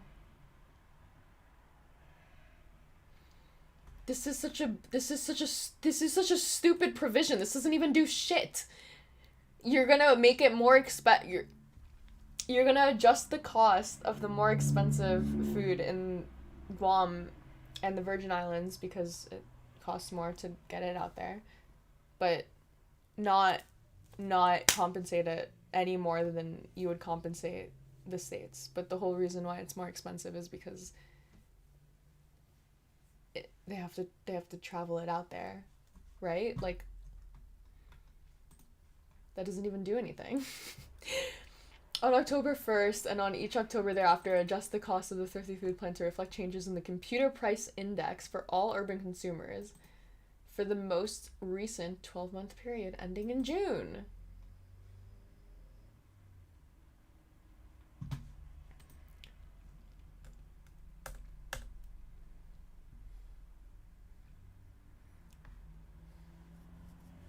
So this is like each October 1st. October 1st, plan gets reevaluated. Plan gets reevaluated.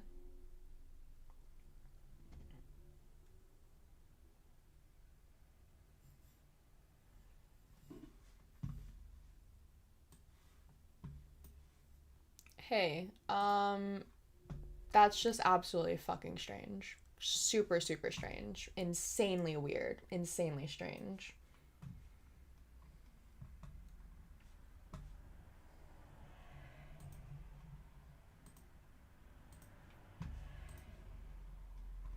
Like, I don't even care if that's not what you meant by it. Like, super strange of you to word it like that. Super weird. Super unwarranted.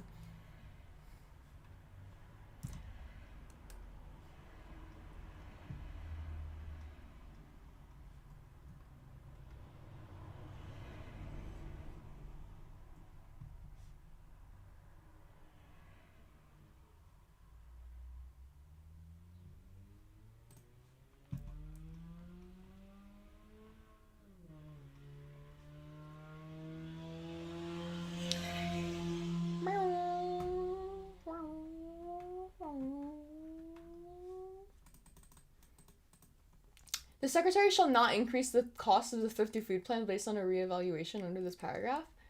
Wait, what? What? So you're... On October 1st, 2025, adjusted the cost of the thrifty food plan to reflect changes of the... Plan gets reevaluated to reflect changes in CPI.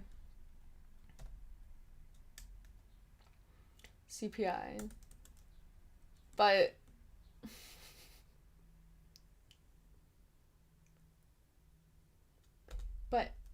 not earlier. Hang on.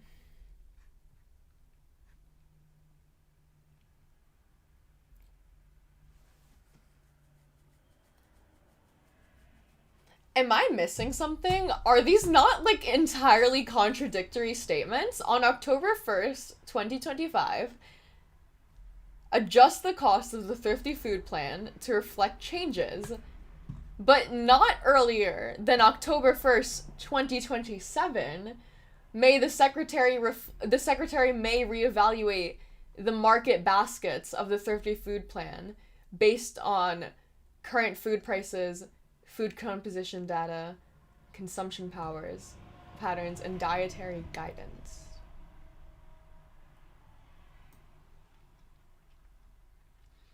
The secretary shall not increase the cost of the thrifty food. This is so insidious. Am I reading? Okay, did I take... I'm gonna ask my perplexity to this. Did I take away the right thing from this? If this is saying that we're allowed to adjust it on the computer price index, but we're not allowed to adjust it based off of current food prices, food composition data, composition patterns, or dietary guidance, right?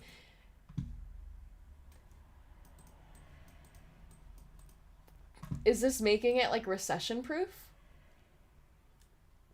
Is this making it so that, like, when we go into a recession, they'll adjust it based off of the lower consumer price index, and they wouldn't have to adjust it based off of, like, consumption patterns? Or am I, like, inflicting insidious connotations onto it when it's not warranted? Like, is that...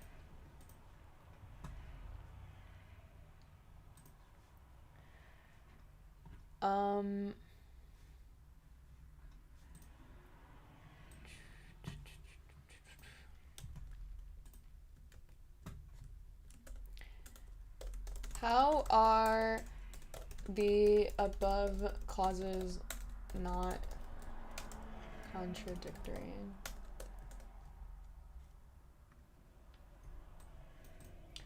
What's yearly COLA adjustment? I don't know what this shit is.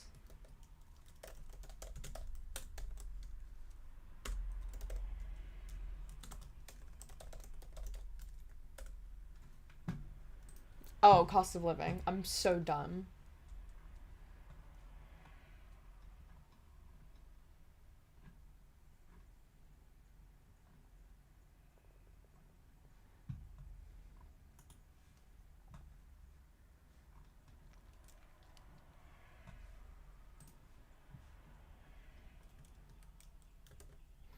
Has locked in basket for now, but that can be adjusted in 2027.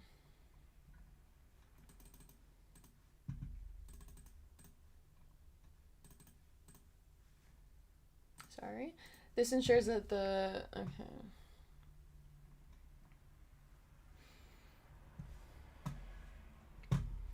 This ensures that the dollar value of TPF keeps pace with general food price inflation, maintaining the purchasing power of SNAP benefits from year to year.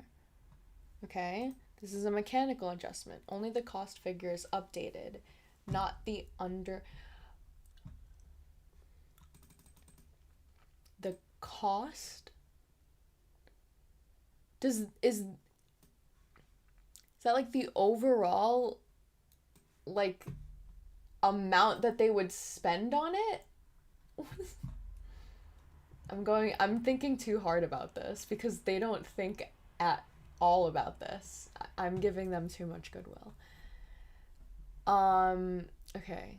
This is a mechanical adjustment. Only the cost figure is updated, not the underlying foods or quantities.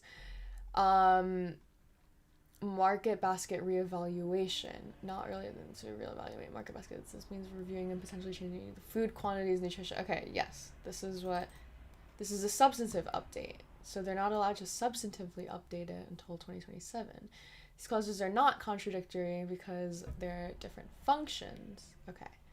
Got it.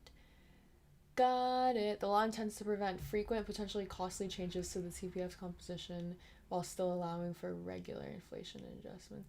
See, okay, that's the part that doesn't make sense to me. Like, I understand how they're not contradictory now, but why wouldn't you just do them at the same time?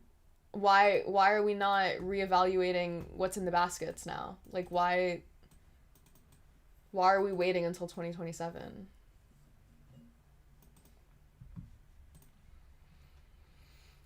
So each October, the TPF is updated for inflation, but the foods and quantities remain the same. Like, that does, like, how does that make sense? It's updated for inflation, but the quantities and the foods remain the same. So we're just spending more money on the same things because of inflation.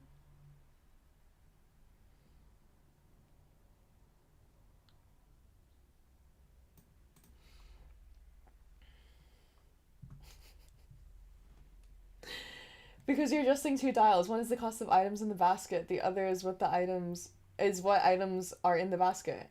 Yeah, so that's what I feel really stupid right now. Are they saying that we want to increase the cost of what's in the basket without actually touching the basket until 2027? Like, we're gonna adjust the cost of everything in the basket for inflation, but not adjust the actual basket until 2027.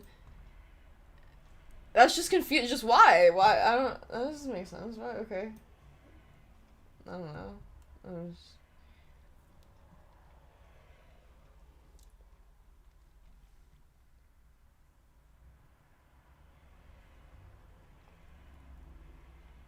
Thank you so much, Shot. You've been very helpful in helping me. That sounds sarcastic. I'm being so serious. They probably had a political fight over the basket contents already. That makes sense.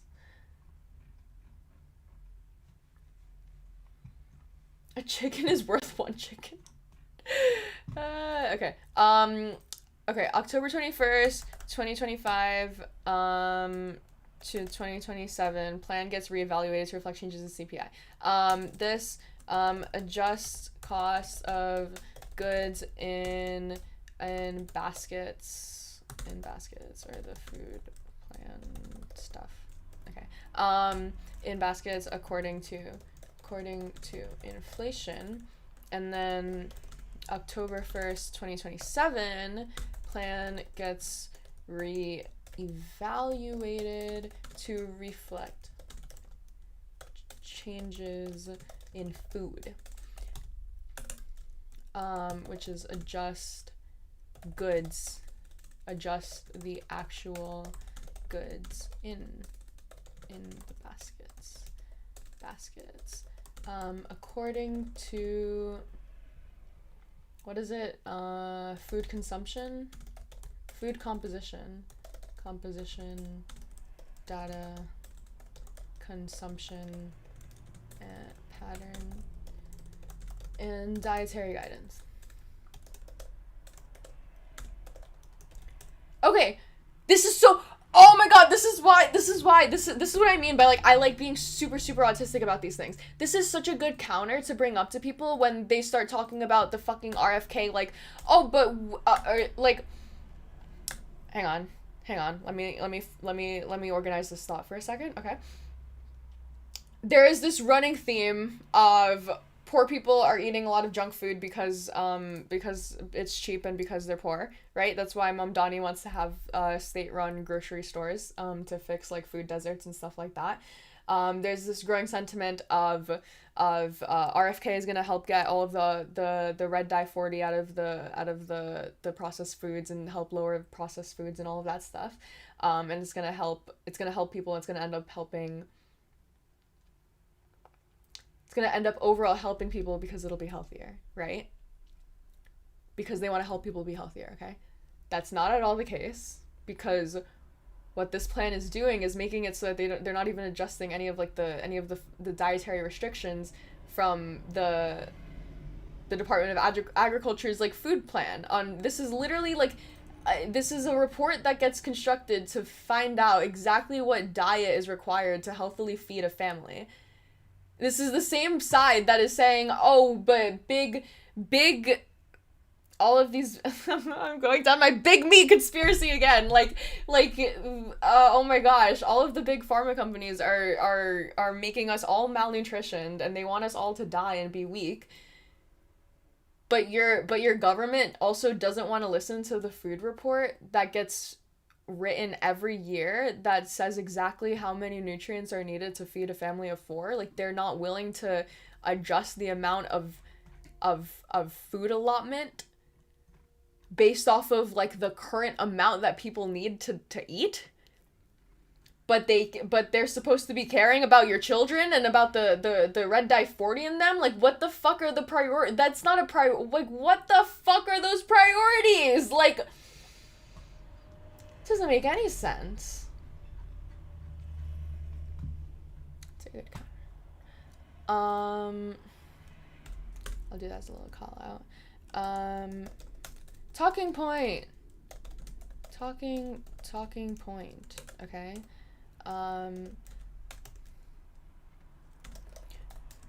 The Trump admin is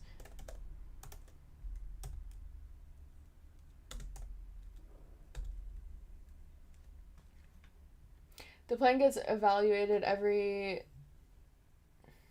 5 years. Last time it was in 2022, so that explains the 2027 date. Oh, that's lame. I don't care. No, I'm just kidding. That makes sense.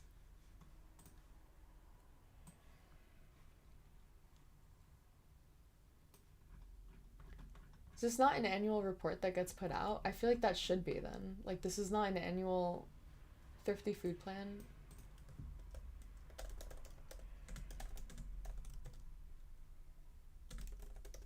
When will there be another video rant? Streams are boring. Okay. Listen, man. That's what I have time to do. No, I'm just kidding. I want to make a huge rant about what the fuck is in this bill, but I get super autistic about things and get down these super deep dives and end up spending like an hour talking about the fucking thrifty food plan. So.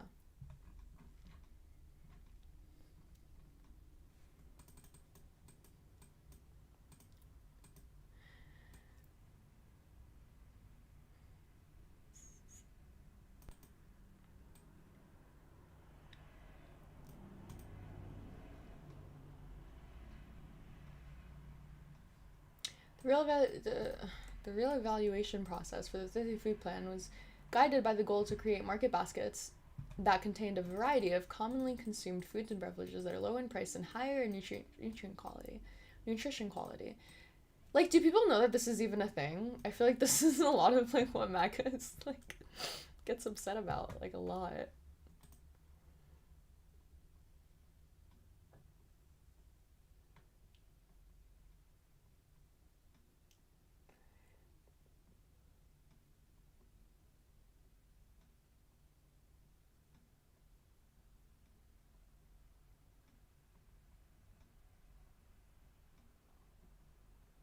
The business analyst me like the store idea, depending on how they do it.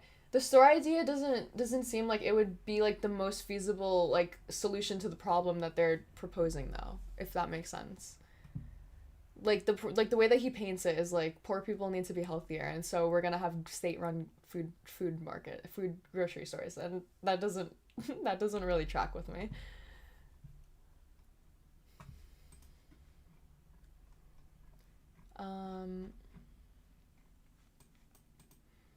So this was in 2021. So what? This doesn't get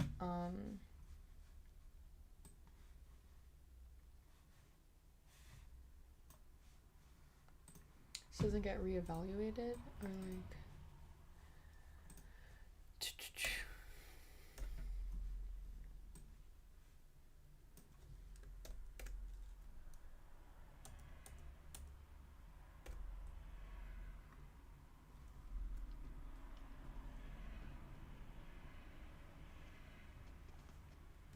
Apparently Zoran messed up his calculations on the grocery store stuff. Is this what you're covering? No, not right now. I mean, I'm kind of just reading through this big beautiful bill and trying to understand it. But what did he mess up in the calculations? I don't have questions about the state-run grocery stores. I just generally think that that's a bad answer to the problem that he suggested that it was solving. Like, now I have to find the clip. Mamdani state run. No, what was he on? He was on the Bulwark. Was he on the Bulwark?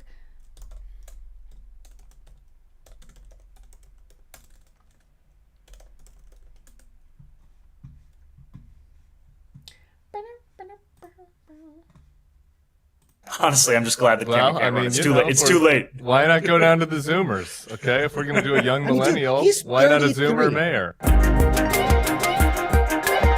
Hey everybody, I'm Tim Miller. I'm Cameron Kasky, and this is FY Pod. Today is our most exciting episode yet. He is a socialist. He was a rapper. As of recently, he is married, which, you know, I'm glad you two fucking millennials can be happy. I am so honored to have the future mayor of New York City, the Athens of America. Our proposal to create a pilot program for a network of municipal-owned grocery stores. Now, this is a program, to be clear, that would be one store in each borough, 5 stores across New York City. It would cost $60 million. 5 communist stores. This might be an interesting test case to see how poorly it does compared to. But look, I think no matter how you think about the idea, I do think that there should be more room for reasonable policy experimentation in our cities and in our country, where we actually test out our ideas. And if they work, they work. And if they don't work, c'est la vie. Then the idea was wrong. But the reason I think it would work is that this is less than half the cost of what the city's already spending on subsidizing corporate supermarkets through a program called City Fresh. The city's set to spend about $140 million through those subsidies. And it doesn't come with a guarantee of cheaper groceries. It doesn't come with a requirement to accept SNAP or WIC or to engage in collective bargaining. I think that's crazy. Like that's crazy. You should definitely 100,000% be forced to accept SNAP and do the collective. Like that's fucking crazy. And over the more than 10 years that it's been in operation, we see just a few more than a dozen stores that have actually received this. And ultimately, the reason I think this could work is it's worked in Kansas. There's been a feasibility study done in Chicago about the urgency of it and that it can actually be implemented. And that we are here in a city where if you're making $40K a year or $200K a year, you'll still hear that sticker shock of going to the grocery store, of not knowing if you can actually afford the same thing. Wait, hang on. So this is exactly this is exactly the line that he just said was like the $140 million that gets used to subsidize corporate grocery stores. Okay. I'm with you on the test. I'll just say I lived in Oakland in a low-income neighborhood in Oakland for a while, a couple of years ago, and they put one of the community stores in those that the city was subsidizing. One of the kind of probably seems like similar to the City Fresh program that you're talking about, and it was like, it was a half mile from the Walmart, which had much cheaper food in the end, and like the place shut down, right? Like it just didn't. So sometimes. It's a question of whether or not you can actually make it cheaper, right? Because in a lot of times, some of the bigger chains will have scale, and it might not work, right? And I think when you're talking about Walmart, there's also larger national questions about laws that haven't been followed about ensuring that there's equal pricing across groceries and these kind of larger warehouse providers. But I think the second part of this argument that sometimes gets lost is that even in a city like New York, there are food deserts that are disproportionately impacting Black and. So this is what I mean by. This is exactly what I mean by I think that this is the wrong answer to this problem that he's purporting to solve. So listen to how he describes this issue. Across, groceries and these kind of larger warehouse providers. But I think the second part of this argument that sometimes gets lost is that even in a city like New York, there are food deserts that are disproportionately impacting Black and brown New Yorkers, where, I represent the largest public housing development in North America, Queensbridge Houses, in Western Queens. I have constituents who ask me, why can I find 5 fast food restaurants in a 5-block radius, but I can't find a place where I can afford good produce? And I think that when you're starting with 5, 1 in each borough, it also allows you to solve multiple problems at the same time. It's not to say that the vision here is we will not stop until there is a municipal owned grocery store in every block. It's that we're trying to solve a problem. Got it. Okay. And how do we do so? Let me go to my number 2 issue of what concerns me about Hit it. you.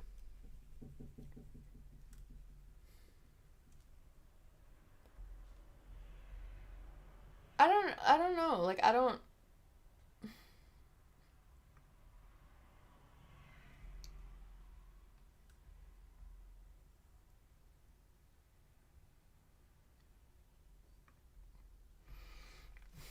Okay.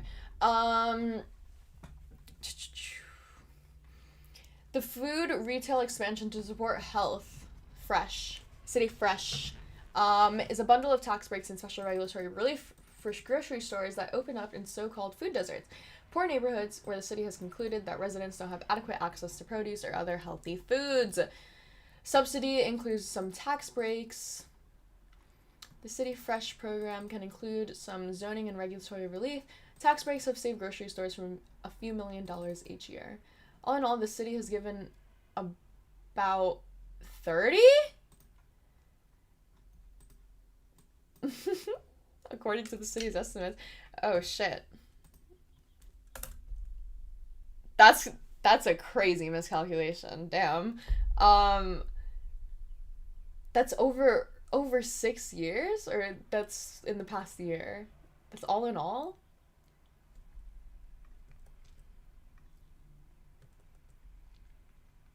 It's Brad Lander! This is my guy. This is the guy that I wanted.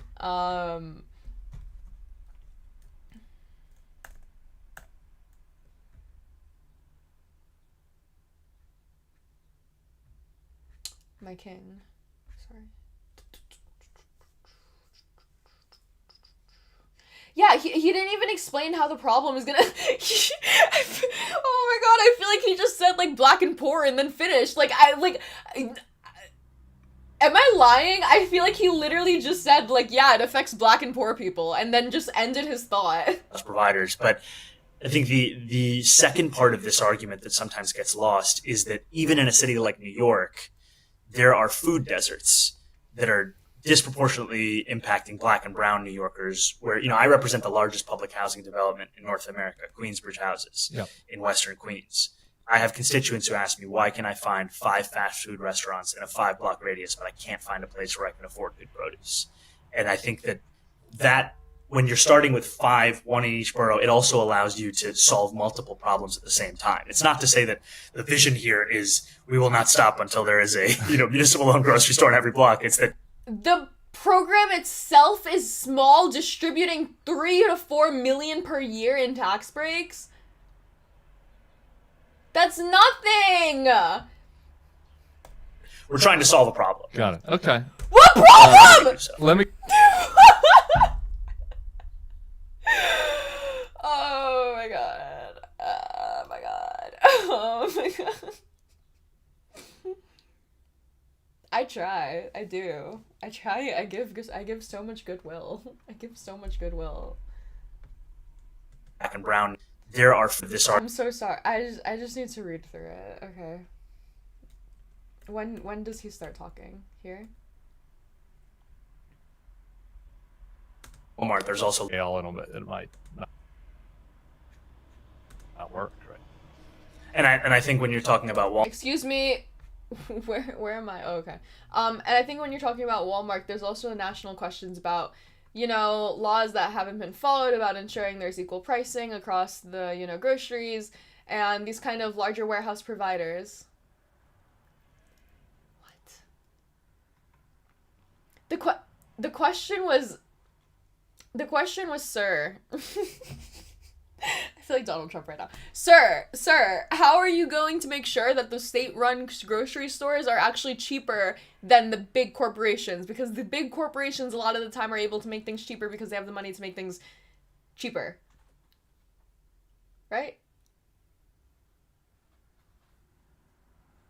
That was the question, the answer. I think when you're talking about Walmart, there's bigger questions about ensuring equal pricing and larger warehouse providers. But I think the second part of it is that sometimes what gets lost, this argument that sometimes gets lost, is that even in a city like New York, there are food deserts that disproportionately impact Black and brown New Yorkers. Where, you know, I actually represent the largest housing development in North America. Queensbridge houses, yeah.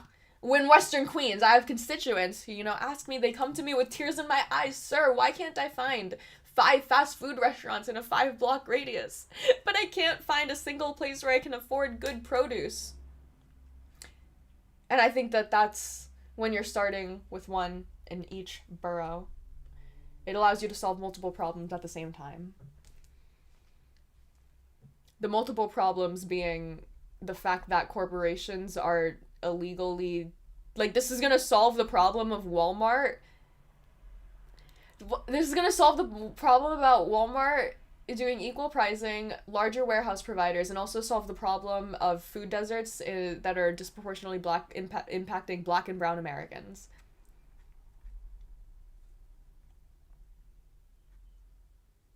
That's it. Walmart, there's also larger national questions about, laws that haven't been followed about ensuring that there's equal pricing across groceries and these kind of larger warehouse providers. But I think the second part of this argument that sometimes gets lost is that even in a city like New York, there are food deserts that are disproportionately impacting Black and brown New Yorkers, where, I represent the largest public housing development in North America, Queensbridge houses in Western Queens. This is insane. This is actually an insane... I'm gonna get so black-pilled. This is I didn't even know that this existed, but this is exactly what I was, trying to articulate earlier in the live stream of, when someone is economically illiterate and they're saying things that people that are also economically illiterate enjoy hearing, it's a bad incentive structure where whoever's the most economically illiterate retard that's saying whatever people like to hear ends up winning an election, even when they're economically illiterate. I don't think that we can throw shit at the wall and see what sticks with the economy. I don't think that makes any sense. I don't think that that's worth it. I don't think that that's the type of thing that you should be doing. Oh, well, let's just fuck around and find out. Not with the economy. You can't do that with the economy. With the economy and with foreign diplomacy, which is the 2 biggest things that the president's supposed to be fucking handling, it can't be that way. It can't be whoever gets the biggest applause. It can't be whoever's appealing to the loudest demographic. It can't be whoever's able to hone in on the stupidity of people and be like, oh yeah, state-run grocery stores, oh, I can't, oh my god, we can't live in a world like that. We can't do it. It's not gonna work. It's not sustainable. This is an insane misread. I'm kind of sad that I didn't find this out myself. Okay, let's see if I can.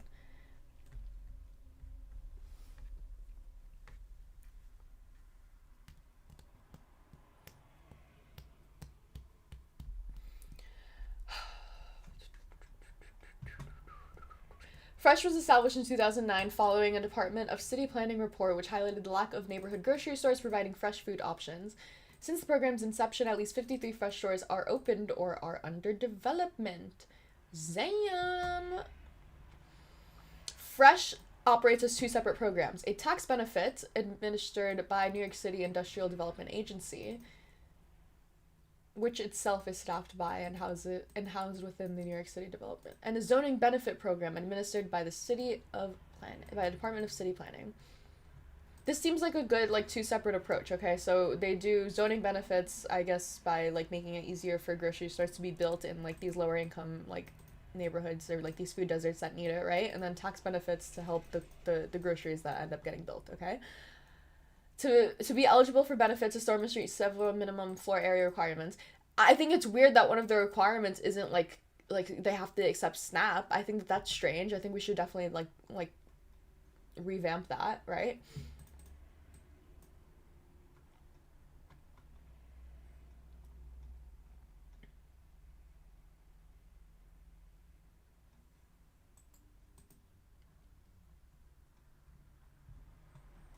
Where's the $140 million?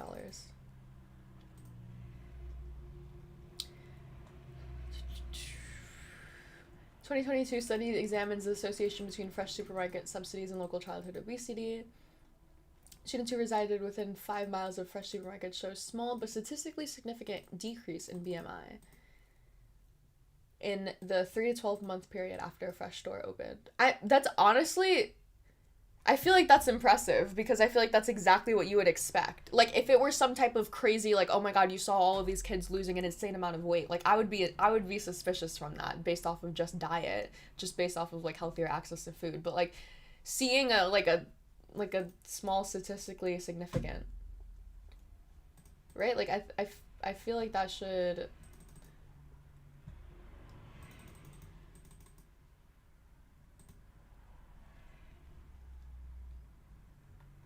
Why isn't it showing me the study? Why isn't it linking me the study? Very strange.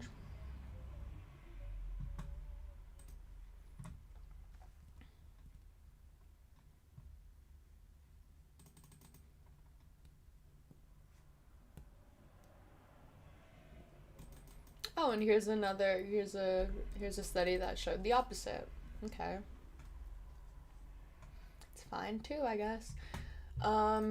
Grocery store tax incentive assistance programs. New Jersey, Pennsylvania, Minnesota, New Orleans all require stores accept benefits from state and federal aid programs such as the SNAP. But this is for New York. Why are we talking about programs in other states in New York? This is for New York.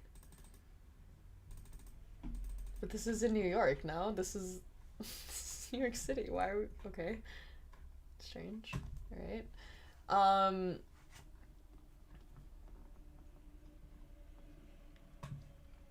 Fresh in practice. Okay.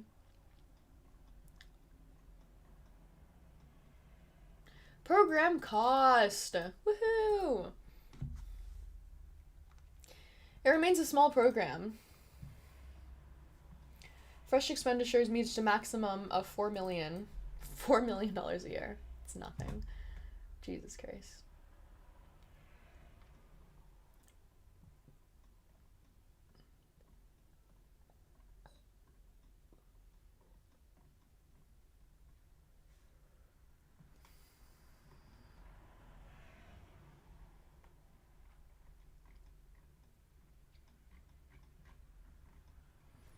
Is this supposed to say like the what? Why was this cited as like the link for the $140 million?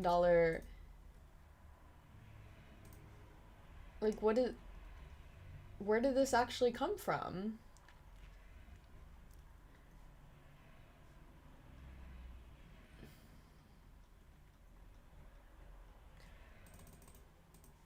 The Fresh program tax is administered by New York City's Industrial Development Agency, and the Fresh zoning benefit is administered to New York City's. All New York KIDA benefits are discretionary, and companies must request NY KIDA assistance prior to entering any property lease. $140 million. The amount of money invested into NYC's economy through Oh my god, there's actually no way that is how there's actually no way.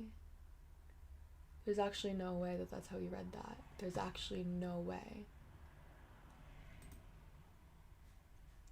Neighborhood in Oakland for a while, a couple years ago, and they put one of the community stores in those. The city was subsidizing one of the kind of probably seems like similar to the City Fresh program that you're talking about, and it was like it was a house. No, this one. Our cities and in our country, where we actually test out our ideas, and if they work, they work, and if they don't work, c'est la vie. Then the idea was wrong.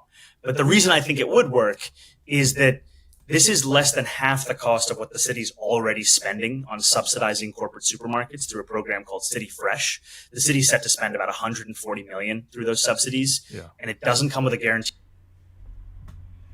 What? That he doesn't even like he doesn't even. Oh my god, he doesn't. Oh, wait, hang on. He doesn't even like misrepresent it like a little bit. Like, he's saying that the city is on track to spend $140 million in subsidies. And the idea was wrong.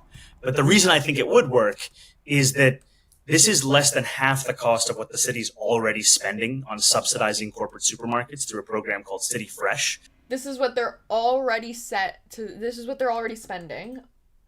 The city's set to spend about $140 million. The city is set to spend about $140 million on this program that's literally taking a max of $4 million a year. That's two magnitudes. That's insane. That's insane. Through those subsidies, and it doesn't come with a guarantee of cheaper groceries. It doesn't come with a requirement to accept SNAP or WIC or to engage in. How would it become? How would it come with a guarantee of cheaper groceries? With what? With price control? Like, you obviously you want to incentivize it, but you can't guarantee any of that. Like, no, we don't. Oh my god! Wow, that was actually really disheartening. Jesus Christ, I wish I knew all of this when I was like having a discussion with someone that was severely misinformed on this.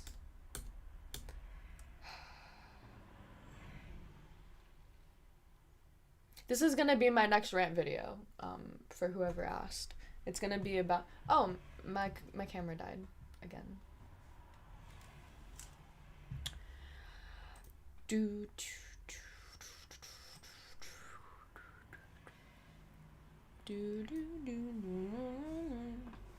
Alright, gonna run to the restroom real quick.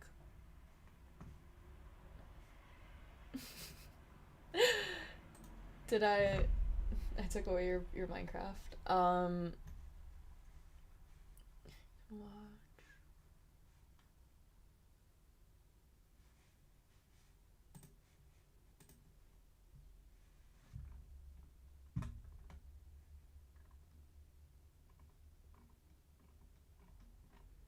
Where's my Justice Alito video?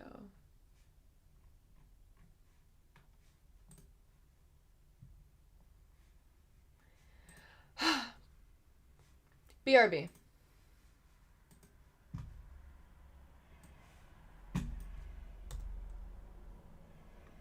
Great.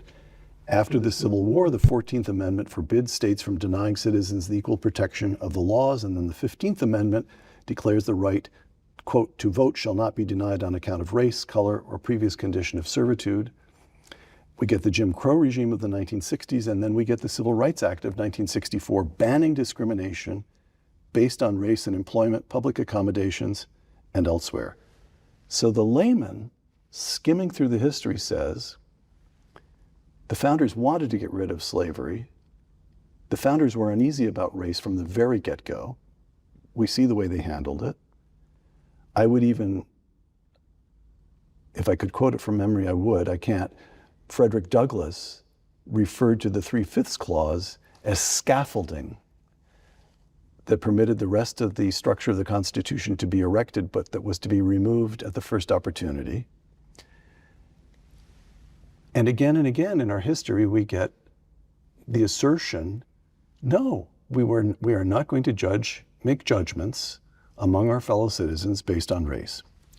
And then in 1978, which, let's face it, is a long time after the Civil War and the Civil Rights legislation, the Bakke decision, the Supreme Court holds that university policies could still take race into account, And then in 2003 in Grutter, the court upholds the use of race in university admissions once again. So, if I may, we'll come to Students for Fair Admissions versus Harvard in a moment, the case that got decided in 2023. But I look at this history, again, this is the layman thinking, I have no legal training at all, and it looks to me as though the court, on occasion, in Dred Scott, the court upholds racial discrimination with a snarl, the voice of Chief Justice Taney saying that African Americans do not have rights of the same kind as white men. Or, as in Grutter, the court says it in the nicest possible way, Justice Sandra Day O'Connor decision, quote, "We expect that 25 years from now, the use of racial preferences will no longer be necessary. We don't like it, but for this moment," but in both cases, the court is continuing to say, all right, we find making discriminations among our fellow citizens on the basis of race to be constitutional. Why does this, it seems to me to be just as a historical matter, an unusually vexing matter. It comes before the court again and again and again. The court, in the 20th century, the court is unhappy with it, but still permits it. Well, the court's record on race has been up and down, and that's similar to the country as a whole. Slavery and racial discrimination was the great flaw that was built into our constitutional system at the start with the 3/5 clause, the clause that you mentioned about allowing the slave trade to continue for 20 years. And it has taken us a long time to work through these problems. So the court was horrible in Dred Scott, of course, may have contributed to the outbreak of the Civil War. Then along came a case called Plessy versus Ferguson, 1896, at a time when social Darwinism and sort of scientific racism among the elites was at its peak, and the court said that racial segregation was constitutional. The first Justice Harlan, John Marshall Harlan, wrote the best dissent in the whole history of the Supreme Court in that case. In Plessy. Yes, in Plessy, where he said that in our country there's no superior race, there are no castes, the Constitution is colorblind. He was all alone. And he was a Southerner, as I recall. He was a Southerner, and he came from a slave-owning family. But he was courageous and made that argument, which of course was true and has stood the test of time. Then the court finally overruled, in effect, Plessy and Brown versus Board of Education, 1954. We saw the reaffirmation of the same principle that Harlan had articulated in Plessy in Dr. Martin Luther King Jr.'s famous speech at the Washington Monument, which everybody should be familiar with. I look forward to the day when my little children are judged not by the color of their skin, but by the content of their character. But then in Bakke, the court did some backsliding, and I think it was well-intentioned. It was perhaps thought that this was something that should be done for a period of time to try to get over the after effects of a long period of segregation and discrimination. But the precedent lasted, and it metastasized, and I think it came to do great damage to our society. So it was important to correct it in Students for Free Admissions. Let me, if I may, on that case, set it up. 2023, Students for Fair Admissions versus Harvard. In taking race into account in admissions, the court found Harvard violated the 14th Amendment and the Civil Rights Act of 1964. Chief Justice Roberts writes for the majority, quote, "Eliminating racial discrimination means eliminating all of it." How do we understand that in relation to Grutter, that the court decided it couldn't wait 25 years? Is that a rebuke of Grutter, that Grutter was incorrectly decided? In other words, as best I can tell, one needs to understand what the court meant in relation to Grutter to understand where the court goes from here. Well, I can only speak to myself on that point. I think Grutter was wrong. I think Bakke was wrong. I think that our Constitution is colorblind. I find it hard to see how we're going to hold together as a country, in a country with people of every race and every ethnicity. How are we going to hold together if we don't regard each other simply as fellow human beings, as fellow Americans, and judge people based on their individual characteristics? So I think the whole path of that the law, constitutional law took from Bakke until Students for Fair Admissions was a mistake. As I said, I think some people may have thought this is something we should do on a temporary basis. That was the flavor of Justice O'Connor's opinion. Right. But I think that was a mistake. Well, so Justice Alito, if I may, you just made a very striking assertion, which is that you believe the Constitution is colorblind. That if I may probe that a little bit, it is there, I suppose that means it is unconstitutional in some large portion of the realms in which we live, professional life, public accommodation, politics in various forms. It is unconstitutional for us to draw distinctions among our fellow citizens on the basis of race, full stop. Yes, absolutely. I think that's the core principle of the Equal Protection Clause of the 14th Amendment, and I think it's essential for the well-being of our country.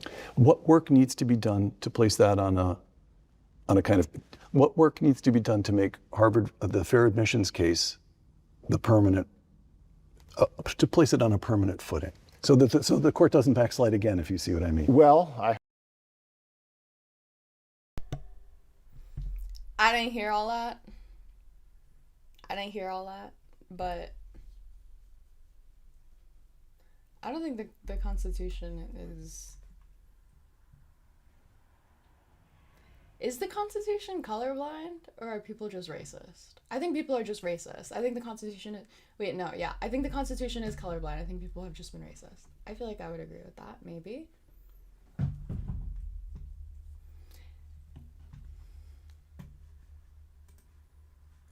I should watch this back at a later date.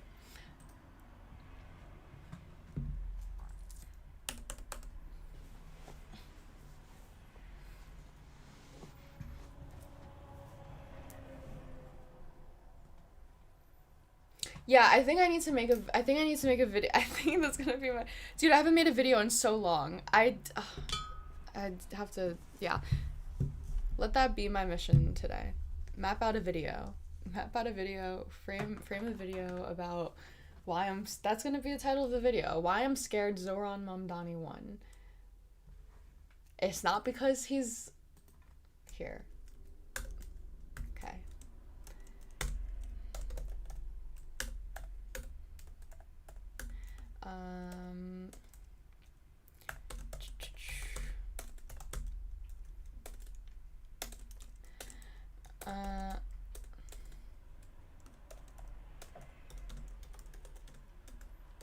Not because he's anti-Semitic or a socialist or...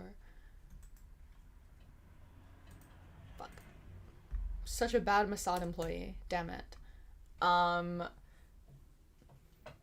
because he's anti-Semitic or a socialist or brown.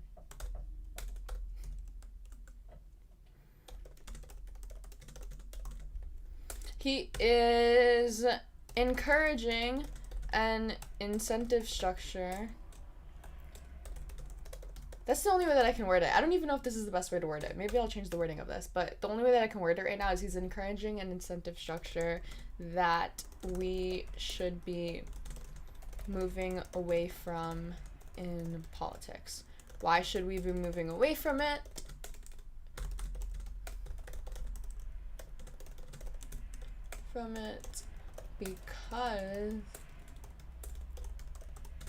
Because it is impossible to govern based on a faulty understanding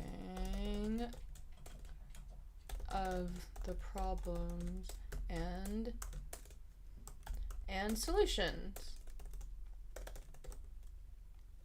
solutions. And the incentive structure is not based on effectiveness at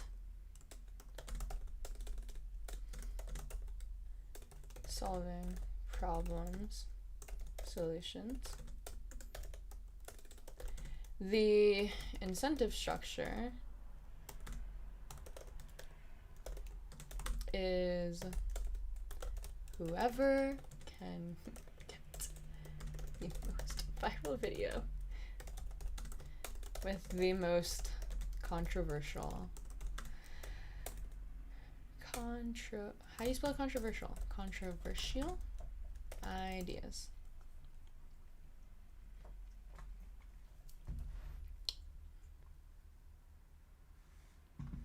What's a KPI?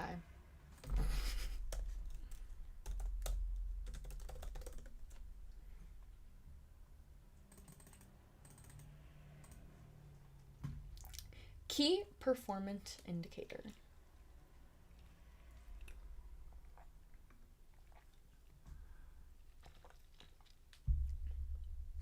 It's ginger ale, by the way.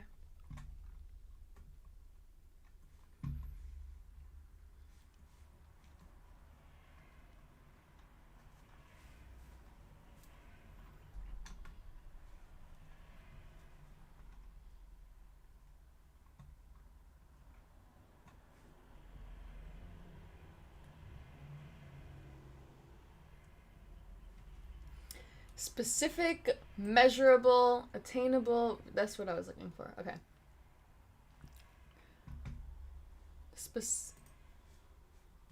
A specific.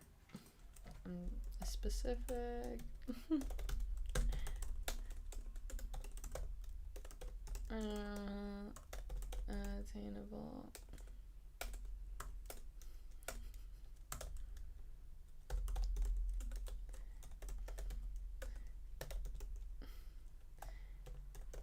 Is it smart?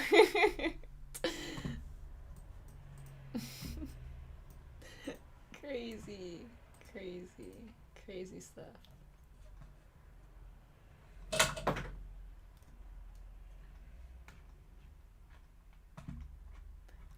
I just have to write it out to remember it.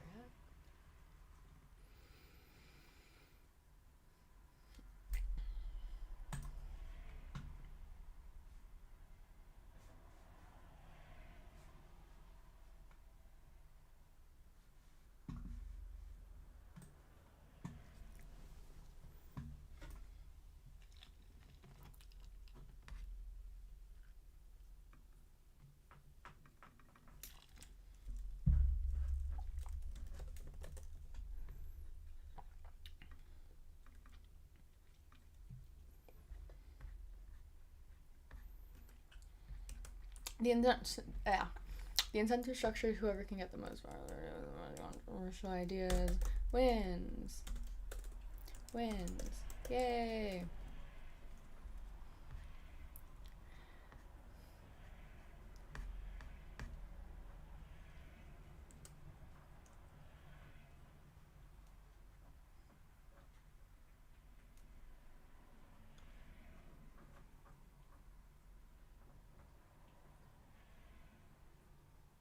Am I defining my... Wait, hang on. I need someone to explain this to me. Am I defining my KPIs or is Mom Donnie needs to or am I...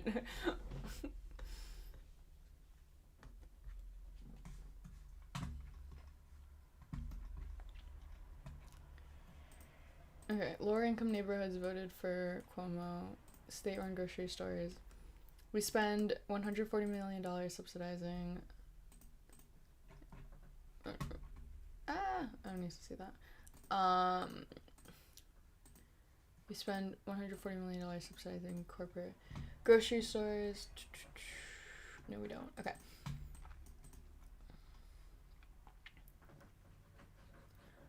All in all, the city has given up about... Where's my source for this? Why doesn't it source it? What the flip?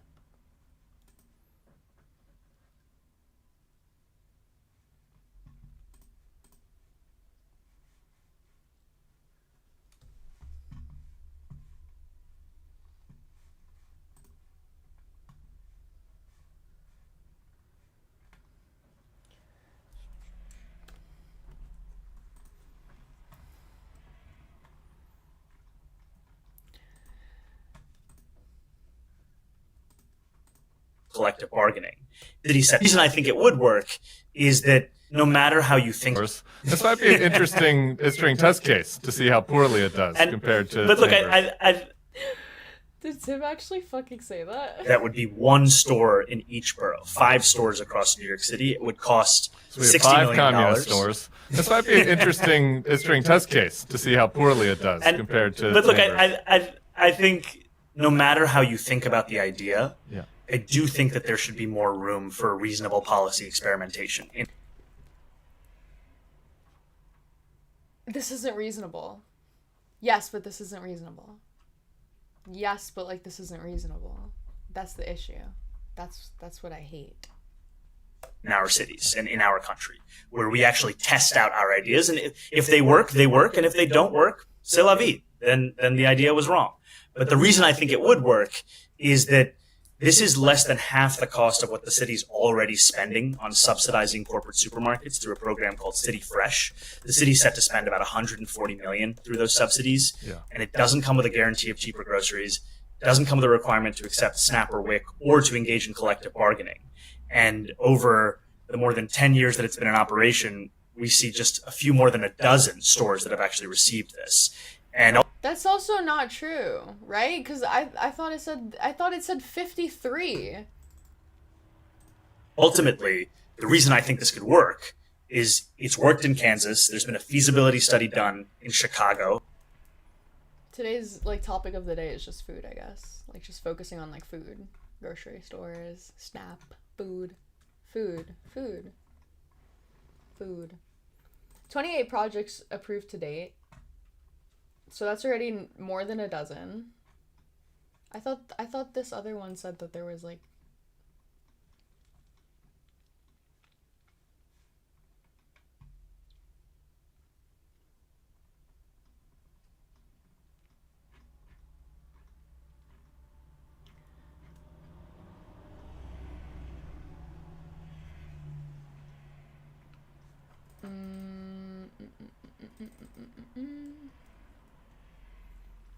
how many, what would it even say?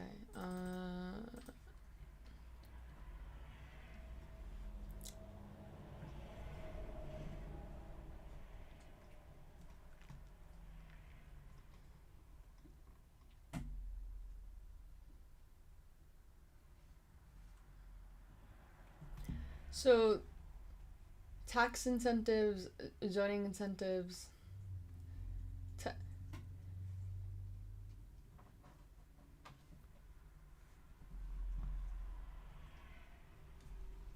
today, 23 of New York City's fresh...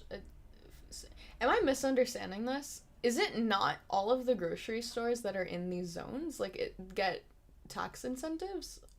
It's only... Is it only specific grocery stores? 11 of 27 of projects receiving tax incentives are within a half-mile of another tax incentive recipient store. Isn't that not a good thing? Because then they're just overlapping and you're just giving the... I'm very confused. I'm not going to pretend like I understand what any of this is. Each year, around 25 to 30 projects reach out about fresh benefits, of which only a few applications make it before the board for a final... Okay, so it's not all of the grocery stores. You have to apply for it.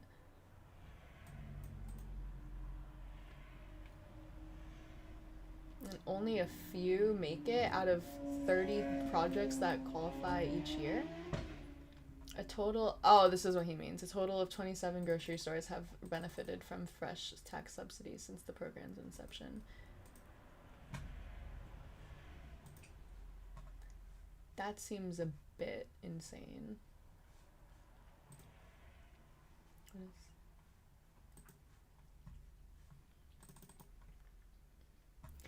Why are these are terrible footnotes. I want footnotes that give me more information, not just like a little additional sentence. Jesus Christ. You're supposed to get it if you build the store in a food desert. Okay. So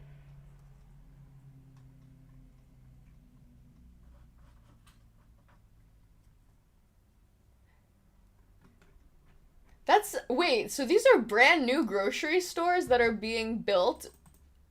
I feel like that's a bit more impressive. If if it's a dual program, right, that's getting put in place. There's one program that's the zoning benefits, and then there's one program that's the tax incentives. And you've gotten this many grocery stores all built just because, that's... Why are they all next to each other? Why are they all on top of each other? But, that's impressive, no? Over 20 years is not impressive, though. That's insanely slow.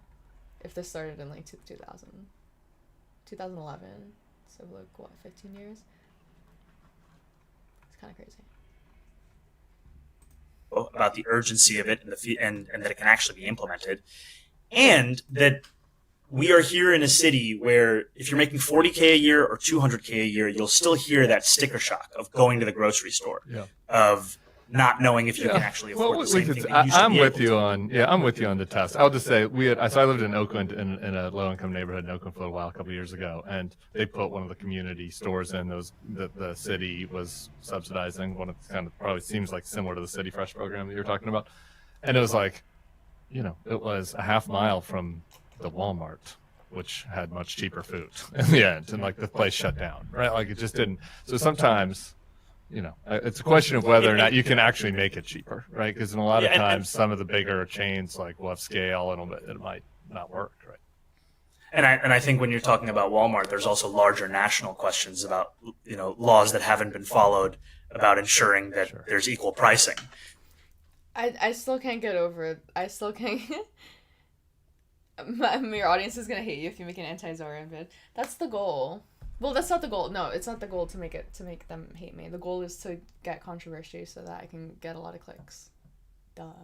It wouldn't actually be me hating on Zoran. I obviously don't hate the guy. I just think that it's a bad incentive structure to set up. I was trying to explain this to someone. I don't know how to explain it if you don't just intuitively understand that there is a difference between local and national politics. But I feel like a lot of people don't understand that because everything gets amplified so much because of social media now that everyone thinks that their local senator is gonna change the world single-handedly. And no, your local senator is supposed to change your world, you specifically, and your local way. Not the national, global, not the national, that's only for presidents. So I feel like he's good for mayor of exactly what, honestly, mayor of New York, I feel like he'd be good for, my ideal, he'd be good for, I don't know. Yeah, mayor of New York is, good, I guess. But, local is what I mean. This guy, I would absolutely kill myself if he ever made it on the national stage. Unfortunately, this was a nationally broadcast election because everyone pays attention to New York. So that's why I'm concerned. I feel like it's fine as so long as he stays in New York. As long as he stays in New York, and New York is a progressive city. It makes sense. And I feel like that's exactly it makes sense for the demographic. It doesn't make sense for a national.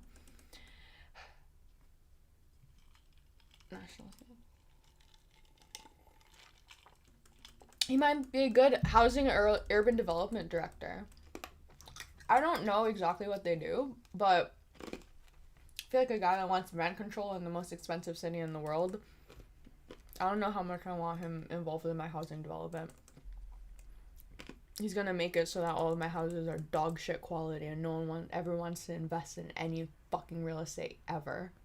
Across groceries and these kind of larger warehouse providers. But I think the second part of this argument that sometimes gets lost is that even in a city like New York, there are food deserts that are disproportionately impacting Black and brown New Yorkers, where, I represent the largest public housing development in North America, Queensbridge Houses, in Western Queens.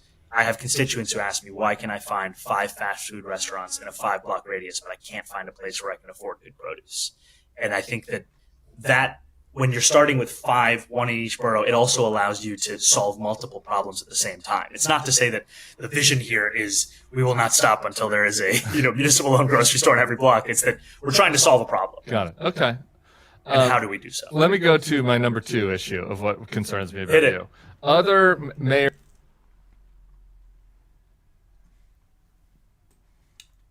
You need people that believe Gov can actually do things to begin with. If they don't believe in government action, they just sandbag the agency. Yeah, I agree. I think there's other people out there. Mayors of your ilk, whatever we want to call them, DSA, squattish, progressive. I do love running on, like, affordability and housing. And I've been saying this, since, like, for a year now, since, like, last election. I think that whoever is, like, next in,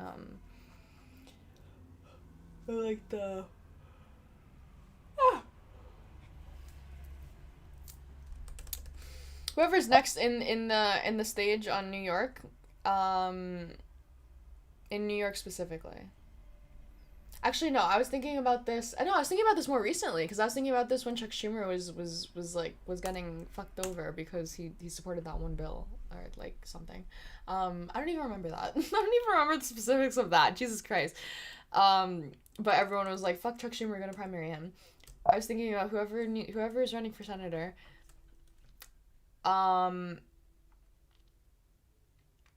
Probably would need to run on housing and like building housing and like affordability in housing.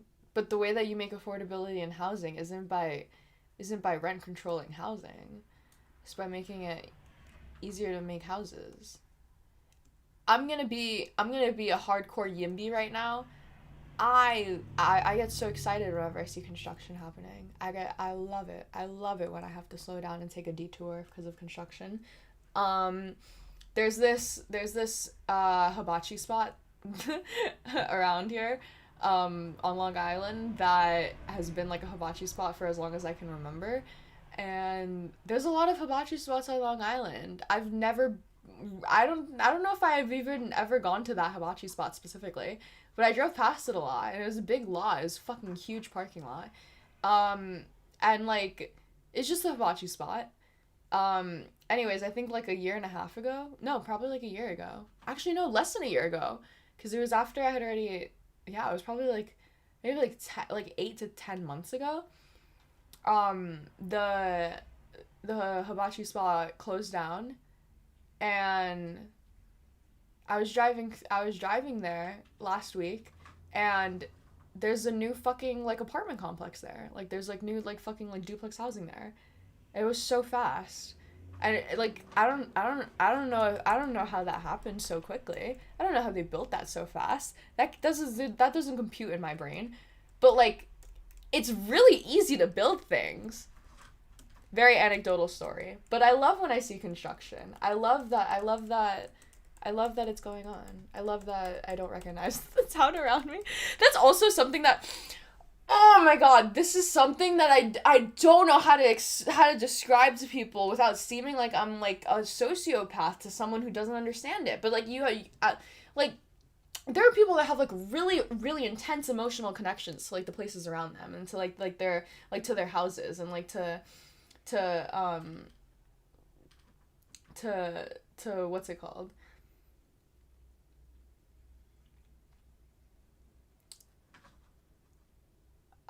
Sorry, I got distracted by the chat because I'm confused. Damn, I lost my train of thought. I forgot what I was saying. Jesus Christ. Hang on. I could just watch it back. What was I saying?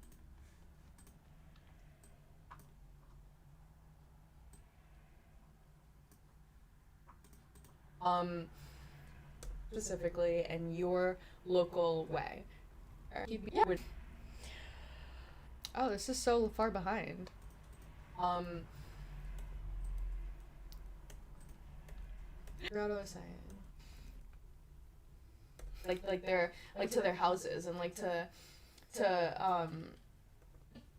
there are people that have like really really intense there are people that have such intense emotional connections to their houses and to their neighborhoods and to like their favorite local deli, and I get it. I do 100,000%. Okay. But like the way that some people were acting when we were moving away for college is like unhinged. Like there's no reason that you should have that much of an emotional attachment to a location that is going to always be there. Like it, maybe it's just me. I moved around a lot as a child. I think I lived in like 8 different houses. Like total, probably more, honestly. I feel like 8 is like a pretty good estimate, give or take. It's really easy for me to like pack up and move, and like all in the same like area too. Like it's really easy for me to just like pack up and move around. Like I don't have like that like and I just moved into this place like in March, I think, right? Is it July? It's my mom's house. I'd like. I don't know. Maybe it's just me. Maybe I'm just a sociopath. But I don't understand the emotional attachment that some people have, where it's like, oh no, they tore down my local hibachi spot and replaced it with an apartment complex. No! What am I gonna do? Like, go to the next hibachi spot. Who cares? Oh my god, sorry. Aren't you a bit old to live in your mom's house? I'm 19. I listen. I moved out when I was 17. Things happen. Shit happens. It's the economy, man. I made it back here somehow.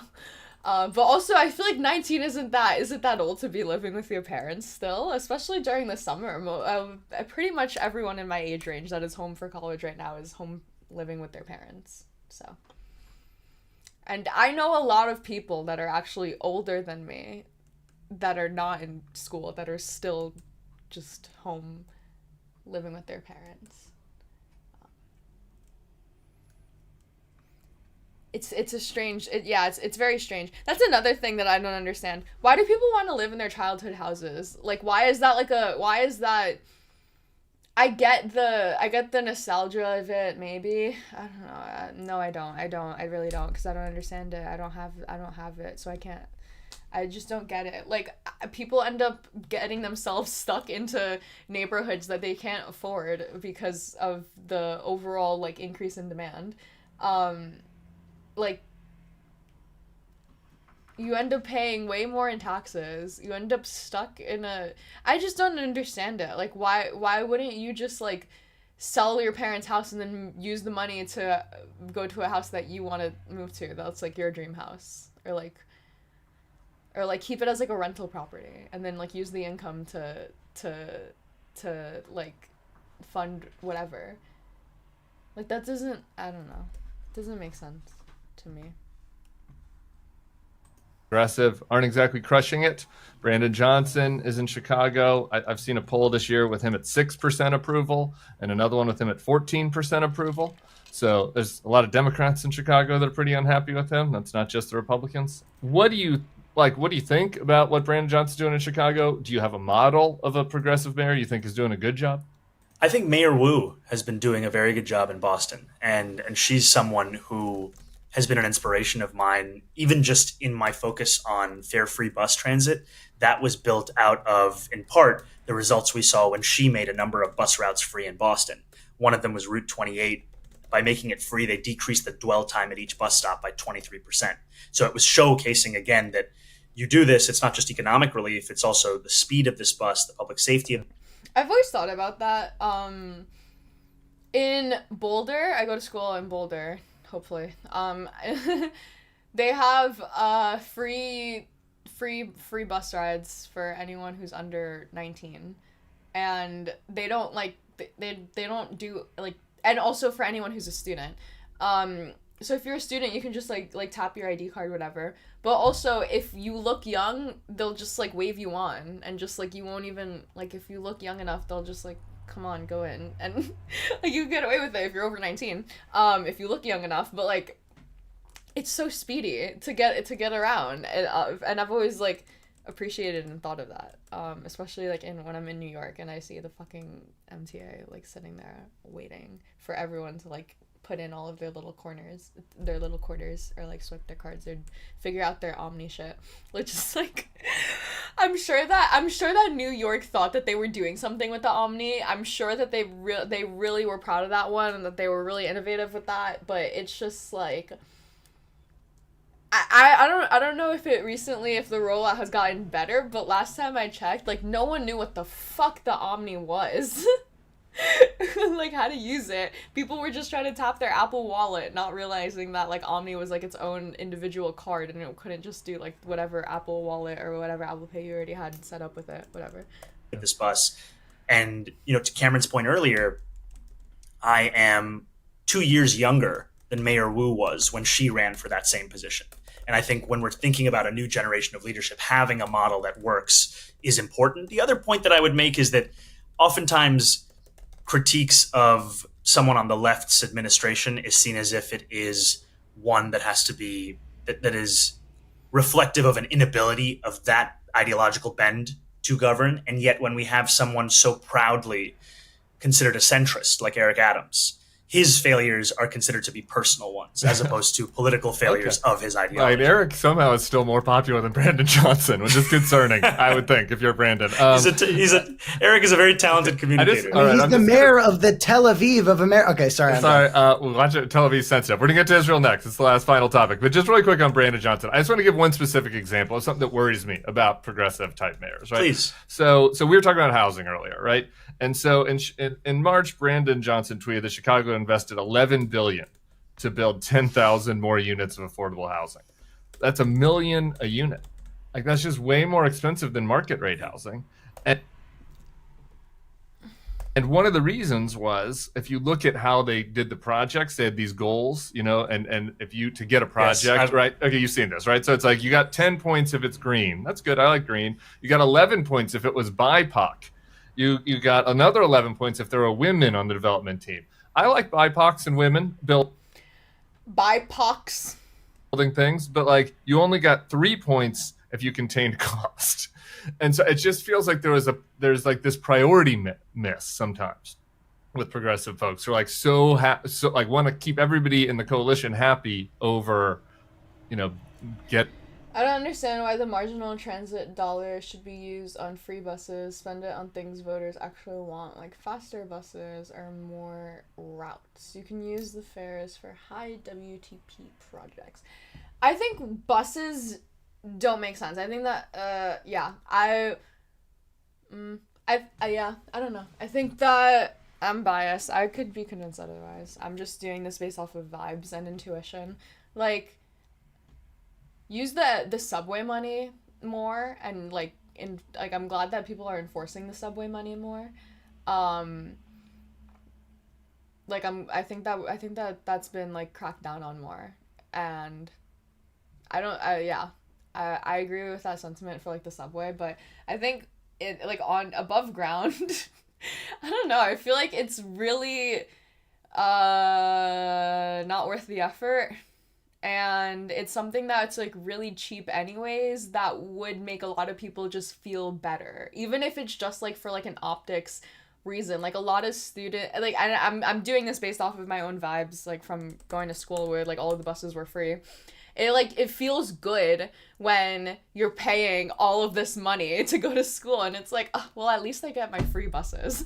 It's like, you're paying all of this money just to breathe in New York City. Like, at least I get my free buses. Like even if it's just the buses, if it's not like anything else. I understand the sentiments with the buses. I think it's cool. Getting or maybe just doing like, honestly, I don't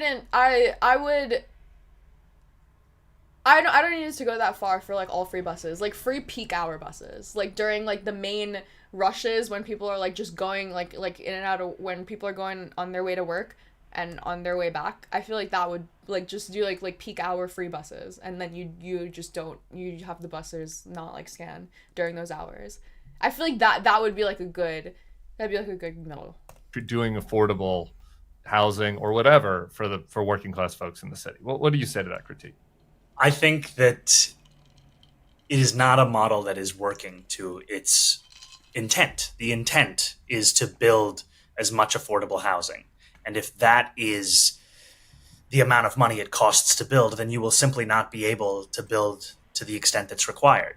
And it's interesting in that, that cost per unit that you're highlighting is one of a critique of a public sector position. And then also here in New York City, we've had a very different style of incentivizing the production of affordable housing through tax incentives for developers that has seen similar costs of more than $1 million oftentimes for the creation of an affordable unit. And I think that this is also where earlier in the conversation we were having, on the left, we have to care about excellence in public service, because if our whole vision for affordable housing is unable to actually match the scale of this crisis, then it's not worth its salt. And to me, I think we also have to ask ourselves larger questions of how do we drive down the cost of so much of what we build? Because it's very tempting to look at the Second Avenue subway being the most expensive subway mile in the history of the world and say, oh, this is because of labor costs, when in reality, Paris has just as strong, if not stronger, labor unions, and their cost per mile is significantly lower. And I think a lot of this comes there weren't 100 from consultants getting paid. Yeah, and I think that's the thing. In the first phase of the Second Avenue subway, we spent more on consulting than construction. And I think this comes back to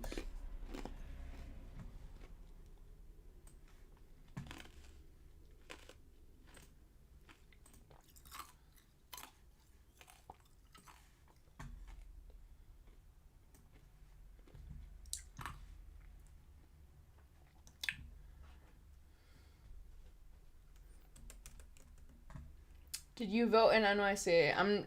I live in Long Island. I don't live in the city, so I couldn't vote. I know people that did though, and I voted for Mamdani, which is fine.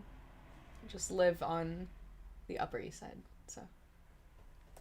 There's an addiction we have to contracting, to consulting. But I think also what we need to do more of is say that this is the amount of money we're spending, and we have to work backwards from this. How do we ensure that we are actually able to innovate in the public sector?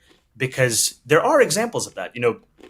The mini fridge in the United States exists because NYCHA, New York City Housing Authority, put out an RFP for a specific size fridge that could fit in a public housing unit.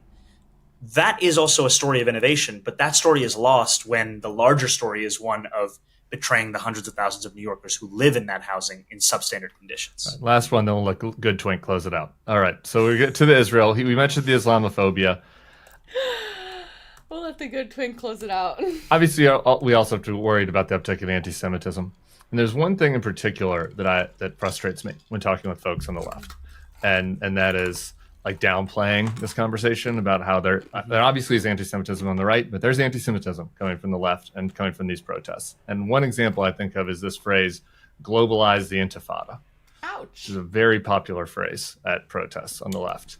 Ow. And maybe some people say that phrase with good intent, but there's certainly some people who are saying that phrase with violent intent. So I wonder what you think about that, about the phrase globalized intifada and what we've seen as some anti-Semitism coming from the left-wing protesters. I think What?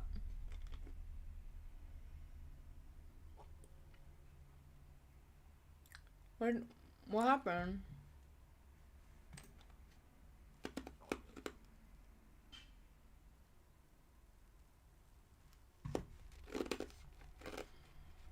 Did something happen to my stream? Why did I get an oh no and an aria?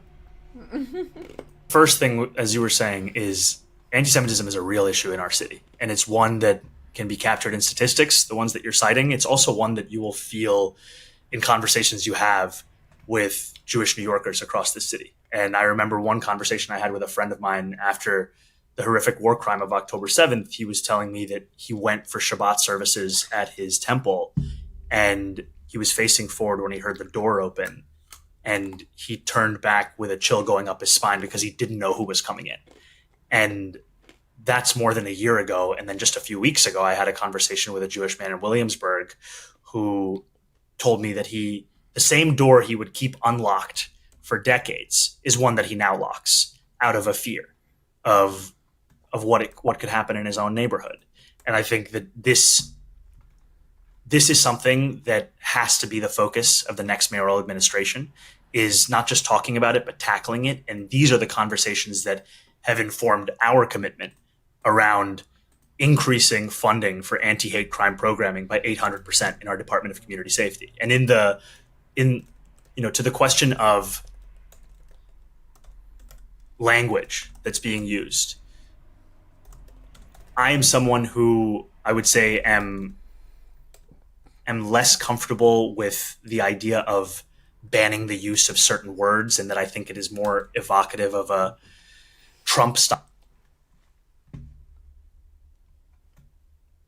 I feel like I watched this interview and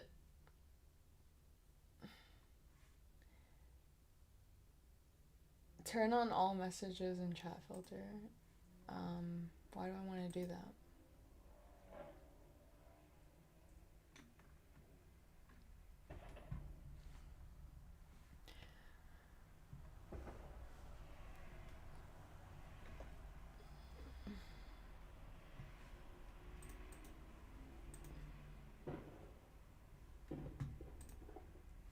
I think I have to reset the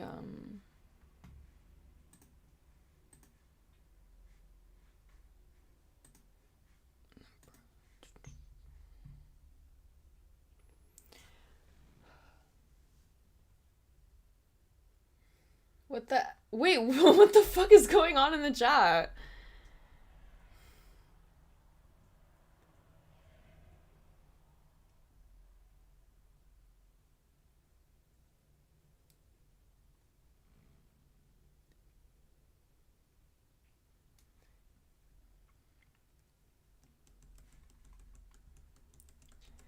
I don't know what's going on. That's what I'm asking. Is 7,777 is confusing me.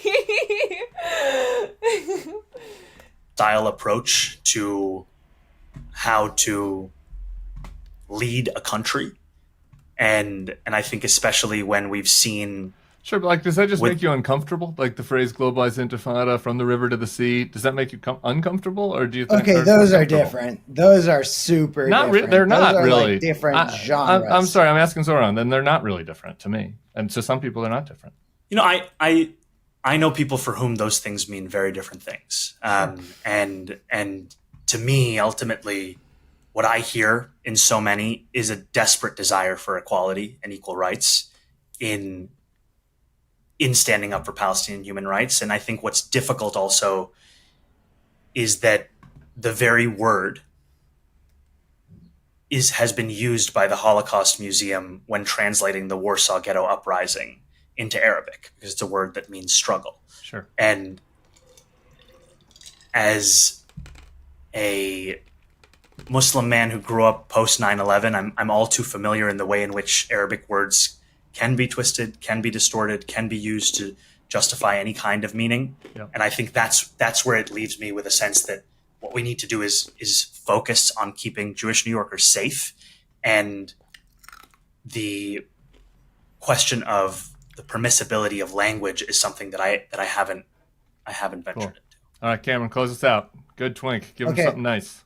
While we're on Israel, I want to do 2 quick hot takes. This is a new segment called Hot Takes with Cam and Zoran. Zoran's going to rate my hot takes. Number 1, I find myself talking about the women and children in Palestine who are being indiscriminately killed, and I try to reason with people and talk to them about what's going on and tell them how tragic it is, and I'm always talking about these innocent women and children. And I feel like it's kind of fucked up that I say women and children as if it's okay that the men are dying. And I feel like when I say it like that, I'm sort of playing into the hand of the people who want me to be hateful and fearful and who want me to think that every guy who's getting fucking killed by these bombs is a terrorist. So I don't really know how to move forward with it, because saying women and children is a way to get... I'm too soy for my own good. And how do I help? How do I fix it? Do I need to use a gender neutral term to describe the genocide that's going on? Why am I even thinking about gender neutral terms when there's a genocide going on? Get some sympathy from people who otherwise are not sympathetic towards the issue. But also, I don't want to be part of this like general vibe that, oh, okay, but when the men die, that's just how it is. That's my take. I think about this often, and I think about the way in which certain words convey innocence and certain words convey almost a complicity. And there was even a time during the height of drone strikes where our government would define military combatants as being military-aged men. We're talking about any man between the ages of 18 and I think around 50 or so. And you are just assumed to be guilty by virtue of being in that age range and being a man. And I think that what you're saying also speaks to the fact that humanity has to be something we give to all people. And that also means going beyond just the easy aspect of who we should grieve and who we believe in some sense is actually beyond worthy of that same grief. Cameron, we're over, and I'm pulling rank. We need to get him on the Never Trumper thing. We forgot. We're over time. We have to get him on Trump. This is the home of the Never Trumpers. If I'm going to be bad cop, I need to also let you cook. So can we close on that? I mean, Donald Trump is fucking militarizing our cities. He's just put out a bleat yesterday saying that he wants to send more ICE agents into New York, militarize New York. If you're mayor next year, and he's trying to send the troops on that. Hang on, sorry. That that clip when they were talking about Biden would pardon when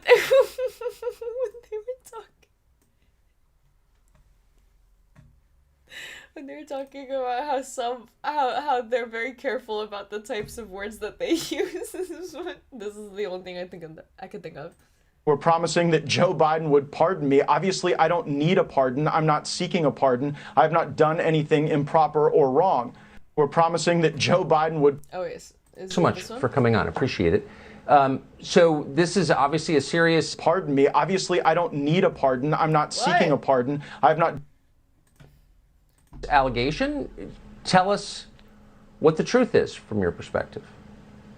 It is a horrible allegation, and it is a lie. The New York Times is running a story that I have traveled with a 17-year-old woman, and that is verifiably false. People can look at my travel records and see that that is not the case. What is happening is an extortion of me and my family involving a former Department of Justice official. On March 16th, my father got a text message demanding a meeting wherein a person demanded $25 for making go away. And the FBI and my dad's official video record, which they're merely intend money. Fuck, oh my god, what's the clip that I'm thinking of? Where it's like 17-year-old girl, and then Matt Gaetz cuts him off and is like, 17-year-old woman. And then Tucker just stares at him.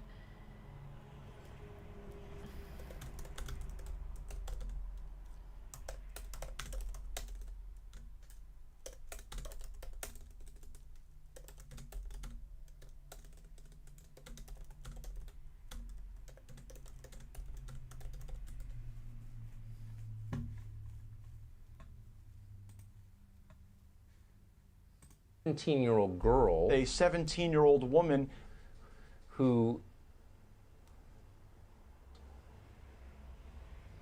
you had a relationship with. Is that true? A 17-year-old woman. That's probably so deceptively edited, but like. We're just getting some new details on a U.S. was impeccable. The woman you're speaking of, or the context at all, honestly. Carlson said he did not. Context at all. Girl who you had a relationship. So they're saying there is a 17-year-old girl who you had a relationship with. Is that true? And who are they? Who is this girl?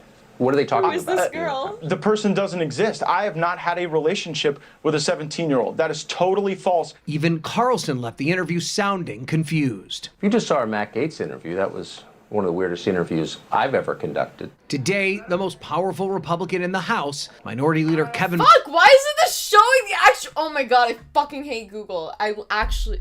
Whatever.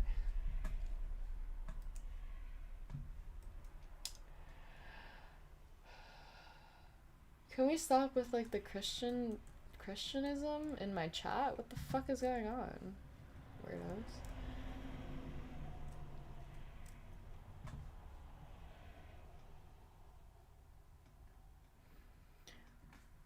Why do I hate Mamdani so much?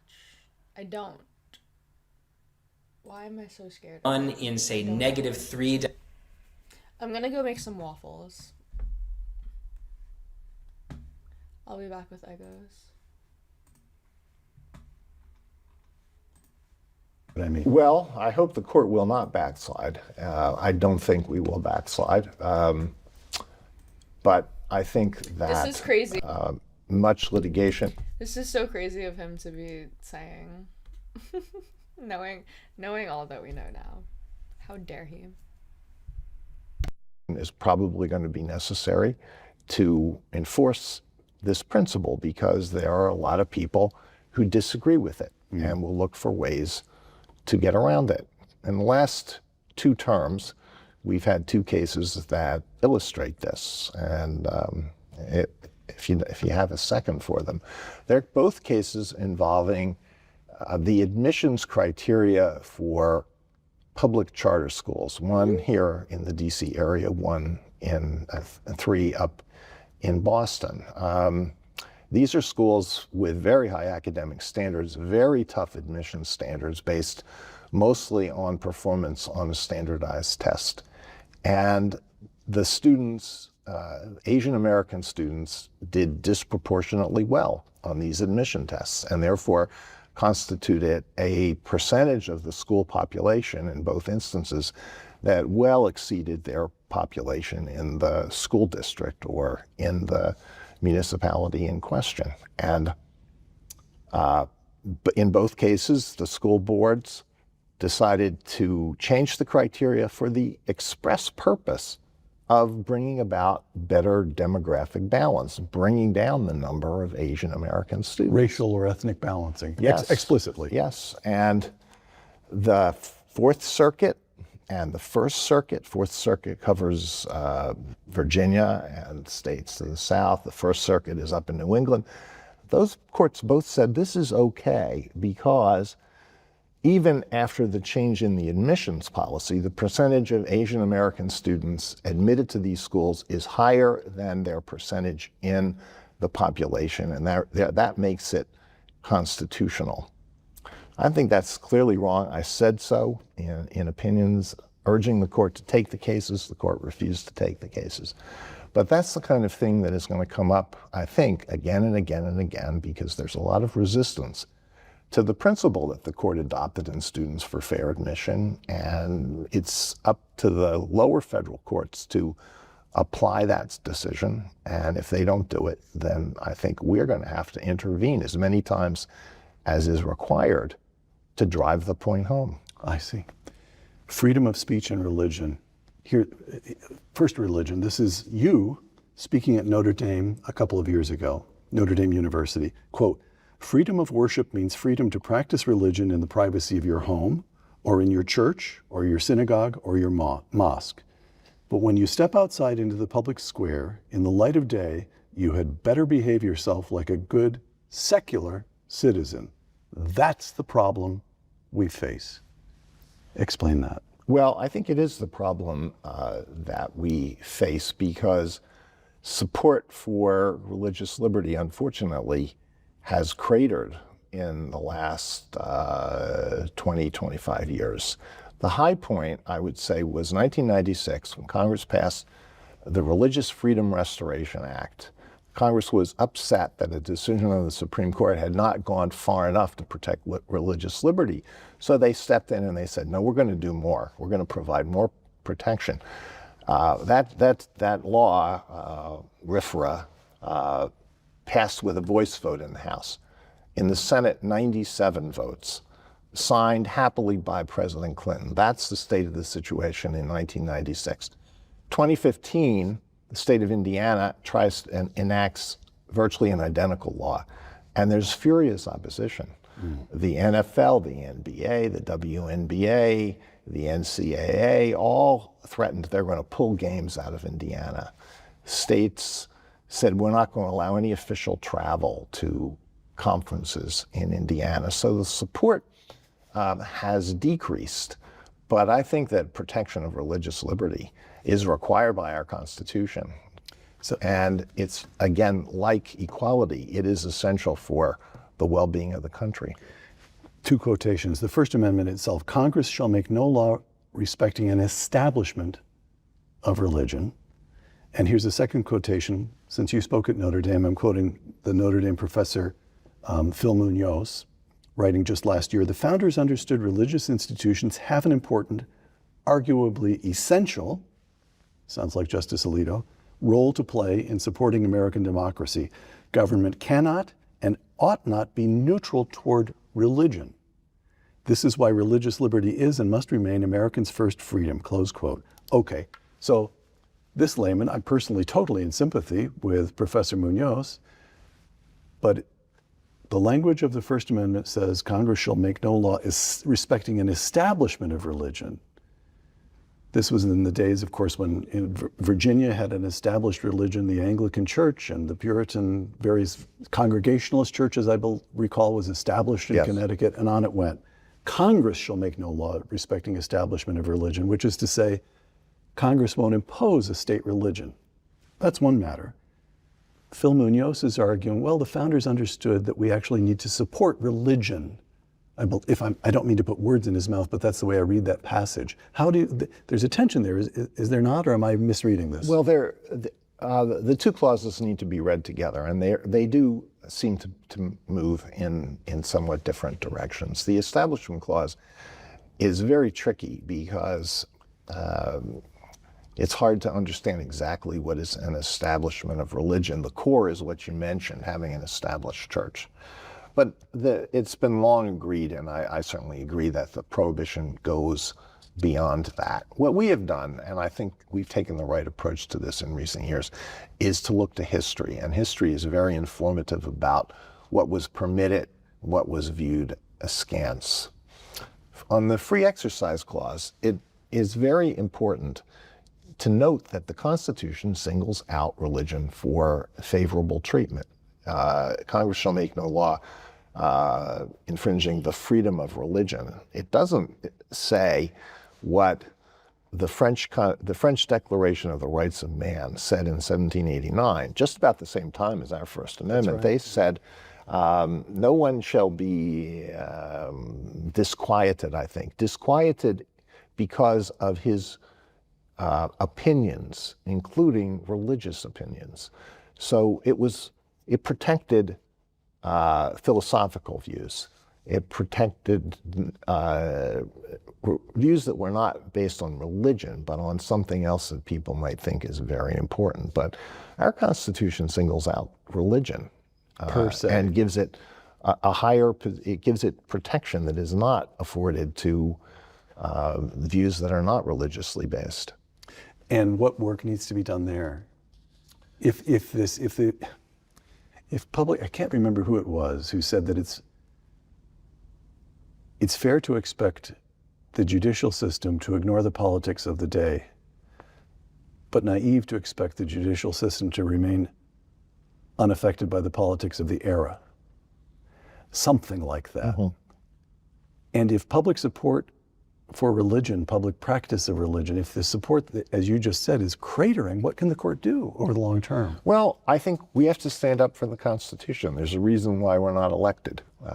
We are not supposed to do what is popular. We're supposed to do what is right. We're supposed to interpret the Constitution and figure out what it means and then apply the Constitution. That's the purpose of this institution, the core purpose of this institution, to prevent society at times we're basically a democratic country, but the framers wanted to put some restraint on things that people might do because of during a particular area, because they're caught up in the emotions of that are triggered by the events of the day. So we have to stand firm on this.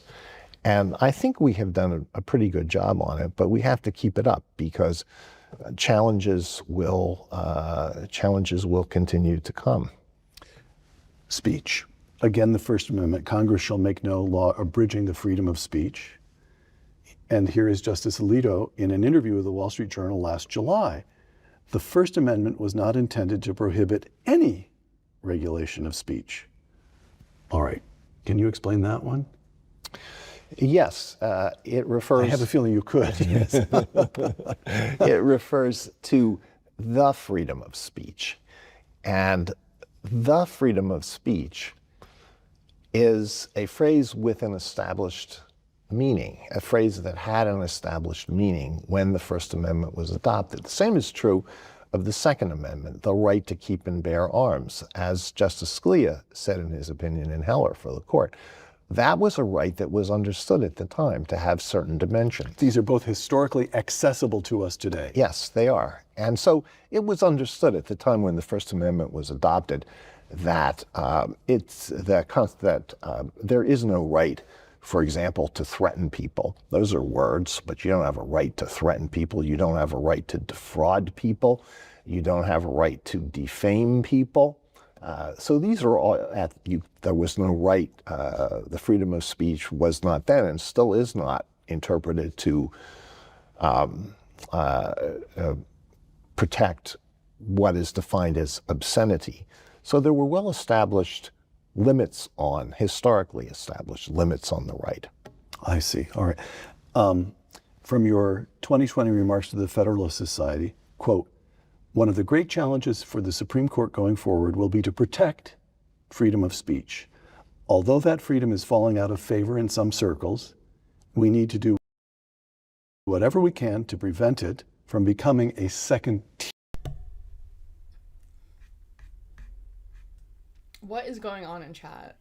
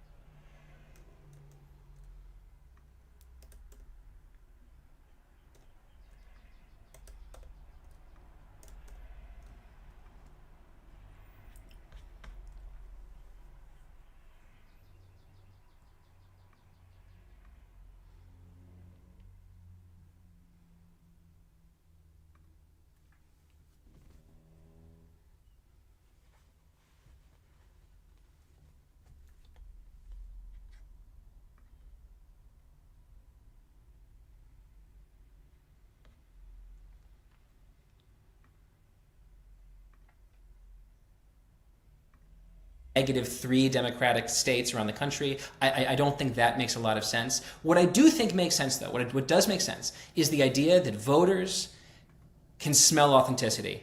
They can smell sincerity. You can say a lot of terrible things about Donald Trump, and God knows that I have. One thing that Donald Trump is incredibly sincere about is the fact that he frigging hates liberal elites. And he has since the 1970s, the 1980s. They kicked him out or wouldn't let him into the cool Manhattan clubs. They wouldn't let him into the cool Manhattan areas. He despises these people. And folks who hate liberal elites can smell that on him. For all of his strangeness and his bullshit, they can smell that one nugget of authenticity. It's very, very difficult, I think, to lie to people over and over and over again about something that you truly don't believe in.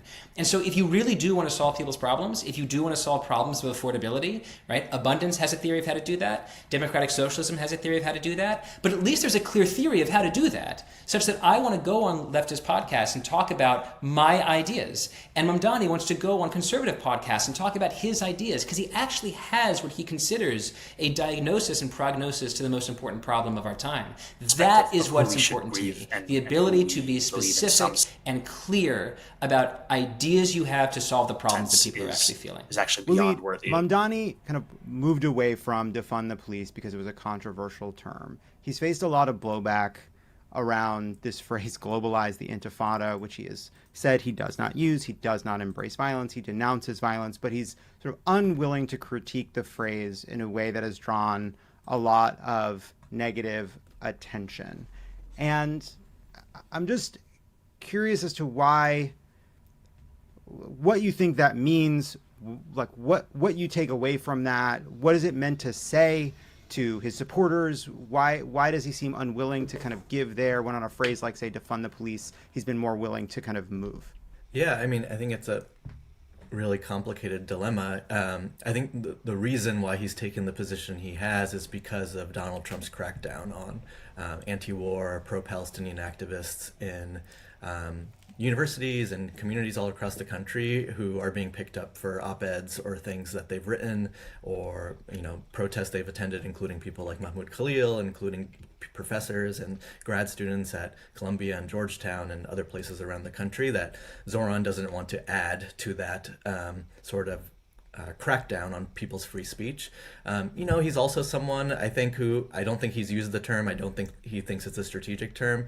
His father is the literal professor who's written books about, things like when the American media uses scary Arabic terms that, mean one thing and for one community and mean something else when it's deployed in a American, or in this case, Jewish context. If you go on Wikipedia right now and type in intifada, you'll find probably 10,000 intifadas, most of which have nothing to do with Israel or the Jewish people. But, in the context of politics and in communications, when you're explaining, you're losing oftentimes. And so I think this is a complicated thing for him. And, I will say that part of the person on the media beating the drum about this is Jonathan Greenblatt from the Anti-Defamation League, who engages in a lot of defamation of Muslims and Arabs and even Jews who are critical of Israel. And so I don't think Jonathan Greenblatt is going to be happy with Zoran at any point in his political career. And so it's just feels like sometimes there'll be one controversy here and then there'll be another one, but it will be something that Zoran has to navigate through his political career in New York. Like I don't know, I don't see a situation where the ADA or Jonathan Greenblatt will ever be happy with Zoran, given Zoran's positions on U.S. policy toward Israel. No, I know. I feel conflicted about being conflicted about this myself, because I can't stand the way Jonathan Greenblatt has been weaponizing anti-Semitism. I find it disgraceful. He's become like a tool of the Trump administration in being willing to entertain what Trump is doing to crack down on Harvard and Columbia and other schools. And so this is sort of, I think, what's interesting is I hear what you're saying, and a place where I think that the kind of pro-Palestinian movement has gained a lot of ground is by saying, hey, we're not going to privilege feelings about words over what is an ongoing atrocity in Gaza, what is an ongoing systematic abuse, murder, war crimes against an innocent people. Feelings should not be so important. But I don't think the phrase is useful, because I think we need to be building as big a coalition as possible to be against Netanyahu, to be against ethnic cleansing in Gaza. And as someone who wants to see the success of this movement, I don't use the term, and I would encourage other people not to use it, while understanding that we all have to come together to fight back against what Israel's doing in Gaza. And I want to understand. I'm glad you enjoyed my cheering, ASMR. Thank you. And why saying that seems like a concession. Yeah, I think you raise good points. I think we're also in just uncharted territory where I don't think there's ever been someone from the pro-Palestinian movement or a Muslim or an Arab at this level of political power in as Jewish of a demographic as Zoran. And so, we're like in the transition period right now where, nobody ever has raised the question about like when Eric Adams or Andrew Cuomo, parade around with 1,000 Israeli flags a year after war crimes, like if that would make Muslims uncomfortable or Arabs uncomfortable, or is that Islamophobic? And I think what will end up happening because of Zoran's passion and convictions on this issue is that something akin to the More Perfect Union speech of Barack Obama in 2008 in response to the manufactured controversy over Jeremiah Wright's remarks, like if he wants to be mayor of the city, at some point he will need to articulate. I don't know how speeches do in today's information environment, but something along the lines that is able to bring people together, that isn't just a soundbite or a clip. I think Zoran feels really deeply about this stuff. I think Brad feels really deeply about this stuff, and I would hope they would be able to build something that isn't just like a media hit on NBC, but something that's really thoughtful about, this has never been done in American politics, is build this coalition between someone like Brad and someone like Zoran. And so I think it's happening in live time, and I don't see it going anywhere else but some sort of big kind of thing like that articulates his vision on the issue. But he wants to be known as the affordability candidate and the person who's fighting for working class New Yorkers, and I don't imagine that speech will happen in the next few weeks. Derek, you've talked about there being kind of a connection, a thread from this, I think, often heightened and hyperbolic debate on what is a deeply sensitive issue in New York to some of the more policy-oriented debates around governing a progressive place like New York, right? When you have to pick a fight with your own side, or when you have to hold the line to prove your kind of bona fides to keep your coalition together, whether it's activists on a college campus or kind of public sector unions. I'm just curious what you think about this. I think Mamdani has shown some extraordinary promise on the campaign trail and in conversations on television, on podcasts. That said, those are just words. How is he going to be as an executive of the mayor of New York City? I have no idea. And the truth is, I'm not sure that anyone should have like a really, really clear idea of how great of an executive he's going to be, because this is not like a job that he's previously had. I was talking to Nate Silver about this yesterday on a Substack podcast, and the analogy they came up with there of course, is like, and of course you were. but like, maybe tell me if this lands or not. Like in sports scouting, right? In NFL scouting, for example, sometimes there's a quarterback who's drafted in the first round who's played very few games in college. But the promise that they show in those few games is electric. Like the combination of skills that they have is like something that nobody's ever seen. They can throw the football further than anybody that's ever been tested at the combine. They're faster than anybody that's ever been tested at the combine. But how many reps do they actually have under center? Very, very few. Right? You should have an enormous amount of uncertainty about what exactly this person is going to be like when they become the leader of an NFL team. And that is fundamentally how I feel about Zoran Mamdani. Like he has a combination of communicative skills and political instincts that I think seem really quite special. But running New York City is not about choosing the right words in the right moments in front of the right cameras and mics. New York City is an unbelievably complex organism, and he has to put people around him, I think, like Brad, who really understand how to work the buses, how MTA works, how the interplay between state government and city government works. I'm really interested to see who he surrounds himself with, on the one hand. On the other hand, I'm interested to see who he's willing to disappoint. I think running New York City, or really any political job, I mean, you saw this maybe in the White House, politics is harder than campaigning. It requires making trade-offs and disappointing people that you promised certain things when you were campaigning for that job.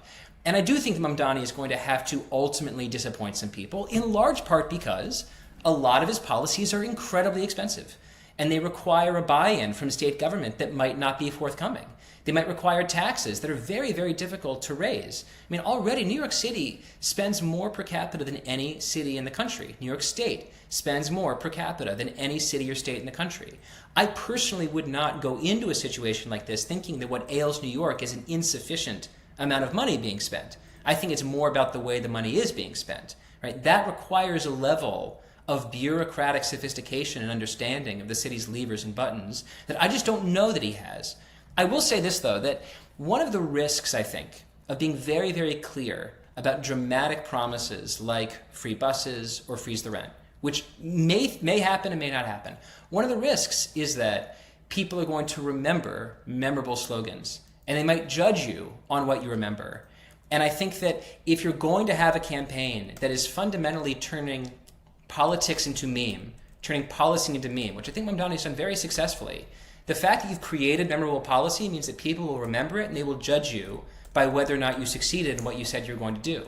right? I think that Mamdani has put a lot of really, really ambitious policies on the table, and I don't know if he's going to be able to do them all. But I do think that if he's seen as being incapable of getting his ambitious agenda through, a lot of people who stood up behind him are going to be disappointed that they felt promised one thing by Mamdani the candidate and disappointed by Mamdani the mayor. This is not like a critique of making bold promises. I think people should. It's just a prediction that running a city like this is very, very hard, and I don't know whether or not he is both a brilliant campaigner and a brilliant bureaucratic mind. One way in which being a phenomenal campaigner and candidate does make governing easier is it was clear as we headed into Election Day, who do I feel is going to be able to assemble a more competent and diverse team of professionals who are interested in serving New York? It's Mamdani over Cuomo. Who the fuck would want to work for Andrew Cuomo? A lot of smart people want to work for Mamdani. There's another part of this too, though. I mean, I interviewed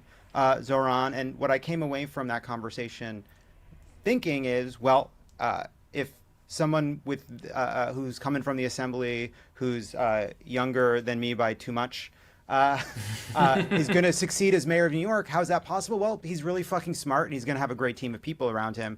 And he's also genuinely, Waleed, you talked about how passionate he is about a lot of these issues. He's also thoughtful and curious and interested in critiques, right? Another thing that can help him succeed in governing.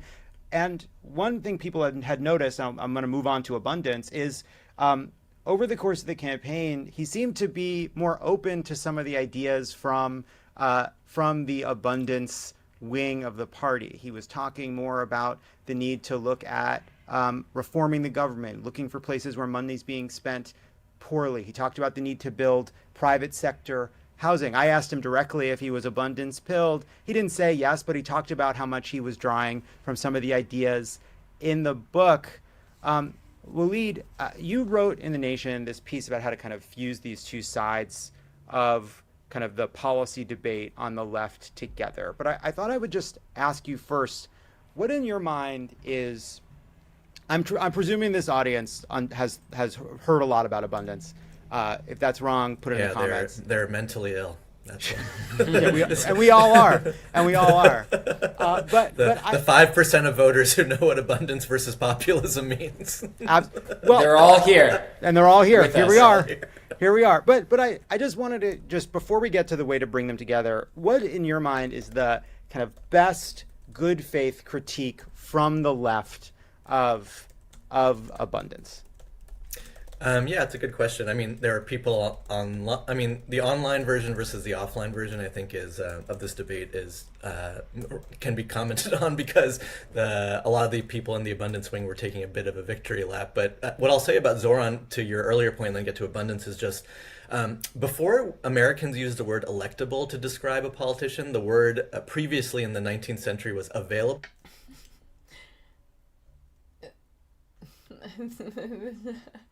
I don't know why, I just think that this is strange. Like, with all of the evil things that they did in this bill, they maintain that Indians and urban Indians have the SNAP eligibility work requirement exemption.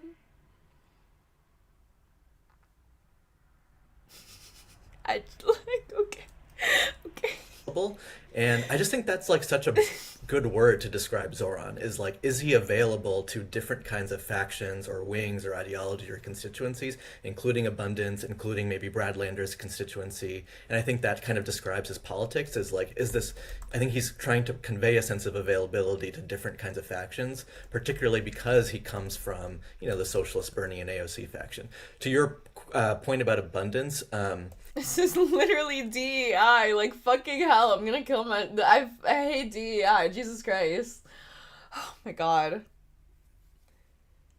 It's because it's their stolen land. My bad. I didn't do my land acknowledgements today. Yeah, I think the best faith criticism of abundance is that that the number one issue in our country is not red tape or bureaucracy or issues of technocracy. The number one issue in our country is the concentration of wealth and power at the top of our society.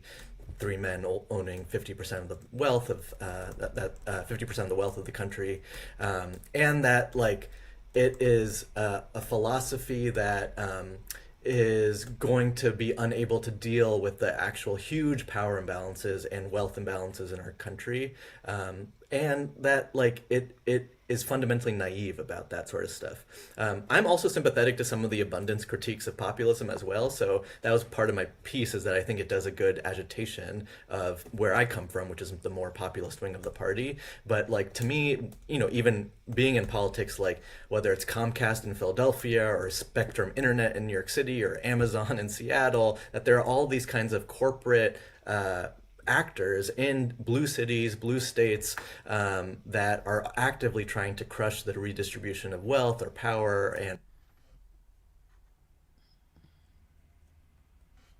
are also exploiting loopholes in our bureaucracy or our tax system for their own private gain. And I think that the good faith critique of abundance is that downplays some of that kinds of important things happening in our politics and our economy. And Derek, what is your response to that critique?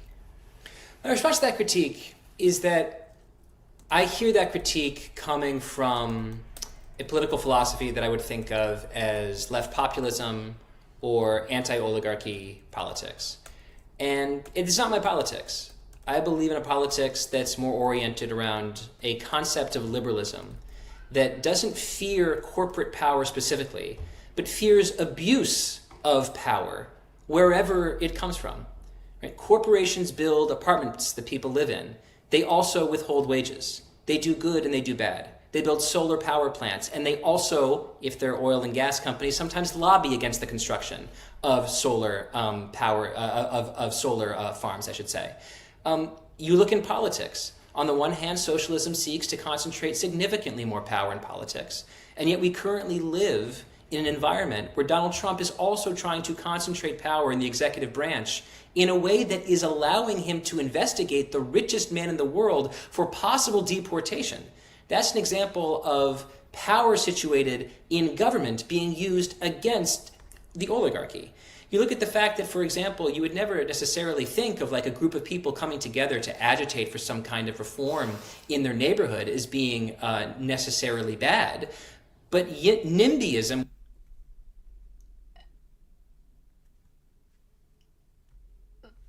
And they just like allowed like just an exemption just for anyone in Alaska and Hawaii. Secretary may exempt individuals in a non-contiguous state from compliance if the state agency submits a request for that exemption. And then the secretary just has to determine that the state in good faith.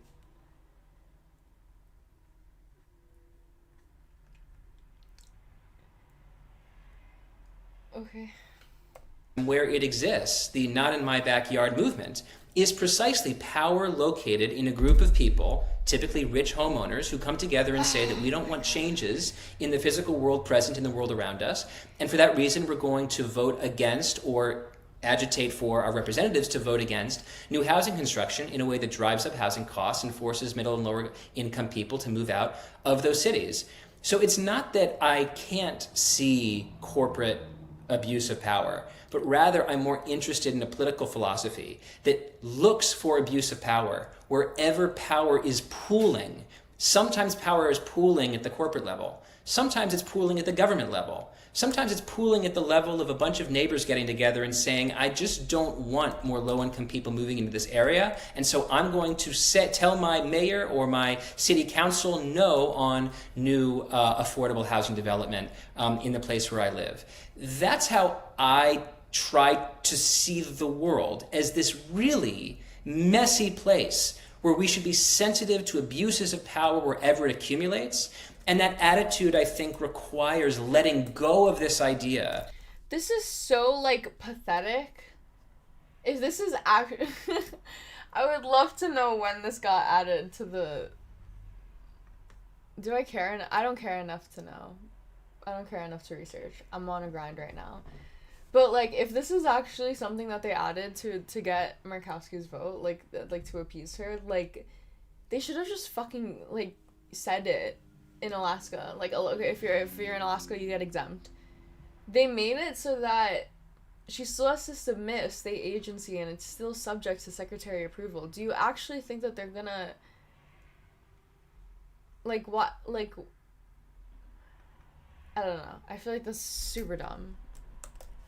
That the boogeyman in our society, and I'm not trying here to simplify Waleed's point, but it means letting go, I think, of this idea that the most important and most dangerous boogeyman of society are always corporations.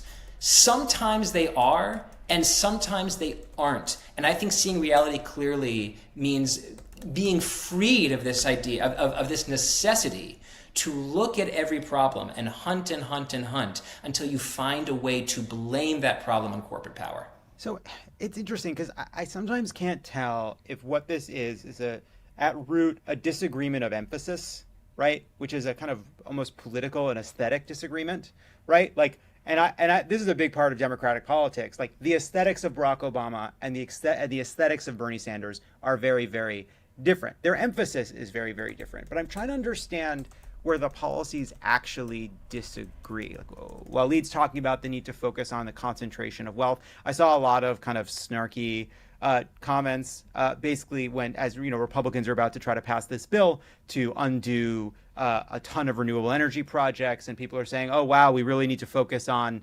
public sector unions and environmental groups for how they stand in the way of progress." Basically, mocking the idea that our problem has to do with left interest groups when the right. And then there's also a clause that if the state gets approved, they have to.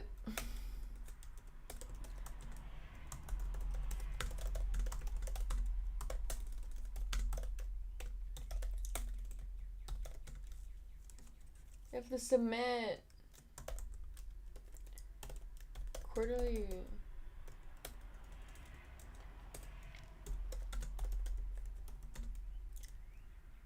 Progress reports.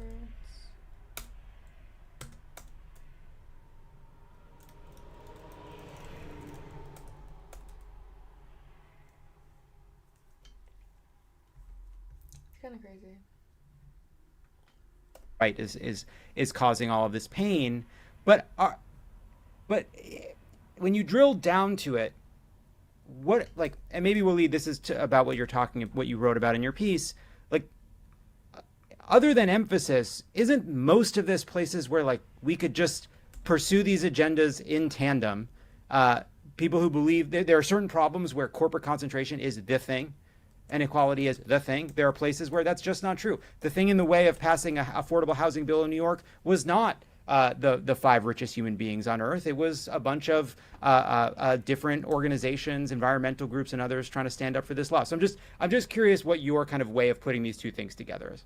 I think there's such a combination of a bunch of different strands of things that are all getting wrapped together in a way that is not very productive. And so one is the kind of moderate versus progressive divide in the Democratic Party, which will play out in Congress and Capitol Hill, in elections and primaries, of where abundance and where populism lies in that kind of conflict. And I think a lot of people... Page 22 of 870. Going strong.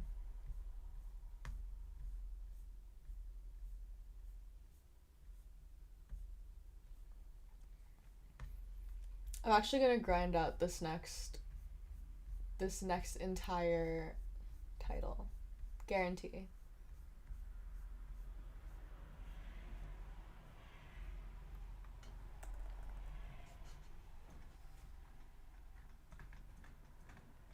When does this title end? Hang on.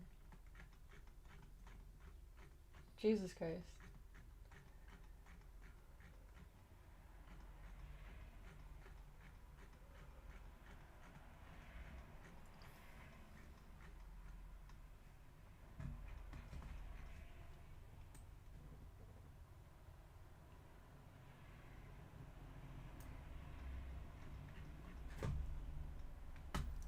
Title 4? Fuck. Oh, I could just do this.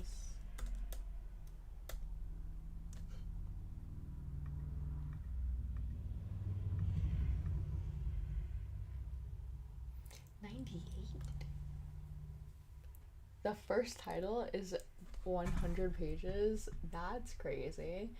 And then the next title is only 37? Bitch!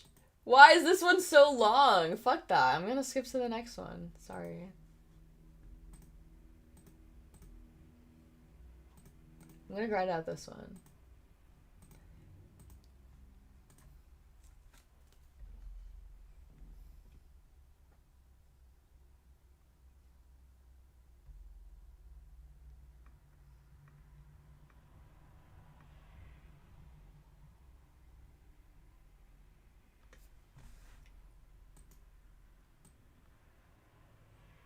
Boom. Okay, wait, this is actually an interesting one because what the fuck do you mean enhancement to improve the quality of life for military personnel? They're military personnel. You're telling me they can't deal with a little like a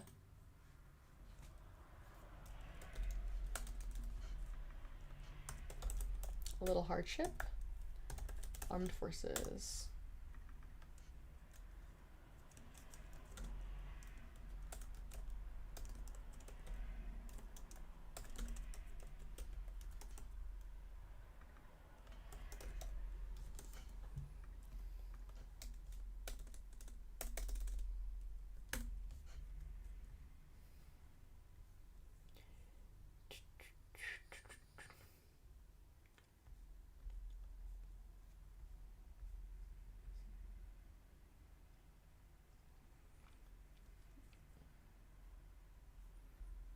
Okay, so the main sections of this are the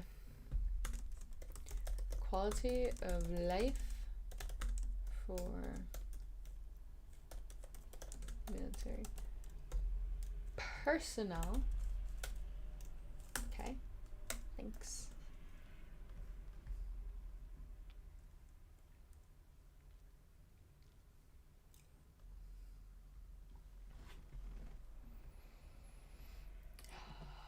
Wow, that's a lot of money. For restoration and modernization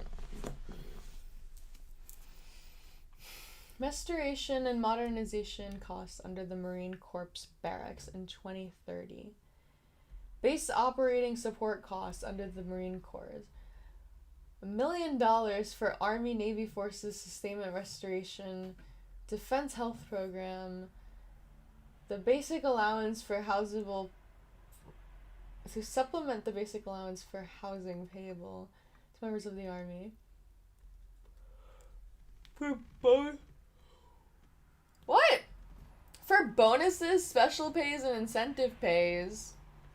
Okay. For the defense activity for non-traditional education supports online academic skills course program.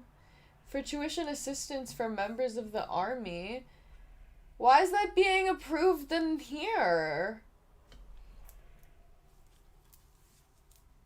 How much money did they take away from student loans?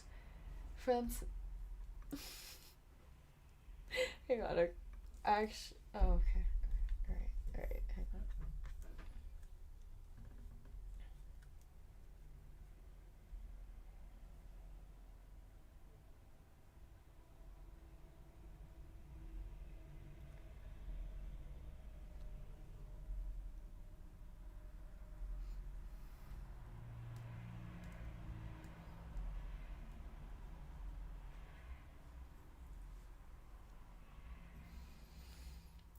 $100 million for childcare fee assistance for members of the Army, Air Force, Navy, and Marine Corps. Wow. Increased temporary lodging with expense allowance under to 21 days.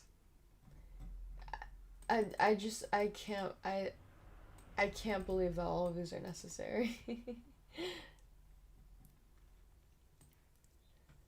100 million for Department of Defense Impact Aid payments to local education agencies.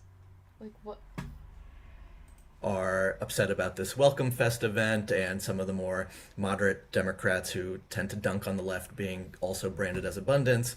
The other piece of this is like, if you go back to the 2016 Hillary Clinton campaign versus Bernie Sanders, and I'm sorry to bring us all back there, like it was the Hillary Clinton campaign arguing that Bernie Sanders was reigniting the kind of sexism and racism of the New Deal, and not like thinking too much about not thinking hard enough about the ways that these kind of universal programs don't have regulations or don't have specializations on how to deal with things like race and class and gender in an intersectional way. And now, like, for some reason in 2025, we've kind of gone to the reverse end of that, which is somehow that it's the more moderate abundance camp saying that some of these regulations that try to deal with anti-racism or feminism or these kinds of things are actually harmful. And so it just feels very tricky to parse out what we're actually talking about. But on the ideas level, I do think that the best of the American tradition of the New Deal was a combination that FDR's New Deal, LaGuardia's New Deal in New York City was a combination of some of the ideas that Derek and Ezra,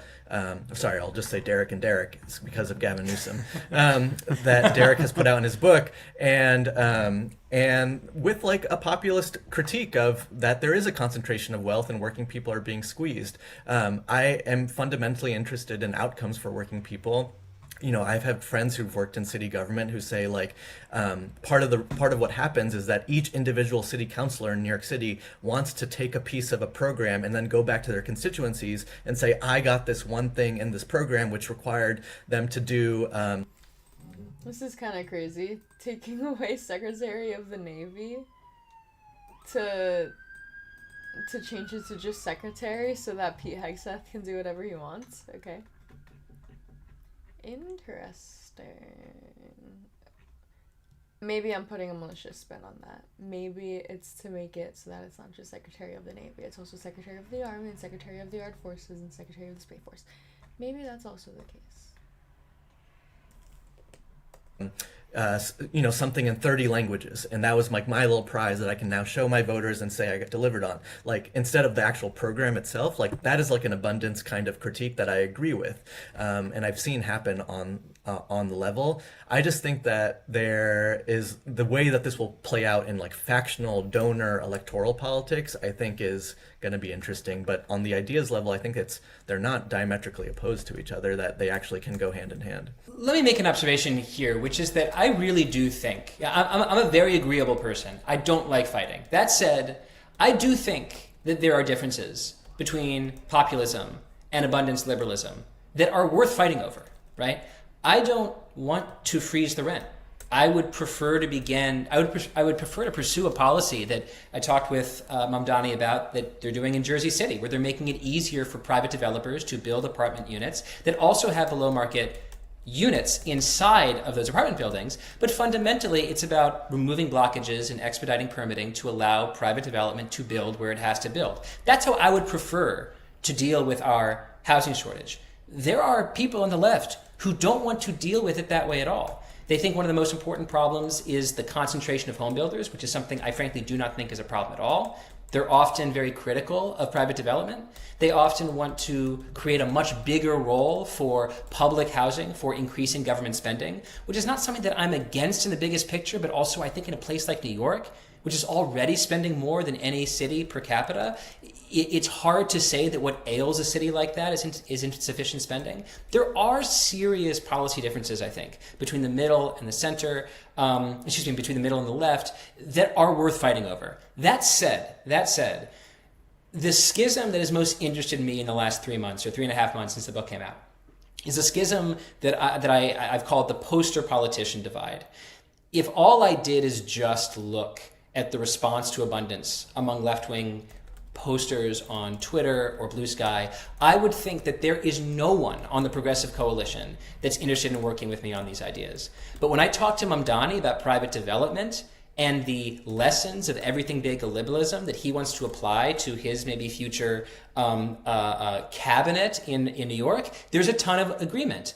Ro Khanna is one of the biggest Medicare for all advocates in America. I'm not a particularly strenuous Medicare for all guy. Nonetheless, we agree about a lot when it comes to making it easier to build homes and making government work for people. There's a lot of politicians that I've had both on the record conversations on, that I just said, Mamdani and Khanna, and a lot of politicians I've had off the record conversations with, who say there's tons of ideas in abundance that we can sort of sew into our politics, because fundamentally, if left-wing politics is going to be about adding government functions, you had damn well better show that government can function in the first place. And so you need some theory of making government work to show the public, when we get power, we discharge it in a way that improves your life. Now let us have power to do this other thing we think is important. Those are important dots to connect.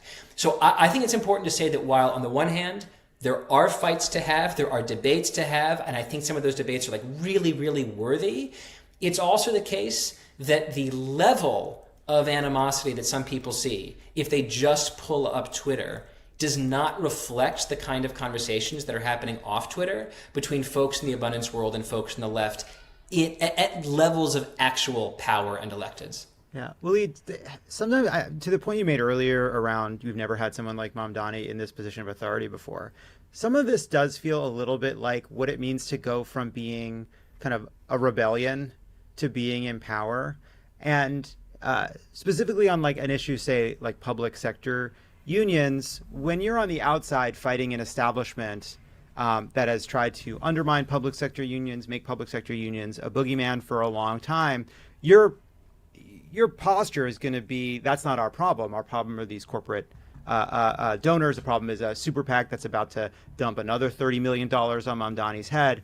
But when you're in power, right, you got to negotiate a deal, and you got to demonstrate that government can be effective. And it's no longer about kind of holding the line to prove that you're willing to fight. It's about actually governing. And I'm just curious if you feel like this is now the left having to kind of embrace a new place from being on the outside to being on the inside. I mean, one of the things why I think this race is so important is that the center and center left should chill out a little bit and let the left win and govern in some places, so that we can like mature into having to actually like deal with some of the questions of governance. Like the number of like leftists or socialists in elected positions are, look at Congress, maybe there's like 7 members out of the squad right now. In the Senate, there's 1 senator who describes themselves as socialist. There aren't that many like socialist or left-wing mayors in the country.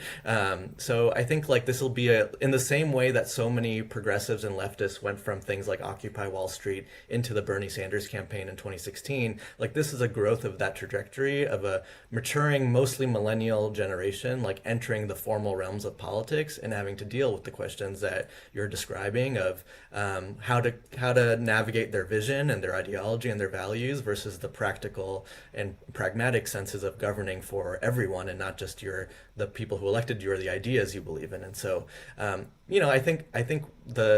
I think Derek is right that there are real debates. I'm pro real debates, especially debates about the economy. It would be great if Democrats were debating these things openly, like a rent freeze versus building housing versus doing both. That's a much healthier, that's a healthy debate I think our party needs, and our party is pretty conflict averse around these things. But I think the left, one of the beautiful things about Mamdani's campaign is we will see if Mamdani is elected in the next 4 years are better than Eric Adams, or better than what Andrew Cuomo was planning to do, which I don't know what he was planning to do as mayor of New York. But I think we need more of these opportunities for this generation to be not expelled or exiled from Democratic Party politics, but like allowed to govern in some areas, particularly in some of the bluest areas in the country. Can I ask a question? Yeah, do it. Waleed, Mamdani is a socialist who I think is very likely to be the next mayor of New York.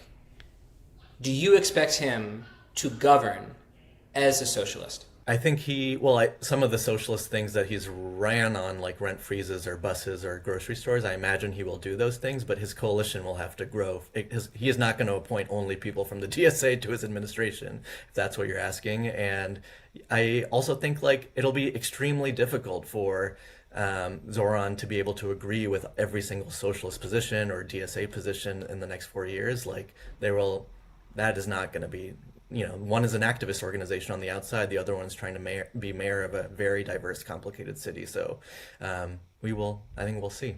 That's a great place to leave this debate. I'm just thinking, I'm sitting here in the Crooked studio, and, we went through, it was fascinating over a year or so to go through a unionization here at this company, right?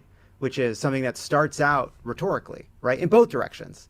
But then comes to the table and becomes a conversation about details and facts. And it's not always easy, but I feel like we all kind of came out the other side of that, having kind of learned a lot. And the kind of conversations that were happening at the end were very different than the ones that happened at the beginning, in part because a lot of the people at that table had never been part of any kind of negotiating like that before. I don't know if that's, see, I'm getting my mic's still working, so it was fine that I said it.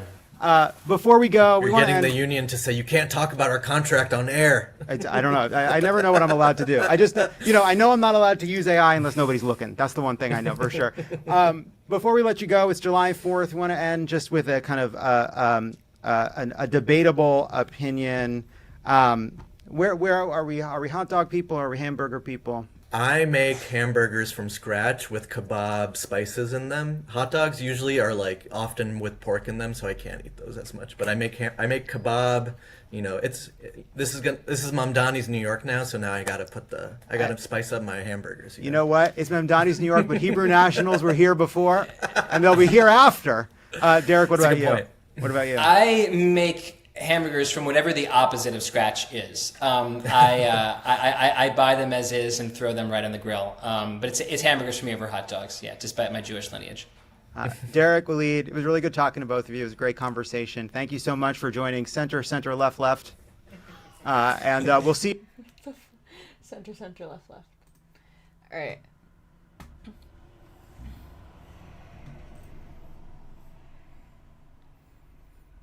I actually really enjoy burgers.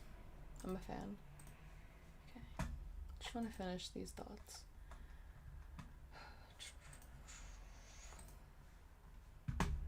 Gonna ask Perplexity for help.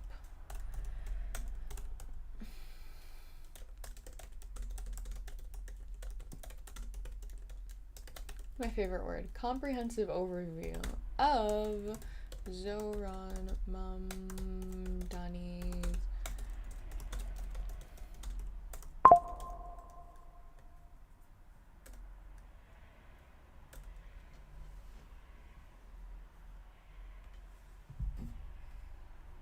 Oh, my camera died.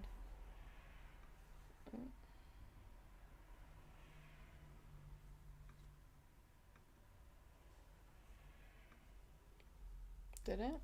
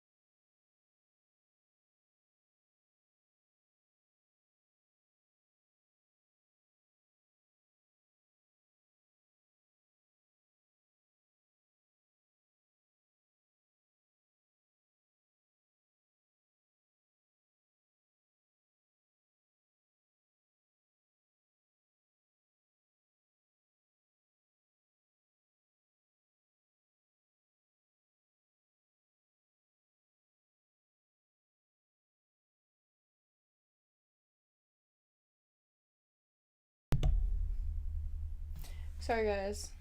Actually, no, I'm not sorry. Do you know how long this stream was? I think this was my longest stream, like, literally ever. It's 6 hours and 40 minutes. I got a blast. I'm actually really surprised at this. Hang on. I want to look at my memory. Like, this is crazy. Haven't even crossed the 20 threshold. Like, insane. Shout out to the new computer. Shout out to everyone for being here. I love you guys. I'll see you in the next one, I guess. Am I gonna stream tomorrow? Yes, I am gonna stream tomorrow. Glad we bullied you into a new computer. Yeah, me too. I'm glad that you guys bullied yourself into not getting content for a week so that I could work double so I could get enough money to buy the new computer. I hope it was worth it. I'll be here all week, folks. Okay, thank you very much.